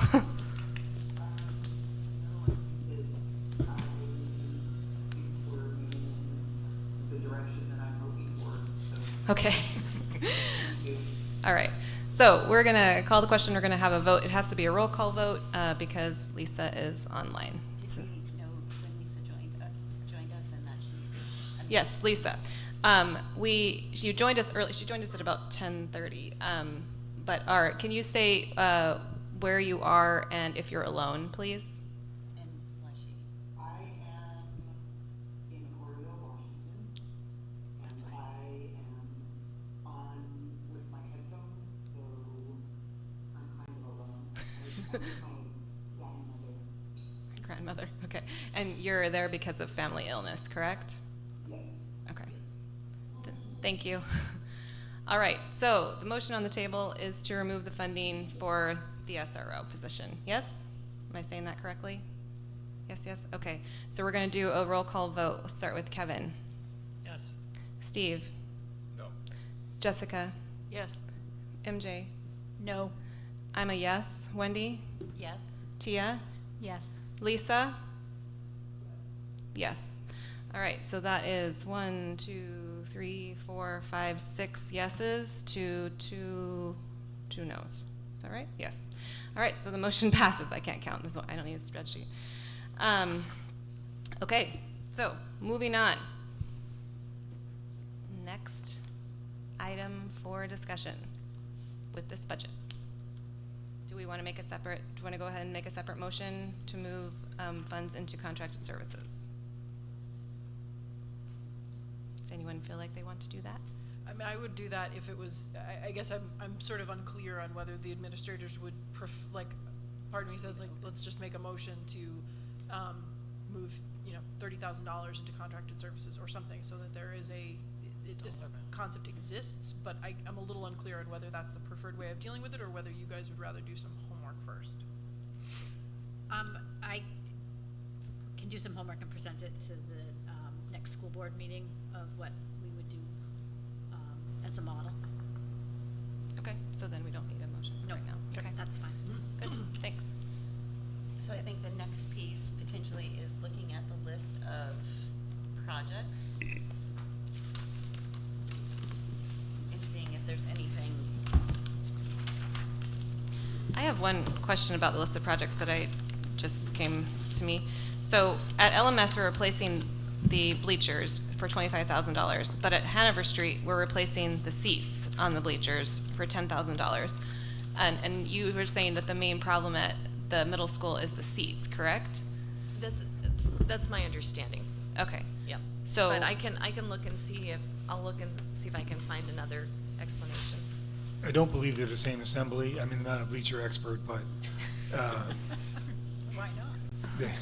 the Hanover Street ones, Dana and I were talking about this yesterday because we thought they were wood, but they're actually plastic, and they're like bolted on or something. And these ones over here are, they're not the same manufacturer. I don't think you should assume that if it's 10 grand at Hanover Street, which actually involved taking good ones down, moving them down, and just replacing some of the worst ones, is the same project as over here. And I don't have the details, but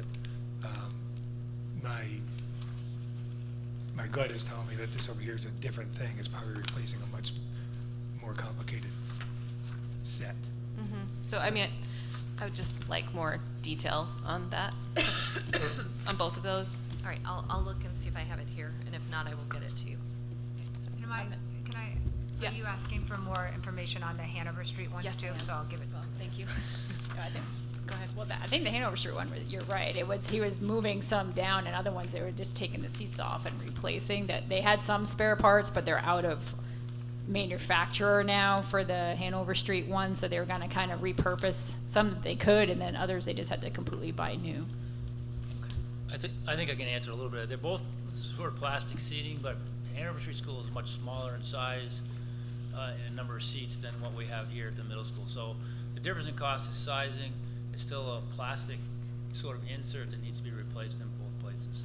So what we're asking for then, Dana, as far as you understand, and I know you don't know for sure, but is when we're talking about replacing the bleachers for LMS, we're not talking about replacing the whole, we're talking about replacing seats. Just seats. Okay. Seats in both cases, yeah. Okay. I don't need more information now from Leah. Oh, okay. Thank you. So, go ahead. Well, I just said about the architectural design concept for the art room. So is that just to draft up how we can reorganize it, or are we actually planning a future renovation of the art room at the high school? Well, the idea behind getting this is so that there could be a renovation in the future, but this is just to pay an architect to redesign it and get the plans. So what's the timeline for replacing the art room? I mean, if you're buying the design concept now, it seems like it's. I didn't hear, and I was trying to listen, all of what Tim said. You said you're hiring architectural plans to hire an architect to redesign the art room, but it's not doing any renovation in the art room. It's just designing it. I guess Right, and adding potential storage issues that have been identified. So, yeah. When would you, I think the question is, when would you also anticipate making, so is this a two-step process? So we approve it for 24, 25, and then you're hoping that it's in the 25, 26 projects? That's a reasonable next step, yep. But that would be, because the art room is like twice the size of a normal classroom, right? So, and it's specialized in multiple ways. So it's not just going to be like a classroom renovation like these others that we've been talking about. And maybe Dana, and I doubt it, but because he just arrived back, I'm not aware of extensive renovations being planned for the art room. I know that there was a desire to have more storage. I'm always a little confused when we pay big money for a redesign plan. for a space such as that. I know there is a redesign plan also for what is now the band chorus room that we've, I think, eliminated from the budget in advance of bringing it to you. You know, so I don't think I'm qualified to say whether or not a redesign by an architect is necessary for what's going to happen in there. Well, here's where I feel like I am qualified. If you don't want to do it, that's one thing. But the fact is that this isn't your house where you just go by. Like, if we're gonna bid it, if we're gonna have it done and we're gonna bid it out, there needs to be bid docs to go with it. Bid docs require not just, hey, let's put some cabinets here, but a lighting plan and a heating plan, electrical plan. Even if it's not changing very much, it still has to be designed, and that costs money. But do it, you say we're gonna bid it, what is it? Like It just is, repurposing the space? Yeah, so we want more storage, and we want to move the sink from there to there, whatever it might be. You take those plans, we'd say, we want to renovate the art room, here's the plans, give us a price. But those plans aren't, they gotta be real biddable plans. This is not, again, my house where I do things piece by piece. I guess, is this on the CIP, and is this something that FNF has determined is a priority of the projects that we have to do? It's probably on the CIP. The second part is no, the FNF has not talked about that. That was a question you knew the answer to. I guess, I mean, We asked a lot of those. One thing about, like, I guess just in defense of architectural design concepts as a thing to spend money on, I think that we can probably all think of examples where you wind up spending a lot more money on a lousier thing if you don't do some amount of planning work and having, so whether that project winds up happening in the next, you know, 1 year versus later years, I think $6,000 for a design concept is not an unreasonable amount of money for a highly specialized space that, my understanding is, a lot of kids use. And I would be unhappy if we were being penny-wise, pound-foolish about something like that. So, but I think, I mean, I get that, like, we want to be careful about not spending money on something that we're not actually going to do for a while. Or just that we haven't even discussed, right? Like, I think that's, Yeah, yeah, why we're now? sort Why of- now? Why now? We're Right. stepping, we're not following a process that seems to make Sure. sense. Well, I guess my other concern is if we're not ready to put in a renovation next year for the art room in the budget, how long is this design concept gonna last? Maybe we hire a new art teacher in the interim, 10 years later, and they want the space designed something differently, so we spent $6,000 on something that we never bothered to implement. So that's kind of why I was like, well, is it imminent? That would be a terrible thing, and we don't plan on doing that. So. I think that it would be good, I mean, it would be good to, like, these kinds of things, I think, should be discussed in FNF and sort of put in appropriate spots on the CIP, so that we have some agreement that, like, we're gonna see the architectural design concept this year, and then we're going to see the renovation project next year, so that when we commit to one, we're also committing to the other, and, you know, it's sort of getting used to doing some of these things through that kind of process. Well, I mean, I think you make a valid point.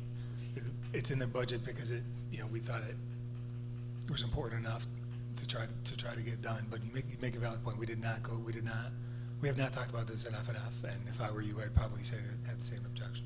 So I mean, I don't need to. I mean, I don't think $6,000 in and of itself is an issue. It's just more is what comes behind it or what comes next. And it does seem, I mean, how much did we pay? I seem to remember, and again, this is a long time ago, but it was like $9,000 or $10,000 for the architectural plan for all of Hanover Street and the high school. So why are we paying $6,000 for That this? one Dana actually might know. We've done architectural redesign. He wasn't paying attention. We have to tell him again. Do you remember? Do you have any idea what we paid for the architectural design for the classroom renovations? I know we've done it a couple times. Not the classroom renovations. I'm talking about the classroom renovations, yes, and then also the renovation project as a whole. Oh, well, the renovation, the architectural plans for Hanover Street that's like $500,000. Yeah, but then didn't we we got a redesign, and that was like another 10, another redesign, and that was another 10. Like every time we redesigned it, because we redesigned it like 6 times, right? Making a couple of changes to something though Yeah. on an architectural design is completely Yeah, different no, I than the first understand. But do you remember how much it was for the classrooms? So we did the classroom designs back in like 2015 initially. We worked with concepts with the staff, the teachers and so forth, and came up with a plan that we used over and over and over again. And I think we only paid like $8,000, but that was for multiple types of classrooms as well, because Hanover Street's classrooms a little bit different than some of Mount Labs. Yeah, that makes sense. But I think it was like, again, in 2015 was $8,000, so what's that worth today? That makes more sense. Sorry, I was just misremembering. So right for it. Thank you. All right, but yeah, I think to Wendy's point, I think we keep talking about our capital improvement plan, and we keep talking about prioritizing things on that and putting on the things that we took off to make the bond pass, and planning for the future and taking money. We're putting money in the capital reserve fund. I mean, for that specifically, but we still aren't prioritizing necessarily. And this is another example of that. Like, there's this space that needs to be fixed. Great. Is this when we want to fix it? Is this the thing we want to do now or not? Or I don't know.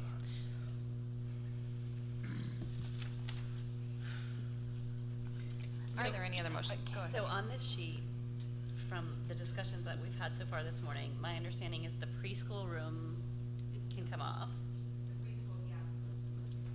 Right? Potentially the art department repurpose existing space, concept, design concept. Already have it up there for preschool. Okay. The bathroom vape sensors at the high school. And where did we land about the trees? That the Lorax had some feelings that she was gonna say again if she needed to. Vines knows where the trees are now. That's what we want. Yeah, do we have additional tree information? None since we talked last, Okay. but I know that piece of property pretty well. I just chatted with Dana about it. Every effort was made to preserve the trees that remain between the new addition and the science wing, and we're comfortable with the number of trees there. It's a nice space for kids, and I'm convinced that we're going to get what we need out front. You know, I've been saying for years that we need to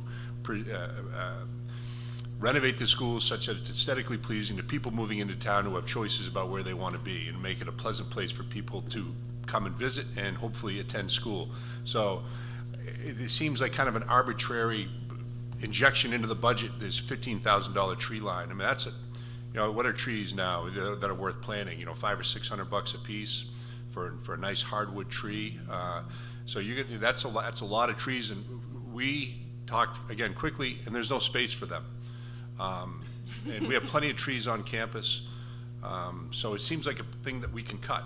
I don't know. I guess can you help me understand then, because who put this in the budget? I didn't ask for the. No, I didn't. So I didn't who ask did? for these. So I don't know. Steve. Okay, Steve did. Yeah. I don't know. I guess like I feel fairly strongly about that one, not because I have any particular knowledge of where those trees would specifically go. I recognize that that's, but at the same time, I have been over and spent a fair amount of time at the high school because of the playground that's there, and it's fairly denuded as a property of the school district. And I guess I can understand if we wanted to say like, okay, this year we just don't know how we would spend it because we just don't know how we would spend it. At the same time, I think that this actually really should be a priority for that space. And given that the facilities team did put it in, it seems like they also thought that it should have been a priority. So I guess, you know, I can't really defend it if the only person in the room on that side is saying he doesn't really want it, but at the same time, I didn't say that. We're trying to identify places where money can be cut, and you know, we have a $60,000 beautification fund. Is that what's in there? At least, and so I am. Is that? Saying how much I want our campus to look good. I almost take it somewhat personally that it looks so terrible. I just like the trees, So the beautification fund is is that like one of the special funds like the parking lot fund? Is it one of the special funds like the parking lot fund? Correct. Okay, so it's like a fund that we have, and is that the same fund that you're talking about using for the entryway, or are you saying that? Perhaps if you look at the front of the gym, on the walkways and the cement walkways that go up there, these 5 empty old window insets. We'd like to do something there, and that's what we're waiting for this renovation to be completed, and so we can brainstorm with the creative people in the district what to put in those recessed areas. That's not going to cost $60,000, but we would like to spend some money from that fund to aesthetically make, outside of the renovation, our school look better, whether it's signage or. But what he was saying before, sorry, Ian, to interrupt. What he was saying before is that we all believe that there is landscaping built into the bond. That I know to be true. Right. I was just told So there is landscaping that is part of the process that we've seen in our architectural drawings before, that is built into what we've already paid for. Landscaping is not inherently trees, though. Landscaping can be drainage, and I think like landscape. No, I mean green space. Like that's what I'm talking about, not there's greenscaping. There's money in the project for the stuff you're talking about, for beautification. But I guess then, if that's the case, why, I haven't seen those specific plans, and we have, what we do have, because in the absence of our former facilities director who put this number in here, is we do have the sort of historical evidence that this is something that he thought needed to be added in outside of what existed in terms of the plan. So I guess I'm just sort of trying to put those pieces together and saying, it looks to me like he thought that this was an additional line item. And truthfully, again, trees are a different thing than shrubs. Trees are a different thing in terms of our communities, and decades worth of, you plant them now and you're better off in the future. And so it is a different thing from a landscaping perspective than just landscaping. So what I would like to suggest is that we do a little more research. I can reach out to Steve and ask him what he had in mind. And then between now and when you make a decision on what we're going to bring forward in the deliberative session, we can do some good work on that, and we can tell you specifically what's going in and what the thought process was with that. And I think it also would be important to reach out to the tree people for the city and see, because it sounded like they were more than happy to help us with trees. So I got that sense also. But I think there were a fair amount of questions from our own committee about how we were going to pay for sort of longer term trees and who was going to select them. Like, we weren't, in that meeting, we didn't sort of with open arms say, absolutely, come on in. We had a lot of questions. I think because they were talking about the parking lot, which there's no immediate plan to change the parking lot. So like, if they were wanting to put trees in the parking lot, that's not going to happen, because we need to do a complete $1 million plus parking lot renovation to do that. But if they were open to a few trees in the places where we are identifying that we may need them or want them, I think it's worth checking with them too. So there just seems to be that more research needs to be done on this, and if we're going to make a motion today, it doesn't seem like a motion with the tree plantings involved would be acceptable. But we haven't yet made a motion. Except for if enough of us. Except for enough of us don't care about trees.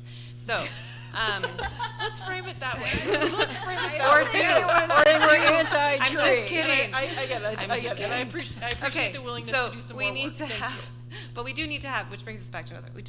Let's put the trees aside for a minute. Is there anything else on this project list, since we're talking about the project list right now, that anyone else has any questions about or feels like the vape sensors are, they're off already. I think we just talked about that. I mean, like, vape sensors. Okay. Anything else? Well, and we knew that the preschool room, so right. if we were to take those three. Nope. Would that be nice? Darn it. They're encased in gold. I can't even see. Oh, and the preschool room. Oh, okay. I'm not sure the trees are on that list, though. They aren't. Well, you could say just a generic dollar amount. So I highlighted in green the ones that have been approved. So Everything else I'm just trying to keep track of.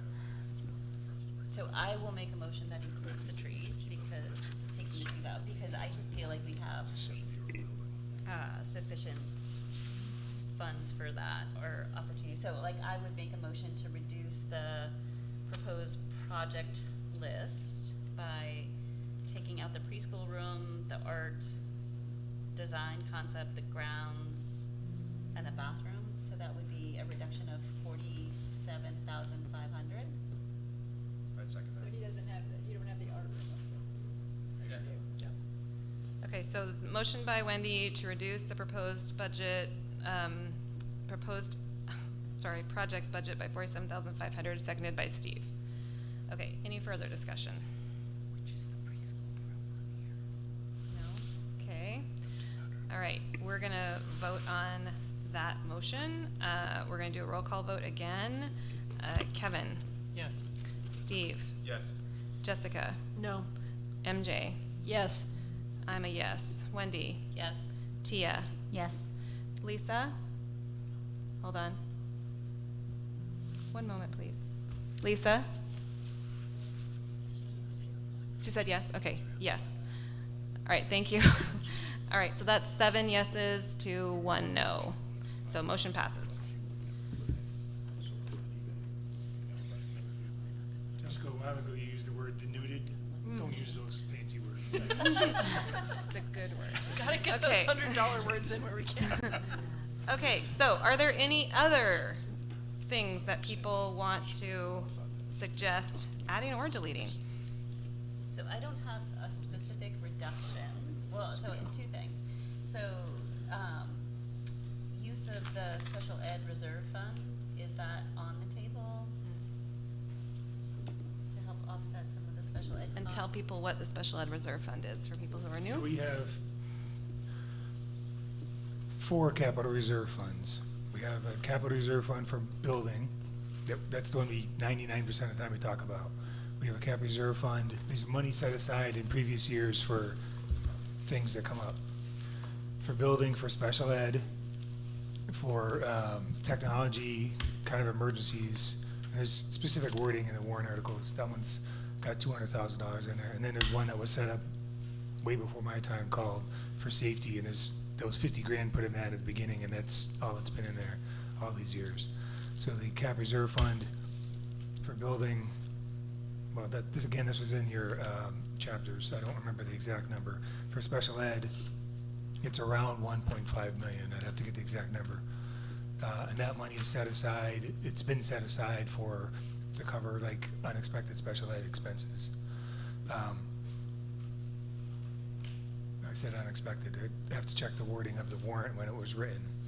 But generally, you could put as a revenue a transfer from the trust fund of a certain dollar amount, and that would go in. It wouldn't change the expenditure increase at all, but it would be a revenue stream that would reduce the tax impact. So the danger of that, obviously the danger of that is that that money is then depleted by that amount, and then you have to start building back up again and hope no emergencies hit. But the advantage is it is an income stream that it's basically the taxpayers paying themselves back, because at some point in the past they put that money in there. And so whatever your dollar amount is, it would help a little bit on taxes. So. What's your proposal? I'm okay waiting till, I'm thinking about, at some point when we finalize the budget, a transfer of 250,000. So you see up on the revenue screen, transfer from capital reserve, there's a 0 there. This 1.5 in history is money that we took out for projects we did. So when I would put a $200,000 here, that would increase the revenue to 14,429. But I'll wait until we kind of know where everything is shaking out ultimately. Tim, when you say it's sort of unexpected special ed expenses, would it be fair to say that the dramatic acute increases in our special ed expected costs this year count? It's unanticipated, right? Is that the unanticipated? That's the words. So the dramatic increases that we've seen. Well, this is where, proposed for to this be honest year. with you, I have to do some homework with our lawyer, because this is where the wording of the warrant, when it was written, is key. So if it says something like unanticipated, and I'm not a lawyer, but I'm just doing it for instance. If it says unanticipated, and I go to the lawyer and I say, here's what the wording is, this is what we want to do. If in his opinion, it is anticipated because you know about it now during budgeting, then he may say you can't do that. And it's just his opinion, but if you don't follow the lawyer's opinion, you're dumb. So I need to do some research as to what we want to do, what you think you want to do versus the wording, and have them weigh in on whether that'd be okay or not. So unanticipated is clearly, so say this year we have a budget of $46 million, and and suddenly we have something that we didn't know of last year that's $500,000, and you wanted to spend it this year, that is clearly unanticipated. But if you're talking about a year out, I think you can do it, but I really need, that's why we pay people with legal degrees. Kevin, you were going to say something? Yeah, I think it's worth looking into, but I think anything we can do to decrease the impact, and that sounds significant, would likely be appreciated. It's their money. Yeah, so I think we don't have to have a motion to do that, but I think the consensus is we're asking you to look into that and figure out the legality of that fund. Yes, they're uncomfortable with that, more or less? Okay, good. Yes, go ahead. Sorry. So the last thing is, I guess I would like to give Amy and her staff a directive to look into further the situations with the retirements, specifically the 3 elementary school retirements. Sounds like the retirement of the administrative person at the high school and potentially the digital citizenship person at the middle school, just to make sure that whether we decide that yes, we need these people, or if we had options, what those might look like, what the impact could be or would be. I do have a question for Tim. I think you're on my side. They're on the sides. Because per the contract, they can retract their retirement. What does that impact for us if we were to remove that position and then they don't retire? When do they have? I believe it's March. Not till March. Yeah, we would have to give them a job, and we wouldn't have the money in the budget. That's a good point. You get 1 retraction, so. But we can. And it's March, so it's after the vote. Yeah. Correct. Perfect. Well, it's before the vote. I think it's March 1st, but it's way after the budget's set. Yeah, You can't change it after the yeah. deliberative session.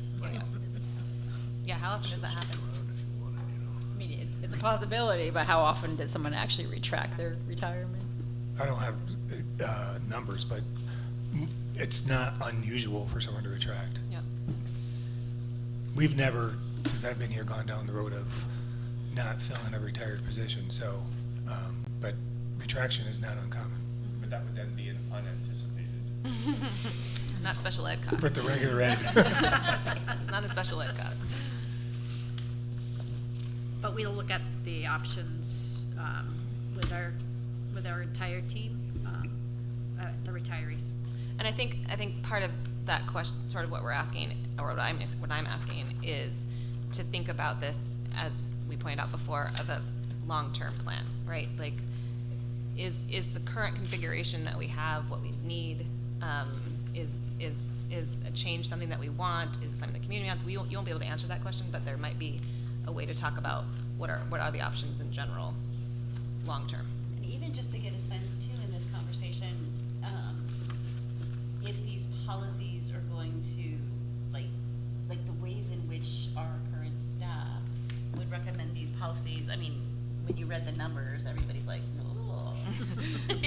So we might as well have the policies reflect what we want. I mean, with understanding that we need to give ourselves some wiggle room, but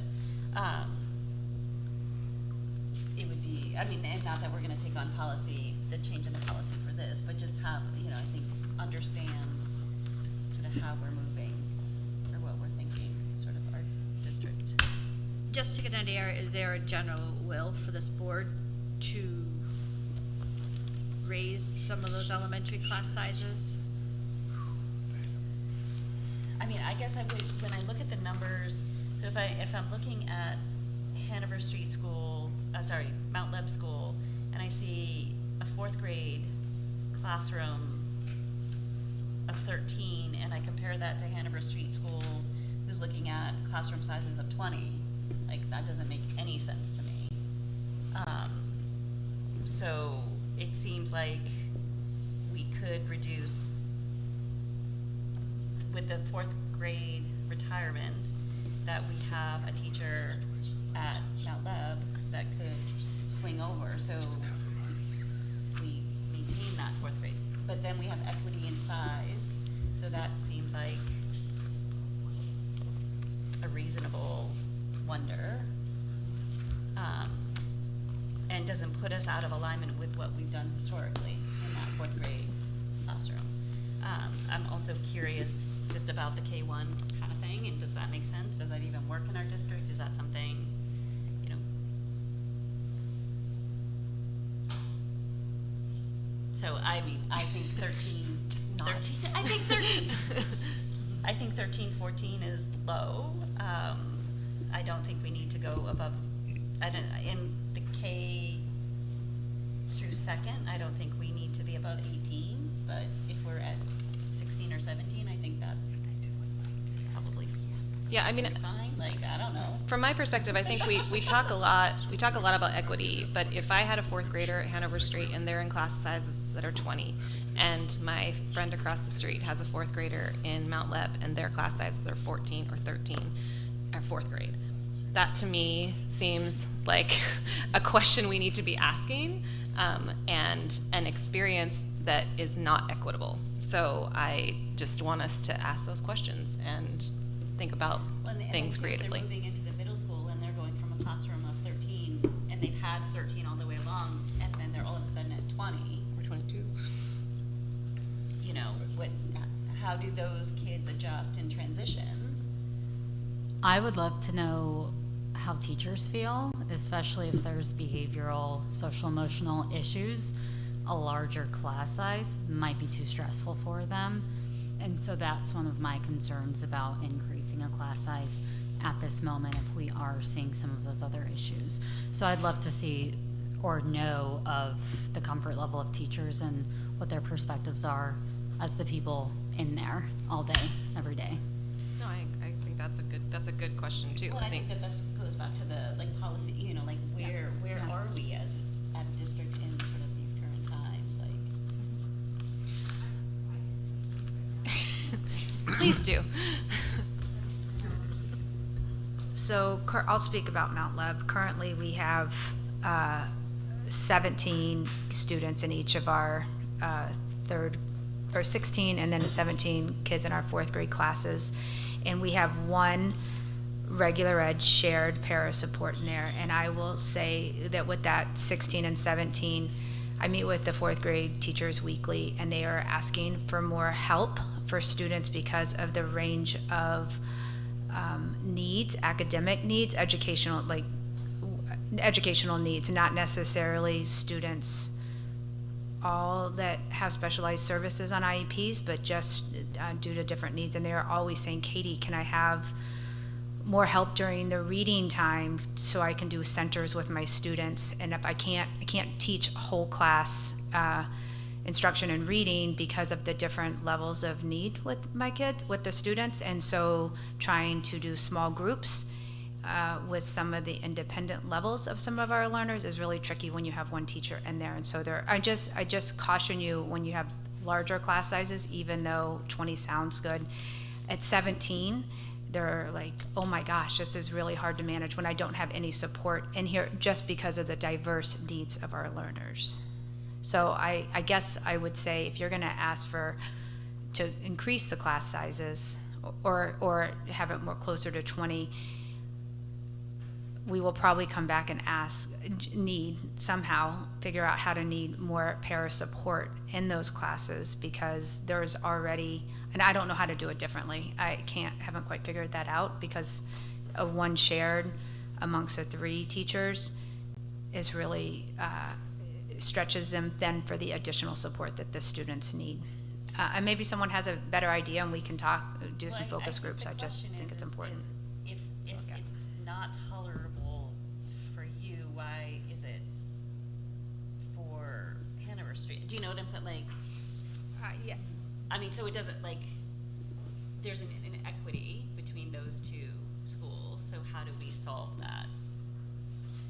So currently right now, the 4th graders that currently at Hanover Street, they have 55 students for 4 teachers. Right? I believe that's, she's projecting. We're talking about next, if we look at next year. If we look at next year, she's projecting 81. Yeah, so and she you're would have projecting 20. 39. And so we would be. You'll have 13 and Yeah. they'll have 20. Assuming no one moves in, yeah. That's true. Assuming no one's in, well, I mean, right. If someone moves in, they'll have 22 or 21. And Or we don't know that they're yeah. not going to move into Hanover Street. They That's might true. move into Yeah. Mount Leb, but they might move into Hanover Street. So, I mean, that's, and, you know, if you look at the third grade for 20, at Hanover Street, they'll have 45 next year at Hanover Street. Oh, not you, sorry, Mount Leb. They'll have 45, which will be class sizes of 15. And at Hanover Street, they'll have class sizes of 16. So those are going to be more equitable next year, right? Yep. And obviously, we can't ever have total equity, but that's a big difference I between guess 14 I and wonder 20 and 13. if you did something like that and moved, like, let's say one of our fourth grade teachers over to Hanover Street, then the next year, would you bring them back, or would it be back That's in what- that I mean, question? I think that that's the question, I mean, right? Like, yeah. can we have, like, either so it intensifies the conversation about unification, right? So that we're spreading kids across the district versus trying to make these buildings work. Or we're thinking about a float teacher that happens, you know, like that we move around between the two element. Do you know, like that? I think thinking about these buildings as silos doesn't really work as much anymore. And so, you know, what are ways that we can be creative with our staffing so that we're not having just these huge, I don't. Yeah. But these are the questions we're asking, right? You. Sure. I just had a clarifying question. First, I'll just echo that the conclusion Lil reached is exactly right, that the class sizes between the two schools are within 1 to 2 students of each other, except for that one cohort and the rising fourth grade. And just so that I have clarity about what the ask is here, you're asking that we collectively examine potential impact of not filling the retirees for the 3 elementary positions, the digital learning specialist at the middle school, and the admin assistant at the high school. Is that correct? Yes. Okay. Good question. Good clarification. Make sure we're all on the same page. Right. All right. Does anyone have any other questions, things that we would like to either ask the district, tell the district, or cut from the district presentation? I mean, I will say that, like Steve, I think the things that have happened in this budget since we had the working meetings have been substantial, and we do appreciate that a lot. I think that has been a lot of work done behind the scenes, and it's funny because people will only have seen this, right? And they will say, well, you didn't ask them to cut anything, you didn't do this, but we asked a lot in those working sessions, and you all did a lot in those working sessions, so we do appreciate that, and I think that's important to say publicly, that there was quite a bit of change that happened in between. And the questions that we're asking, I don't think are a reflection that the board is articulating, that we don't think that you haven't worked hard, that you're not thinking about these things thoughtfully, and all of those things. You know, we love our district staff, and we know the effort that you guys are putting in. I think what we're feeling as a board, what I'm feeling as a board member, is the pressure of the tax impact, and I don't quite know how to balance that in the same way as I have the last 7 or 8 years. And so I think that it just is pushing me to push you guys a little bit more in some of these conversations, and just make sure that we've dotted I's, crossed T's, you know, we've thought about these things, because I think the community's going to start asking these questions as well. And so if we can answer them, we have more control over what's going to happen than sort of them exerting a pressure because they just don't want taxes to go up. So I appreciate the work and the effort and the ability to hear our questions. Tim, you were going to say something? One thing I'd like the board to consider, and I always try to explain this, I hope it's not confusing. So I have on the screen the DOE 25 that we file, and the line that I have highlighted there. So we have this 2.5% fund balance that the voters approved. It can be up to 5%. Our warrant is 2.5%. That's money that is at some point that predates, goes all the way back to when this was passed in 2012. Money that is unassigned fund balance, but the board schools, if the voters give the authority, don't have to give it all back anymore. And so we generally give back everything year to year, but there's this money that has been, since 2012, has been held back. So when we talk about turning back $1 million, that's out of this year's money, for example. But in the bank is $889,000. That's a 2.5% holdback. That can be used for, in the old days, it could be used for only things that were approved by the Department of Education, like emergencies, or to offset taxes. With the new, most recent warrant article, the Department of Education thing is gone, so you can use it for what you want, or you can always offset taxes. So when you're talking about revenues, my point is, when you're talking about additional revenues, there's no question you can, instead of holding back $889,000, send a portion of that back. And again, in the revenue on this one screen I've been sharing, I have highlighted here, do we turn back some of that $889,000 as, again, additional revenue? So instead of taking $700,000, I'm making this up, instead of taking $500,000 out of the special ed reserve fund, you take $500,000 out of this. There's certainly no question about that. It takes my, now I don't have to talk to the lawyer about it, but it has the same effect. Or you could do both, I guess, if I get the approval from the lawyer. So how does that fund that you're talking about right now get replenished? That just gets replenished every year? Every year, so at the end of the year, just taking round numbers, so say we have $2 million left, just because it's easy. 2.5%. Then we would send back, if we have this budget approved, that we're gonna send back $1 million, and we have $2 million left, we'd send back $1 million, we'd fund whatever cap reserve was on the warrant, and anything left, say there was $600,000 cap reserve on the warrant, so that's $1.6 million. That last $400,000, you either send it back or you retain it as part of that 2.5%. But we can't retain in any one year. We can't have more than 2.5% in that fund. Correct. And the DRA gives you a number. It's not even based on Tim Ball's math. They say 2.5% of your assessed value equals this amount. That's the max you can keep back. What do you want to keep back? And if we have the max, I keep the max. But usually, like 889, I think was max this year. We turned back 1.8.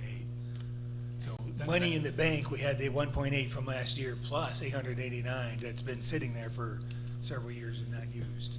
Right. So this is an account that would grow every year. It grows just by the difference of the assessed value growing. So it's not like 889 this year, 889 next year. Next year the number will be the math between whatever the assessed value grew up from the DRA, so it might be 950 max. Well, that's the max you can have in that account. Correct. Yeah. Correct. The city assessed value. Correct. And it's not an account, it's in our AP account. So it's something See if that is accessible to us. that is accessible. I'm just saying you can, when you're talking about if you want to increase revenues, I'll still find out about the special ed thing, but it might be a better idea to use some of this and not rate the special ed, or maybe rate the special ed less, if we can do that.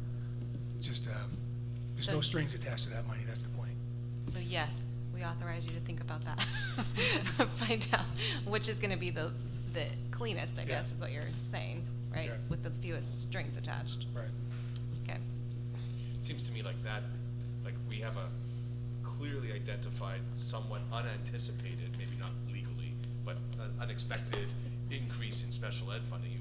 If we're able to take some money from the special ed fund to help offset some of that, that would make more sense than using this, which has less restrictions on it, and we can use that for, a roof caves in unexpectedly and we need emergency funding, right? Because that doesn't have any restrictions on it. So it makes sense to save that for I found out things. from the weight room that if the roof caves in, it's insurance. If it doesn't cave in and you catch it before that, that's not So you insurance. just wait. I was a little sore about that. Let's not say that out loud. All right. Okay. Anything else? So I think what we're doing here, the next thing on our agenda, well, we'll get there in a second, but we have a second public comment period, and then we have action on the budget. I think our action is going to be to delay action. We're not taking action on this budget right now because we are getting these additional questions. We're doing some more research. We're doing some more work, and that's going to come back at presumably the meeting in December. December 13th. Yep, okay. Is that the date by which we need a decision? No, you need, I mean, I'd love that, but the drop dead date is actually, like, by the time you have to post at the end of January. So we have to have a budget hearing, a budget public hearing, the first meeting in January. But even then, and we'll propose the budget, but even then, the board can make changes after that if they want to. So really, between this meeting and that public hearing, you need to be done, but if you can. We'd like to aim for the end of December.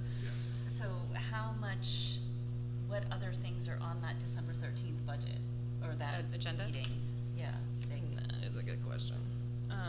I was going to invite Sean Holland to speak about the TIF Oh, district. and we need to find out about this crossing guard issue. Oh, yes, that's not on your list of things to find out, is the crossing guard. Find out. You need another piece of paper? No. We do need to address the crossing guard I think, situation. I mean, for me, the important thing is however we choose to do it, that we're consistent across the district. So. And if they don't want to be consistent across the district, why? Right, I mean, this is not something that why they chose not to. Or why the city doesn't want to do that if we feel like there's an identified need. What, yeah, why? And then we can decide Does what the to do. state provide crossing guards since it's a state road? Probably not. They don't provide a lot of things. Okay.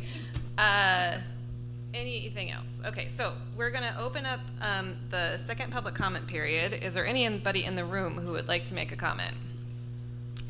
Okay, thanks.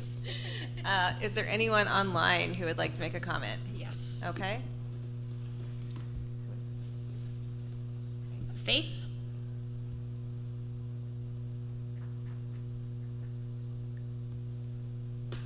Faith, if you're there, you can make a comment.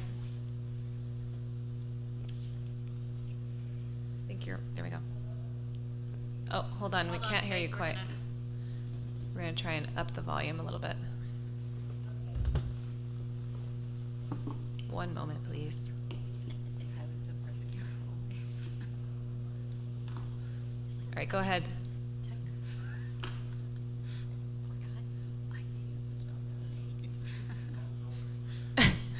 Just a second. Technical difficulties.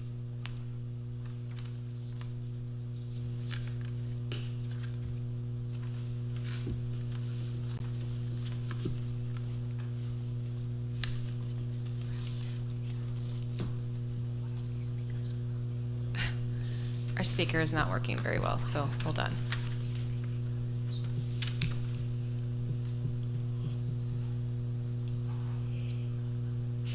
Still waiting.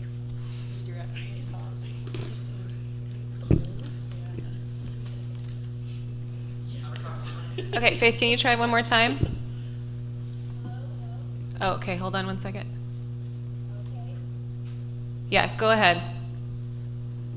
Okay, I'm Faith Henderson, Ward 2.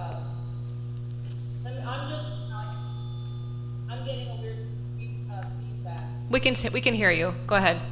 Okay, so my concern is the elementary school having these possibilities of suddenly, partway through the year, having 20 kids or 25 kids in a class.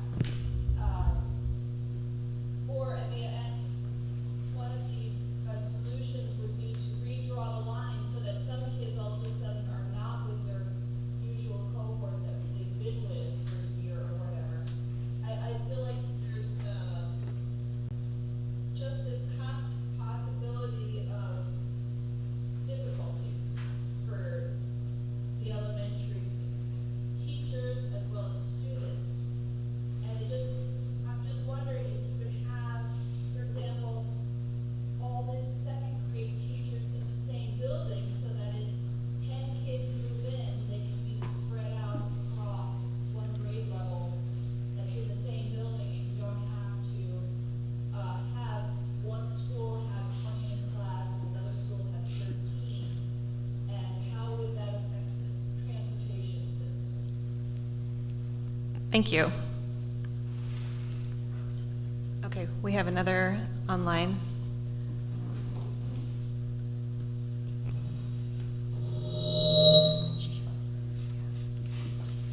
Kathy B.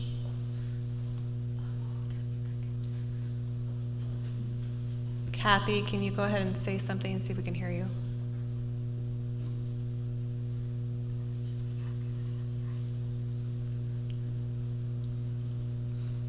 Where did she go? She's coming. Oh. Okay. Kathy, are you there?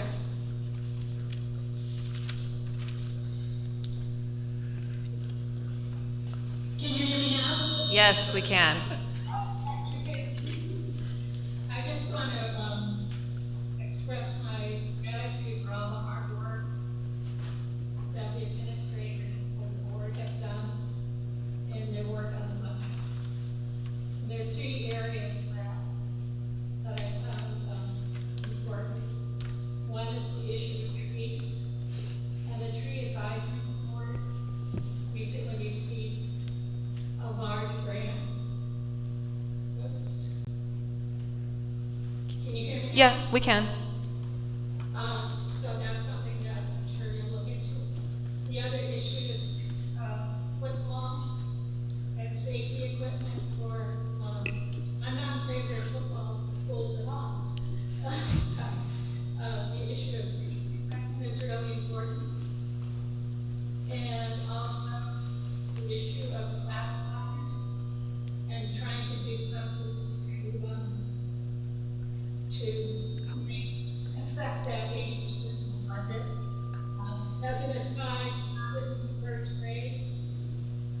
One of our teachers was moved to a different class, and so I was in a class of 50 kids, and I'll say that was not good for the of the students or for Sister next door.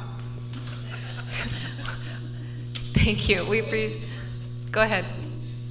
And thank you very much for your vote on the school resource officer. And I appreciate that you are looking at helping in terms of the social emotional welfare of our students by a second motion in the future. Can you tell me your ward, please? I'm sorry, where to? Thank you. Appreciate that. Anyone else online? No. Okay. We're going to turn that down. Yay. All right. Okay.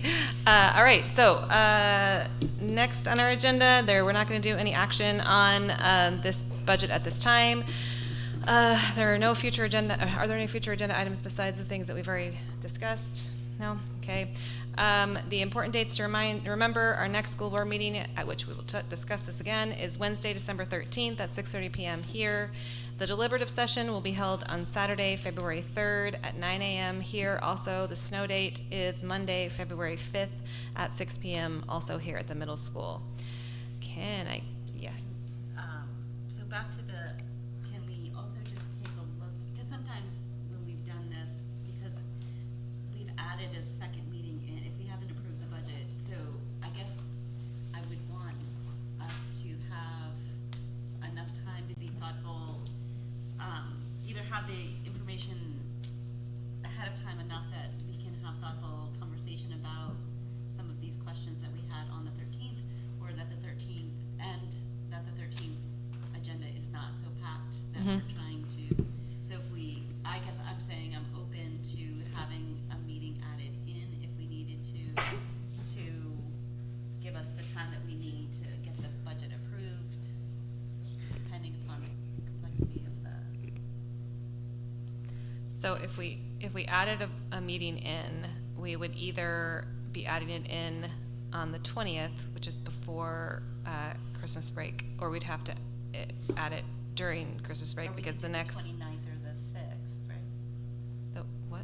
29th? December 29th? November 29th? Oh, November, I'm sorry.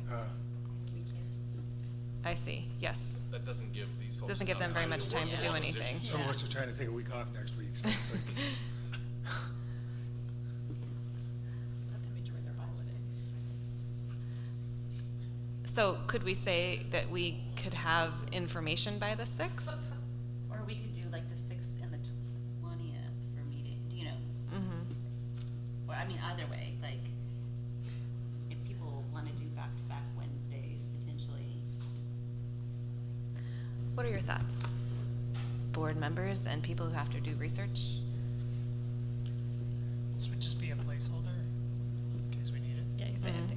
If we had a placeholder, where would you want it to be? On the 20th? I'd prefer the 20th. Yeah, okay. All right, so we will have a placeholder meeting scheduled for the 20th. On the 13th, we will figure out whether we're going to have that meeting or not. Does that sound good? Okay, good. Can I get a motion to adjourn? Steve, go ahead. I'd like to move that we adjourn. Okay, it's moved. I'll second. Seconded by MJ. Lisa is still on. We need to do a roll call vote. Kevin? Yes. Steve? Yes. Jessica? Yes. MJ? Yes. I'm a yes. Wendy? Yes. Tia? Yes. Lisa? Thank you. Appreciate all of you. Appreciate you hanging in. Appreciate those of you who are online.